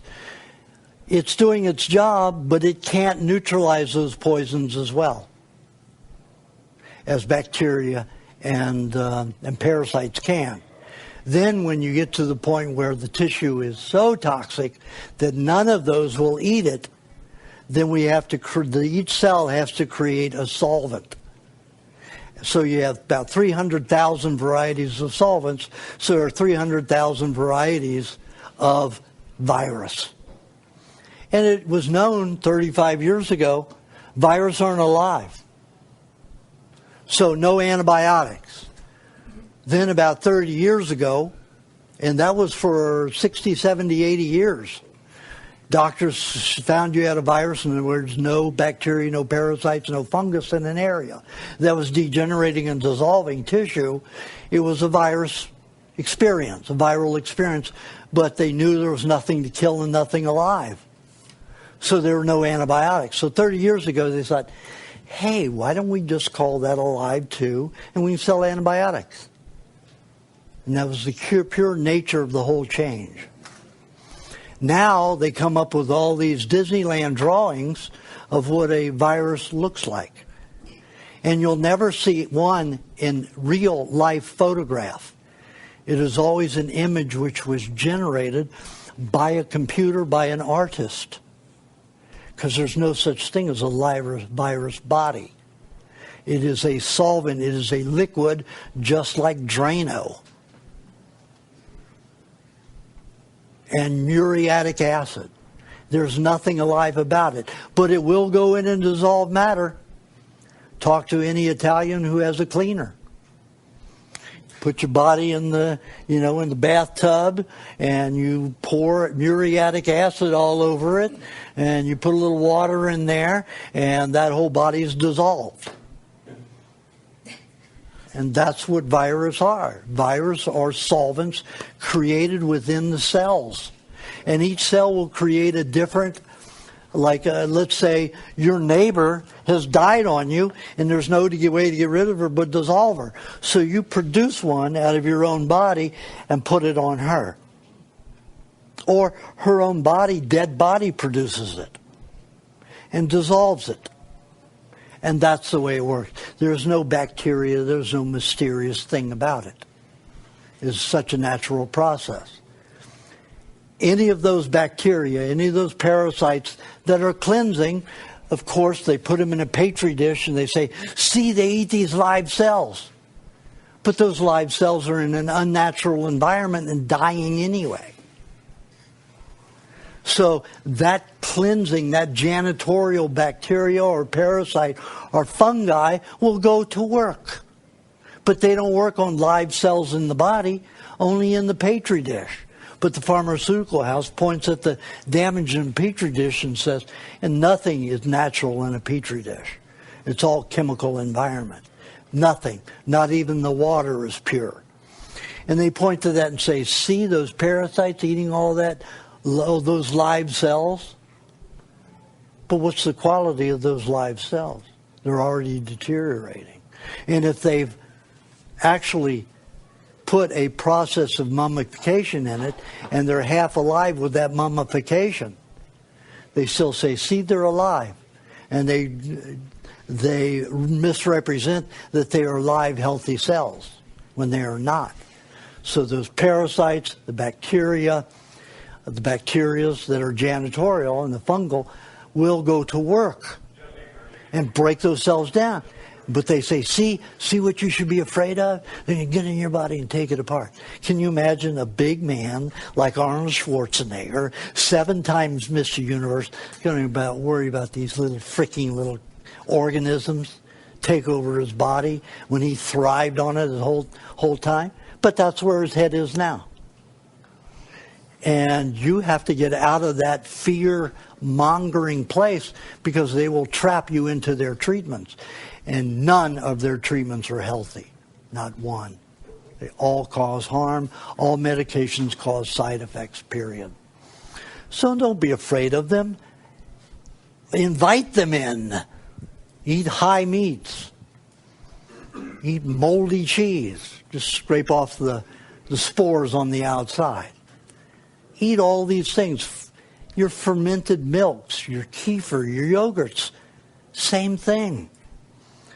When they use grains from a cow's stomach, it's not the same as you need.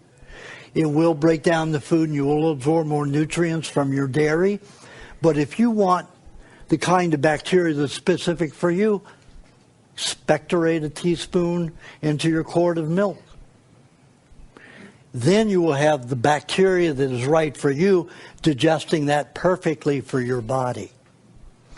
I just do some oil pulling or milk pulling or coconut cream pulling first before you use your saliva and put it into your milk. And then you can use it in the next batch until it won't grow anymore, and then you put your saliva in again. And that's your best starter. The bacteria that will grow in it is your bacteria for your digestion. Pardon? It gets a little funky smelling though. Well, not if you do the oil pulling first. Okay. Those are the toxins that get into it. That first and then it's fine. Yeah. Okay. Yeah. Thank you. I've never found it foul once you do the pulling first. That's why I'm suggesting you do pulling first. I don't mind it foul smelling. Gives people that leap to go into high meat. Especially if they're depressed and they need help in the neurological area. Or they need their brains to work better, you know. Need more focus, more clarity, more accomplishment orientation, you know. High meats and high eggs and high dairy really works wonderfully. Okay, I can go on for hundreds of hours, but we need a cutoff point. So now we're going to go Q&A. So, anybody have any questions? Oh, we have a few. Good.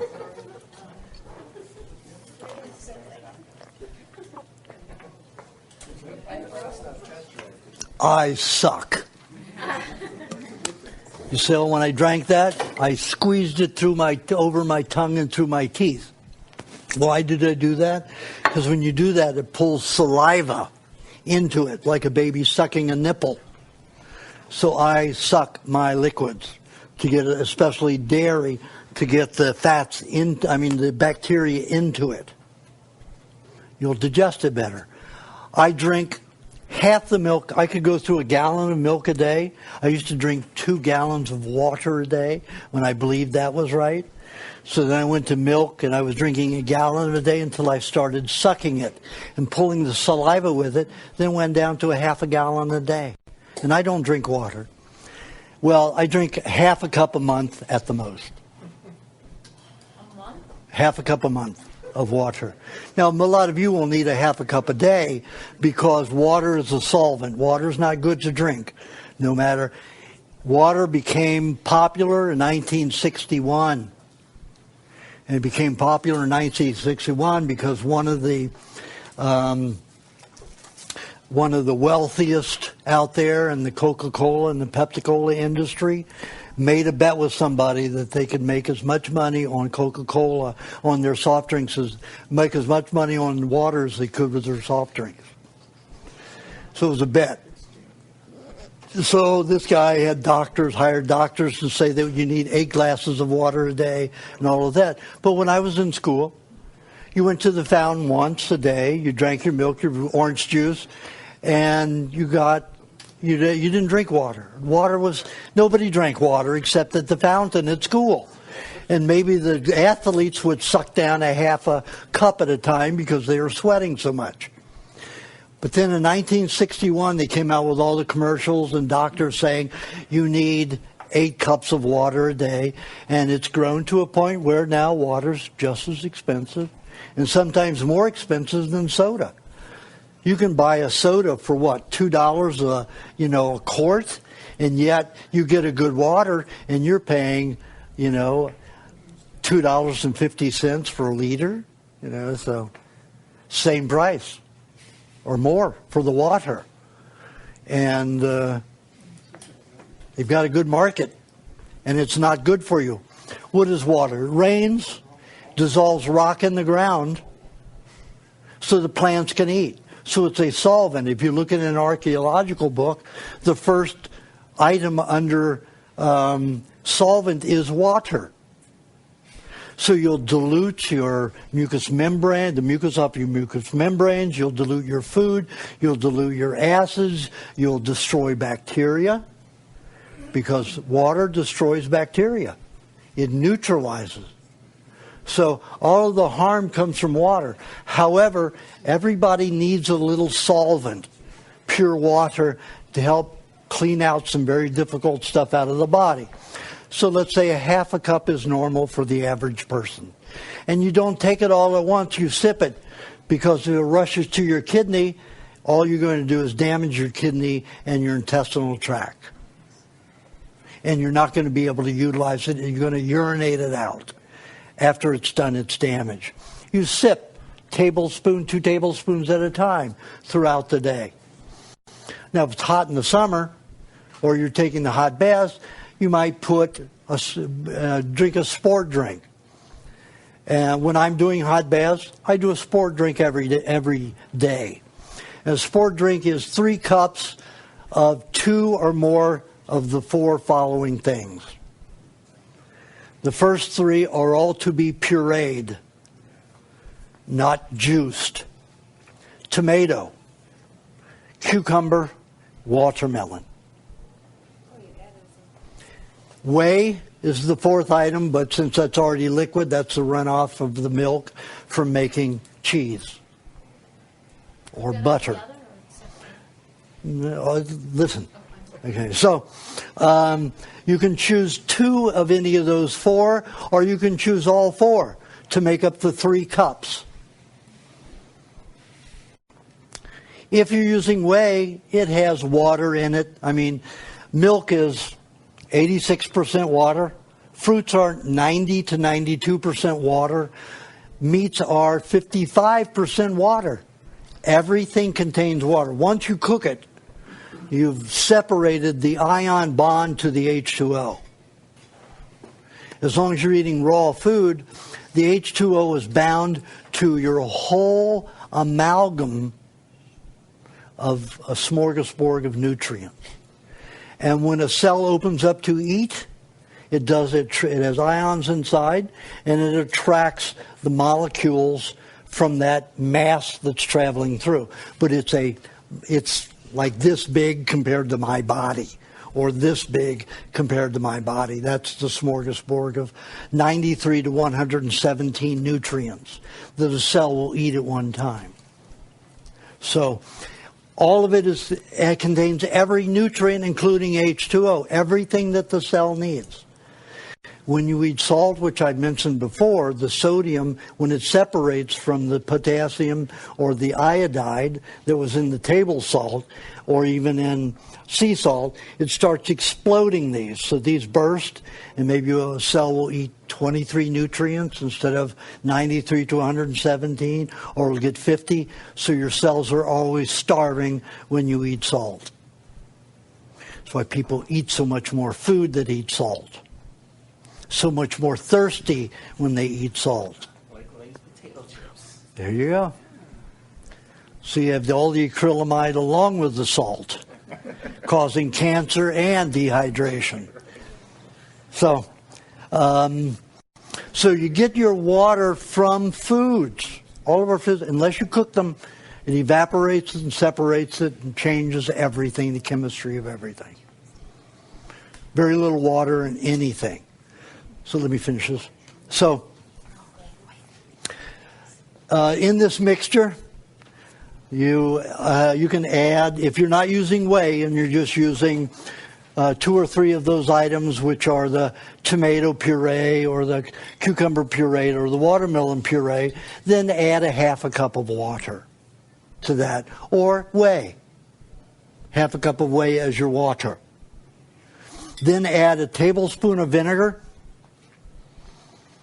2 tablespoons of lemon juice, 2 tablespoons of lime juice, 2 tablespoons of coconut cream, and 1 to 2 tablespoons of dairy cream. Can you repeat that? I missed that out. Okay. I know. It's on the recording. Then put 1 or 2 eggs in it for your protein and other fats. Blend that all together. Now what you can do is you don't blend the tomato or the cucumber or the watermelon separately. You slice it up. Peel the cucumber always. You don't digest that. That's cellulose that will not be digested. So peel it, slice your tomatoes, put them in the jar, your quart jar, dice up the watermelon and de-seed it, and then put that in the jar. Any amount of those that you want to make the 3 cups. Then you add your other ingredients and blend it all together. And you sip on that all day. If you're taking the hot baths or a hot tub, you drink a half a cup of it within about 20 minutes before you go in. Drink a cup, sip on a cup while you're in there, and then a half cup when you get out. Then you've got 2 cups to drink throughout the day to sip on it. And you sip that and you sip milk interchangeably. If they mix together, that's okay. Sometimes when I'm in a tropical environment, I'll take the sport drink and have a sip of milk and then have a sip of my sport drink. Then I can replace the fluids better. And that is your source of H2O that is pure and will deliver nutrients to your cell. H2O is not absorbed into the cells without other nutrients bound to it. It will dry you out. I was listening to a health food program yesterday, and the guy's talking about all this water you need to drink more than 8 cups. And the guy's saying, yeah, I started doing that. He said, boy, my body needs even more water. The more water I drink, the more water I need. Hello? It's dehydrating your body because you can't absorb it, and it keeps pulling other fluids out of your cells. So it's drying, it's not hydrating. People just take things at little level and don't go deeply into it and the consequences. Was that cider vinegar? I'm sorry. Apple cider vinegar was a tablespoon. If let's say if you have as much weight as you could use 2 tablespoons of vinegar to help break it down. Okay? And if you're a bigger guy, you could use 2 tablespoons. Thank you. Okay? Of vinegar in it. Now, it tastes remarkably good. Any of those combinations, do not gulp it, because it will go and irritate your kidneys. You need to go in and dissolve compounds and hydrate your cells. So you sip it all day long. Utilize your food. Chug-a-lugging does not utilize your food. Puts too much H2O in your stomach at one time, and it'll shoot it to the kidneys. Then you'll be pissing your nutrients away. Literally. So, okay, questions? Yeah. Why can't you have whey by itself? You can sip on that by itself, but I like it.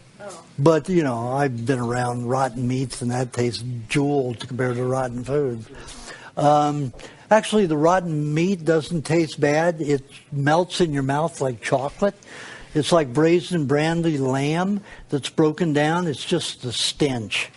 You know, just put a nose clip on there with some ginger at your nose. You know, and just rub a little ginger root there. Fine. I see a lot of this whole grain stuff on TV. The doctors pushing it. That's a scam, right? A myth? This whole grain thing. Well, I talked about it already. But I mean, it's...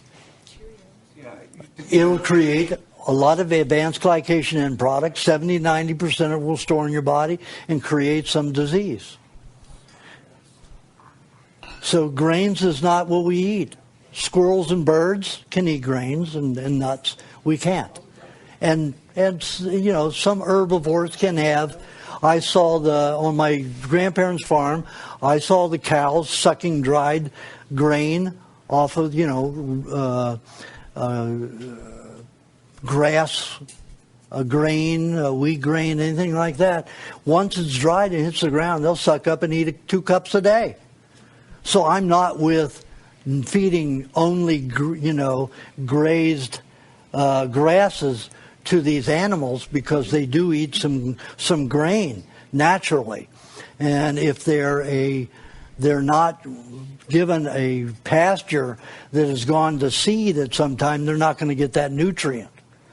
And my grandparents' cattle always had better meat, better tasting meat and better hides when they got their grains in those times of the year when there was seed produced by the grasses. So I'm not for this no grain feeding. I'm just, you know, limited to 2 cups a day, not bags of it a day to make them swollen and fat, but to give them enough fat to keep themselves healthy. So when we eat them, we're eating the healthiest of tissue. Okay? But we don't eat grains. We're not built to eat it. Yes? Kerosene for the acidophilus too that we The buy. what? Is kerosene being used for the acidophilus? Kerosene is not used for acidophilus, but it's still chemically produced. Okay, so I think that maybe other people have the same question.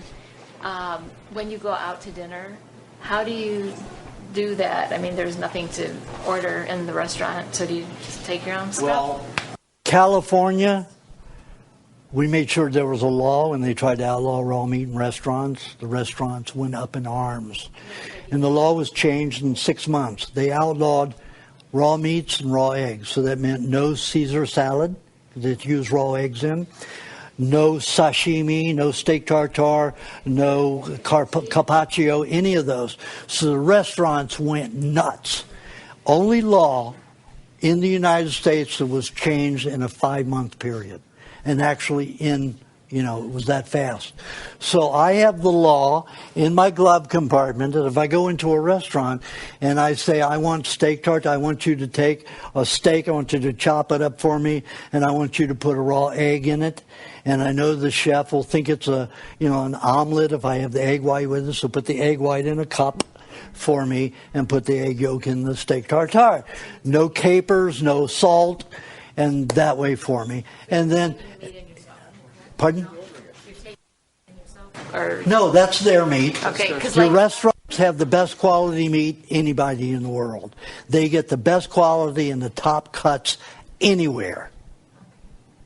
Because they couldn't get anybody to come in if they bought the crap from here or from any market. they get the best quality of everything. And that's agreement with butchers and the restaurants. And they pay for it too. And we pay for it when we eat in a restaurant. We buy. Well, compared to a restaurant within days of butchering, a day of butchering, this meat here is at least 2 weeks old before we see it. Yeah, that's fine. That's fine. But I'm saying if you get in a restaurant, it's no more than 2 days old. Unless it's aged meat. You're getting an aged cut meat. But most restaurants don't carry aged meats. So I take my little, legal, my health department statute in with me, and they would say, oh, we can't serve you raw meat. That's against the law. And I take the little law and I say, see here?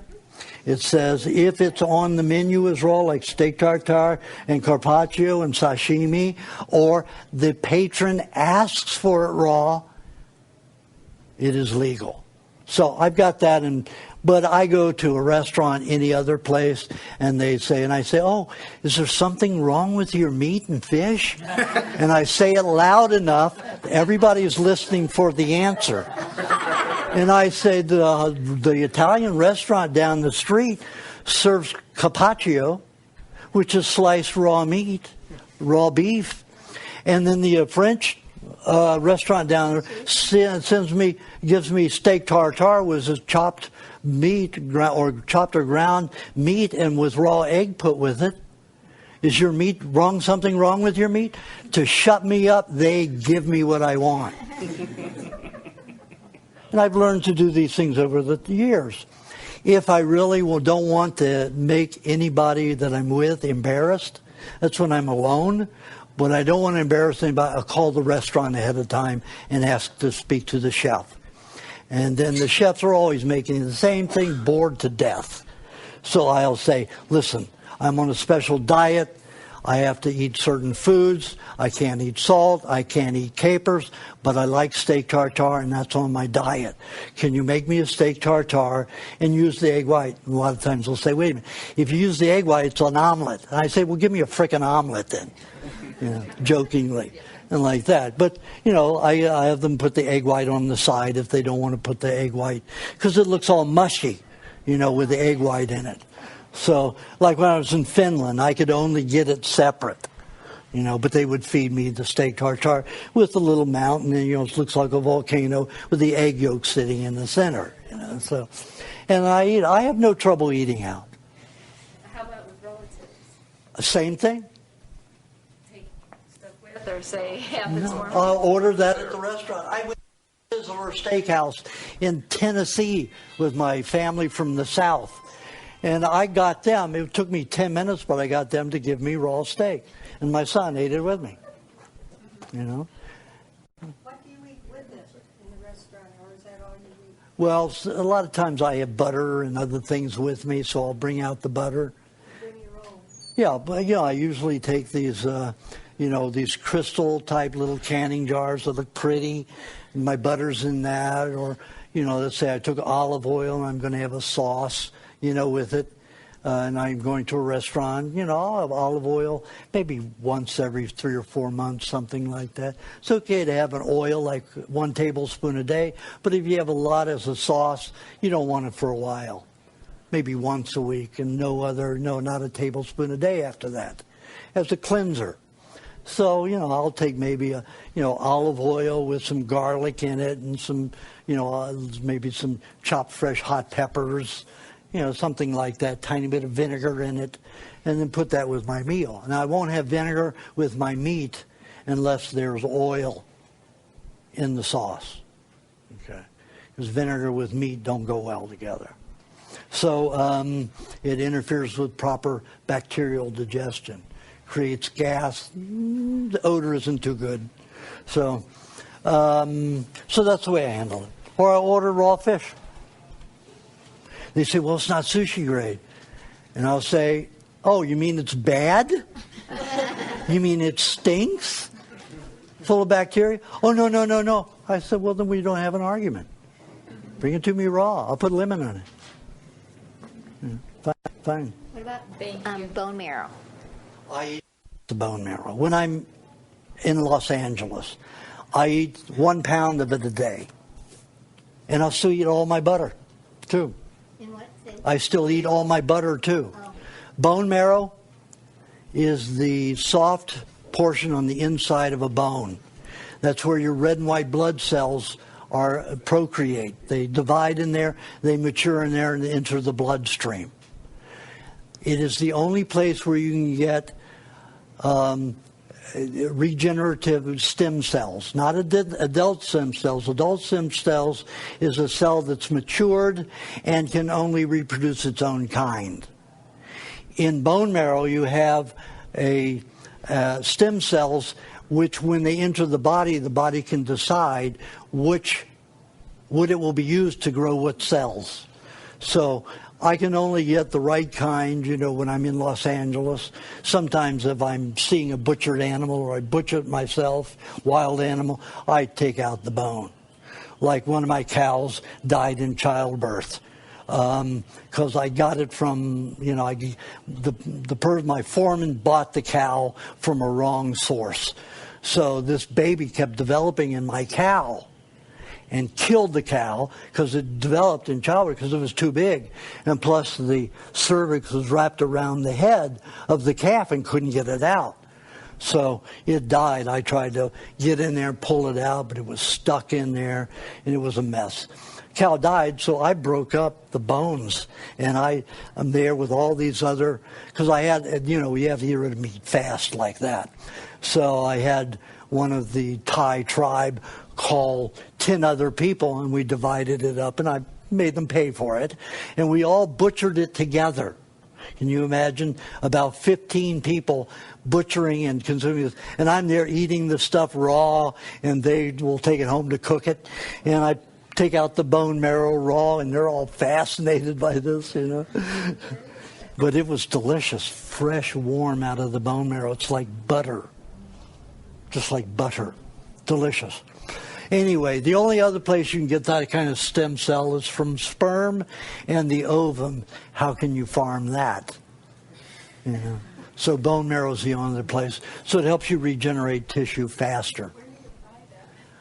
I get mine from North Star Bison in Wisconsin, right outside of Rice, Wisconsin. North Star Bison, they're on the internet. Find them. Where in Wisconsin?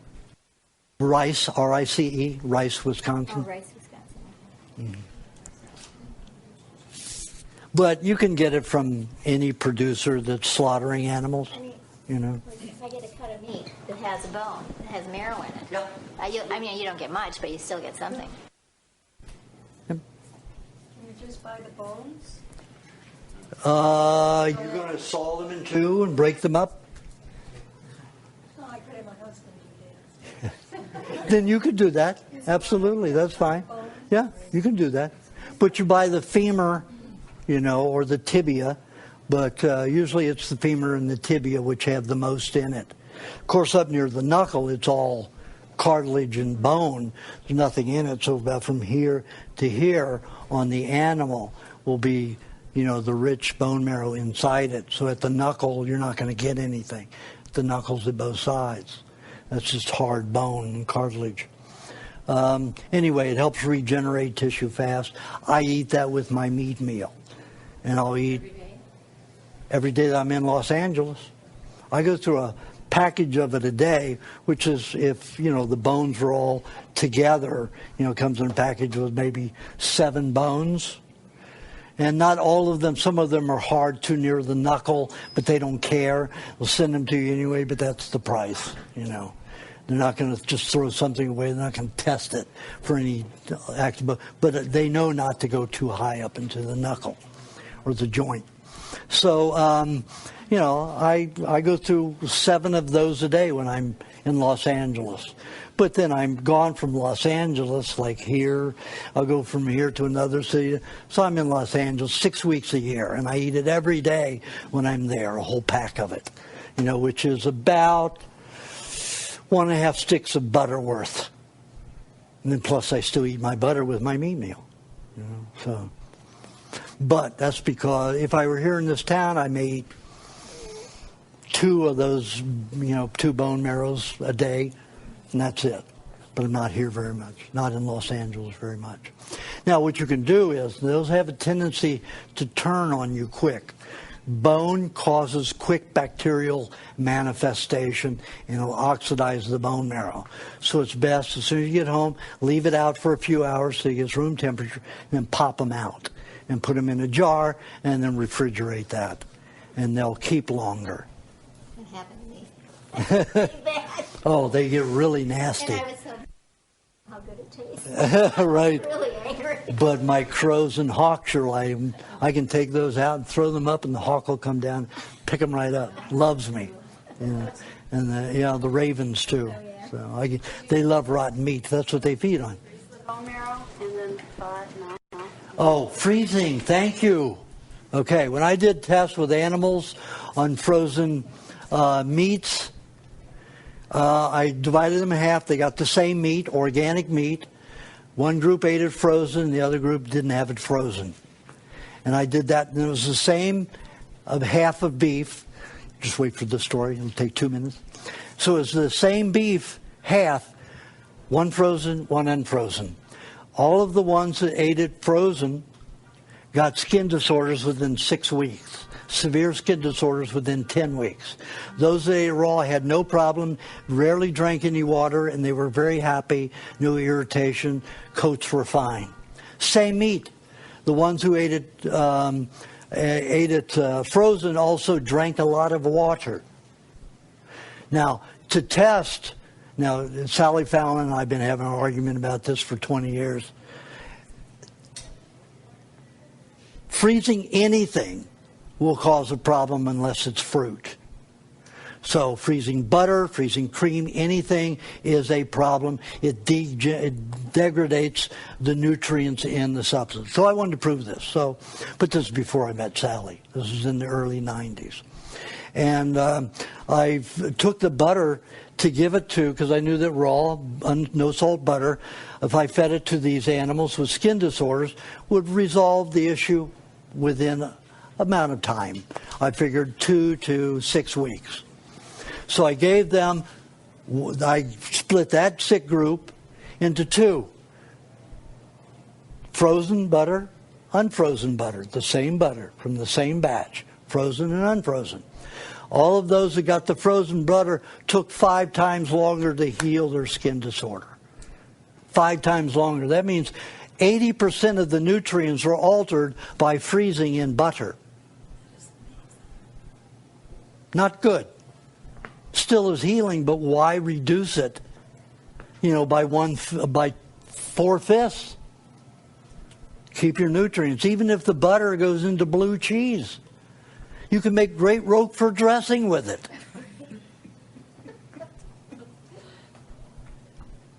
And it's pre-digested. The butter's pre-digested from the molds.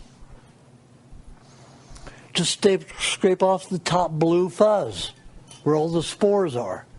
That's all. And eat it. Enjoy it. Okay. You got to go. Bye. And any other questions? Yes. I am totally convinced that we need protein because I was raw vegan and switched back to eating meat. And, especially the raw dairy, the raw meat was a little harder, and I'm not doing a whole lot of that. I saw you squirming. Yeah, I'm not there. But I'm feeling so much better now that I'm doing the raw dairy, the butter, and the eggs. Wait till you get not doing any of the high. But I have a question because a few years ago, I got the book, The China Study. And I was really afraid because in that book he said that the long chain amino acids were much stronger than the short chain, and animal products are short chain because they're complete essential amino acids or whatever, and they're weak. And as human beings, we need long chain, and we can eat incomplete protein, but our bodies will tailor make the long chain, which is stronger and was designed for human beings. And he said that most all degenerative diseases, including Alzheimer's, comes from animal products. So I went off animal products. And now I'm wondering... To somebody who is biggest full of crap. Oh no, crap's healthy. Biggest toxic garbage information there is. You'll read a book called... What is That's that? all garbage. It's all intellectual garbage. Okay, all that's not intellectual real? garbage. Your body will form the change that it needs. Like the body doesn't eat cholesterol unless it has some eggs. There's a little cholesterol in eggs. There's no cholesterol in milk. There's no cholesterol in meat. Your body makes cholesterol. And it's important because it makes the different cholesterols to do everything that happens in your body. Cholesterol is vitally important. You would die without it. You would not be healthy without it. So there's another book out that says something about the China studies, everything that's wrong in the China study. And let me tell you, that's a biochemist that even goes through the intellectual crap that's in there and to prove all the things that are wrong and all the bad conclusions that are formed. That was created, again, they were financed by the Bilderberg community that wants to keep us unhealthy and to create genocide. He was paid by the Bilderberg Trust to write that book. Because he set out to solve world hunger and, the peanuts and... All their ploy. That's a ploy. He is a nice guy, but he's just writing it from a vegetarian standpoint, and I followed that pretty well, but it's vegetarian style, so he's going to tell you what he thinks is good, and that's his opinion. Now, Aajonus has his opinion, and I agree with Aajonus. What's that? He wasn't even a vegetarian. The guy who wrote that book. He lied. In investigating, he's not a vegetarian. The whole book is a lie. And they proved he was a liar. Oh, really? Oh, yeah. He was Because very I know, selective. because he was in some of the groups I used to go to, speaking, and I thought he was... People believe they read instead of using their wits about themselves. I don't believe anything that I read. I have to have it proven to me. I read probably 200 pages of research a day, and I don't believe a word of it. But when I come into circumstances with it, I watch and observe what it does. And 99 times out of 100, the opposite is true. Whenever I hear something coming from the medical profession, I know if I do the exact opposite, I'll be right. 99 times out of 100 times. Literally. Literally. If they tell you to put ice on something, you put heat on something. If they tell you don't eat fats, eat tons of fat. Yeah, absolutely opposite. I'm here because I do the opposite. Everything they say. Drink water, eat salt, eat starches, eat all. I don't do any of that. Do you know about the water? But it was that Dr. Batman Gillage. He said that the more water you drink, yes, the thirstier you're going to get because your body didn't even know it was dehydrated. Now you're waking it up, and now it is thirsty. But he died of dehydration. Okay. Think about that. Think about that. He died of dehydration from all the water he drank. It dries the body. Just That's what you said. Common sense, like I say in the book. Put water on your skin constantly, what happens? It dries out. Put butter and fat on it, what happens? It stays supple and strong. Common sense.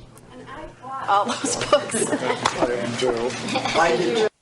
Well, a lot of those studies are like on meat or on cooked meat anyway. Yeah, most studies are on cooked and processed foods, of course. Okay, we're going to take one more? Yes. How often do you substitute avocado for your fat?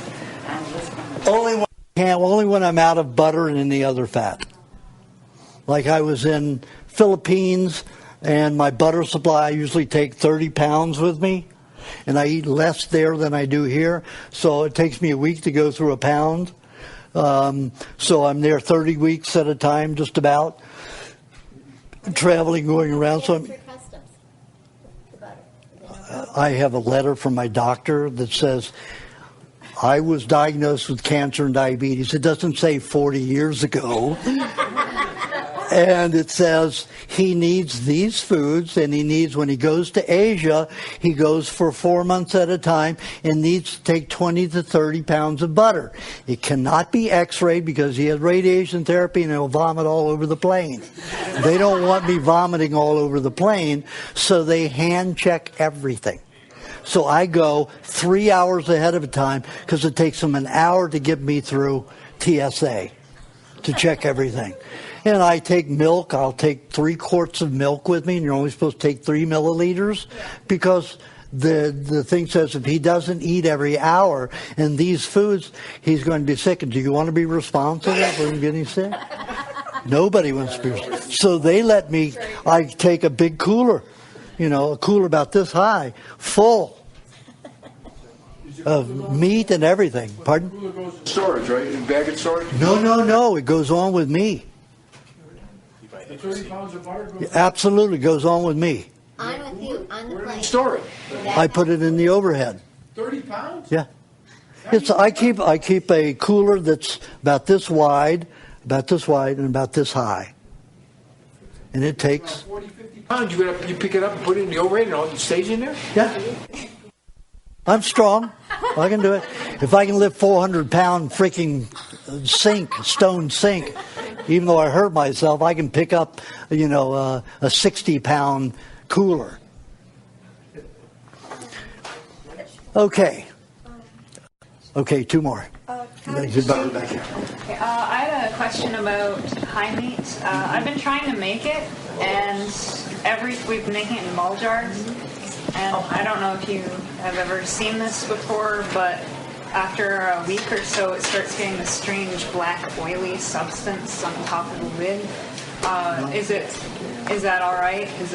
As long as it doesn't drip down on your food. Okay? Do you know what it is? It's a black fungus that eats, evaporated substances, acids from the meat.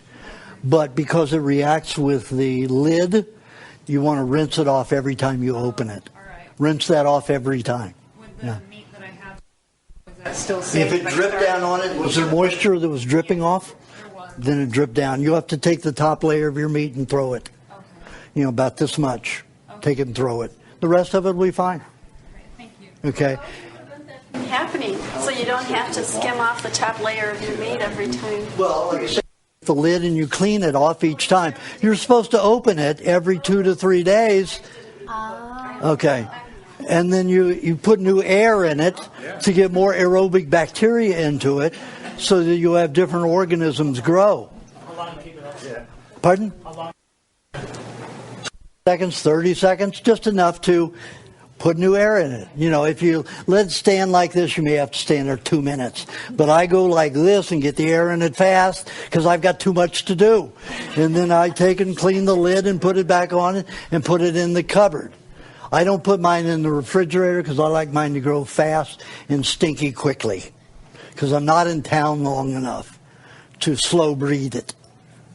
And the juices, the black juices at the bottom, that's the finitely melted stuff. That's the stuff you want most. Drink that liquid, and your brain and nervous system are fed instantly. That's the best. Chop the meat up into the finest pieces. Even grind it and put it in. And it will break itself down fast. It's just like making yogurt, only it stinks. Speaking of grinding, I read or heard that if you blend the raw egg, you're actually damaging the protein. If you drink the raw egg by itself, if you're blending it with milk or some other ingredient, it will encapsulate the egg white and won't damage it. Otherwise, it will oxidize. You were gonna. High meat. Is there a faster way of doing it than the book says? Can you do it faster? Yeah. You take it out of the refrigerator, you spit into it. Yeah, and you can add more bacteria that way. Did you have a question? So would you get really sick if you ate any of that black oily stuff? Probably. Because you're getting there's a plastic that covers that lid. It's not enamel anymore. and you'll probably get some of the PBAs out of it, the phthalates out of the plastic. Yeah. What's your opinion on eating carnivore meat? Please, everyone. What's your opinion on eating carnivore meat versus herbivore? Any animal that eats what it's supposed to, I don't have a problem eating it. I eat lobsters, I eat crabs, clams that eat crap. The fecal matter. Doesn't matter as long as that animal's healthy. If I eat a tiger, and that's the only thing I have to eat, I'll eat that tiger, even though it eats other animals. Not a problem. If you're eating healthy animals, it doesn't matter what kind of animal cells, animal food you eat, as long as they're healthy. One more. No, okay. We got to go. Coconut cream, I just can't take Yes. the time. Yeah, there are 3. The ones in the PDF that I bought from you are no longer making it. The one in Arizona, They are so booked with so many orders. Yeah, but there's going to be another one opening up soon. Renee in Missouri. Yeah, they're doing it now. They're already doing it? Yeah, Renee's doing it. Yeah, I've been getting it from Renee. Original Living Coconut. Yeah. Originallivingcoconut.com, and you can order. I got her number if you want it. Yeah, once a day. And then Bucci's going to be doing it. You want to recommend? It's been stopped in Los Angeles, but it should kick in about 2 weeks. But that's a longer way to get it to travel than Missouri with Renee. Pardon? How about the young coconut, the white coconut? Young coconuts don't have much fat in them at all. They're not mature. So it's not better. It's okay if you have a baby, a young person, or even an adult with some intestinal problems. It helps soothe the intestines. And I eat it when I'm in. It's called buko in Philippines, and I will eat it. And I get the water because I can't get milk sometimes. Like I'm in Manila, I can't get milk. So I take that soft and put it in with the water, and I'll sip on the water and the. Blend it together. If I have a blender, if not, I just shake it up. Oh, really? Yeah. Okay, that's it, folks. Okay, now what we're going to do, we're going to take a little break, and then we'll do the. I am now armed. I have concealed carry weapons in 38 states now. They won't let me have them in Chicago. You cannot have an arm in Chicago, so I can't bring them here. But I'm loaded with tasers. I'm loaded with security devices, detect you coming, and all of that in a hotel room. So nobody's going to get without, jeopardizing their own lives seriously. I've got a 5 million volt taser gun. 1 second of that and you're out for 15 minutes. And the damage that can be done in 15 minutes, big chance on your life. So I am well protected now. And I'm also had 6 weeks of heavy tactical training. And there's a great company called Front Sight. They're frontsight.com.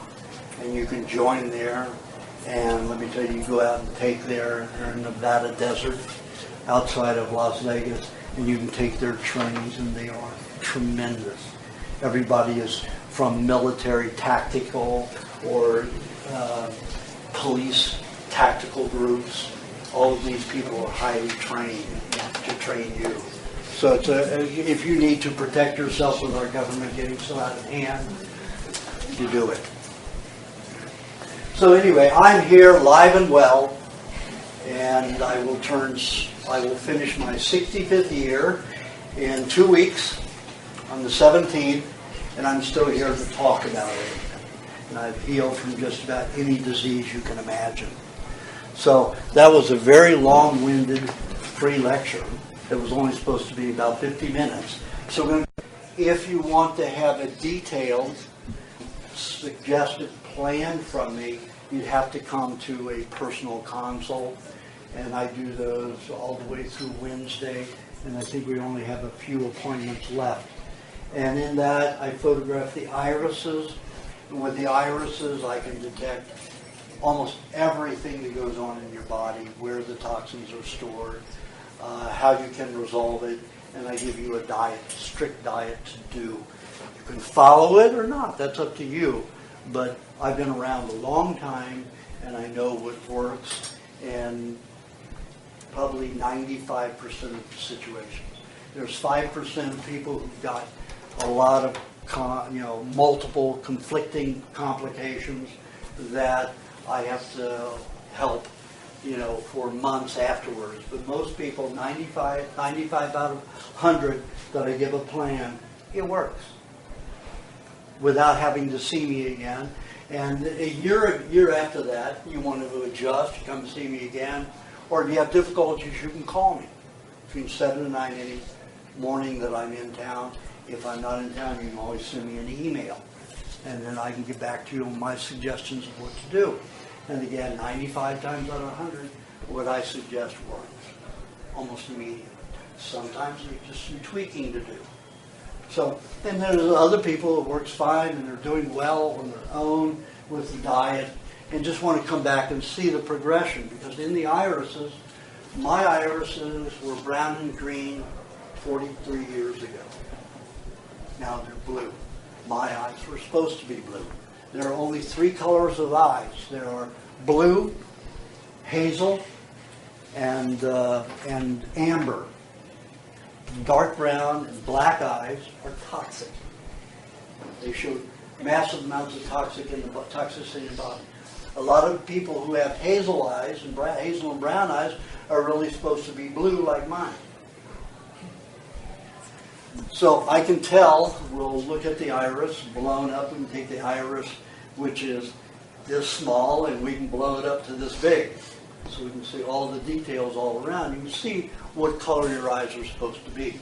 Each year, if you stay on a good diet, your eyes, the toxins will leave the body, and your eyes will clear where those toxins have been removed.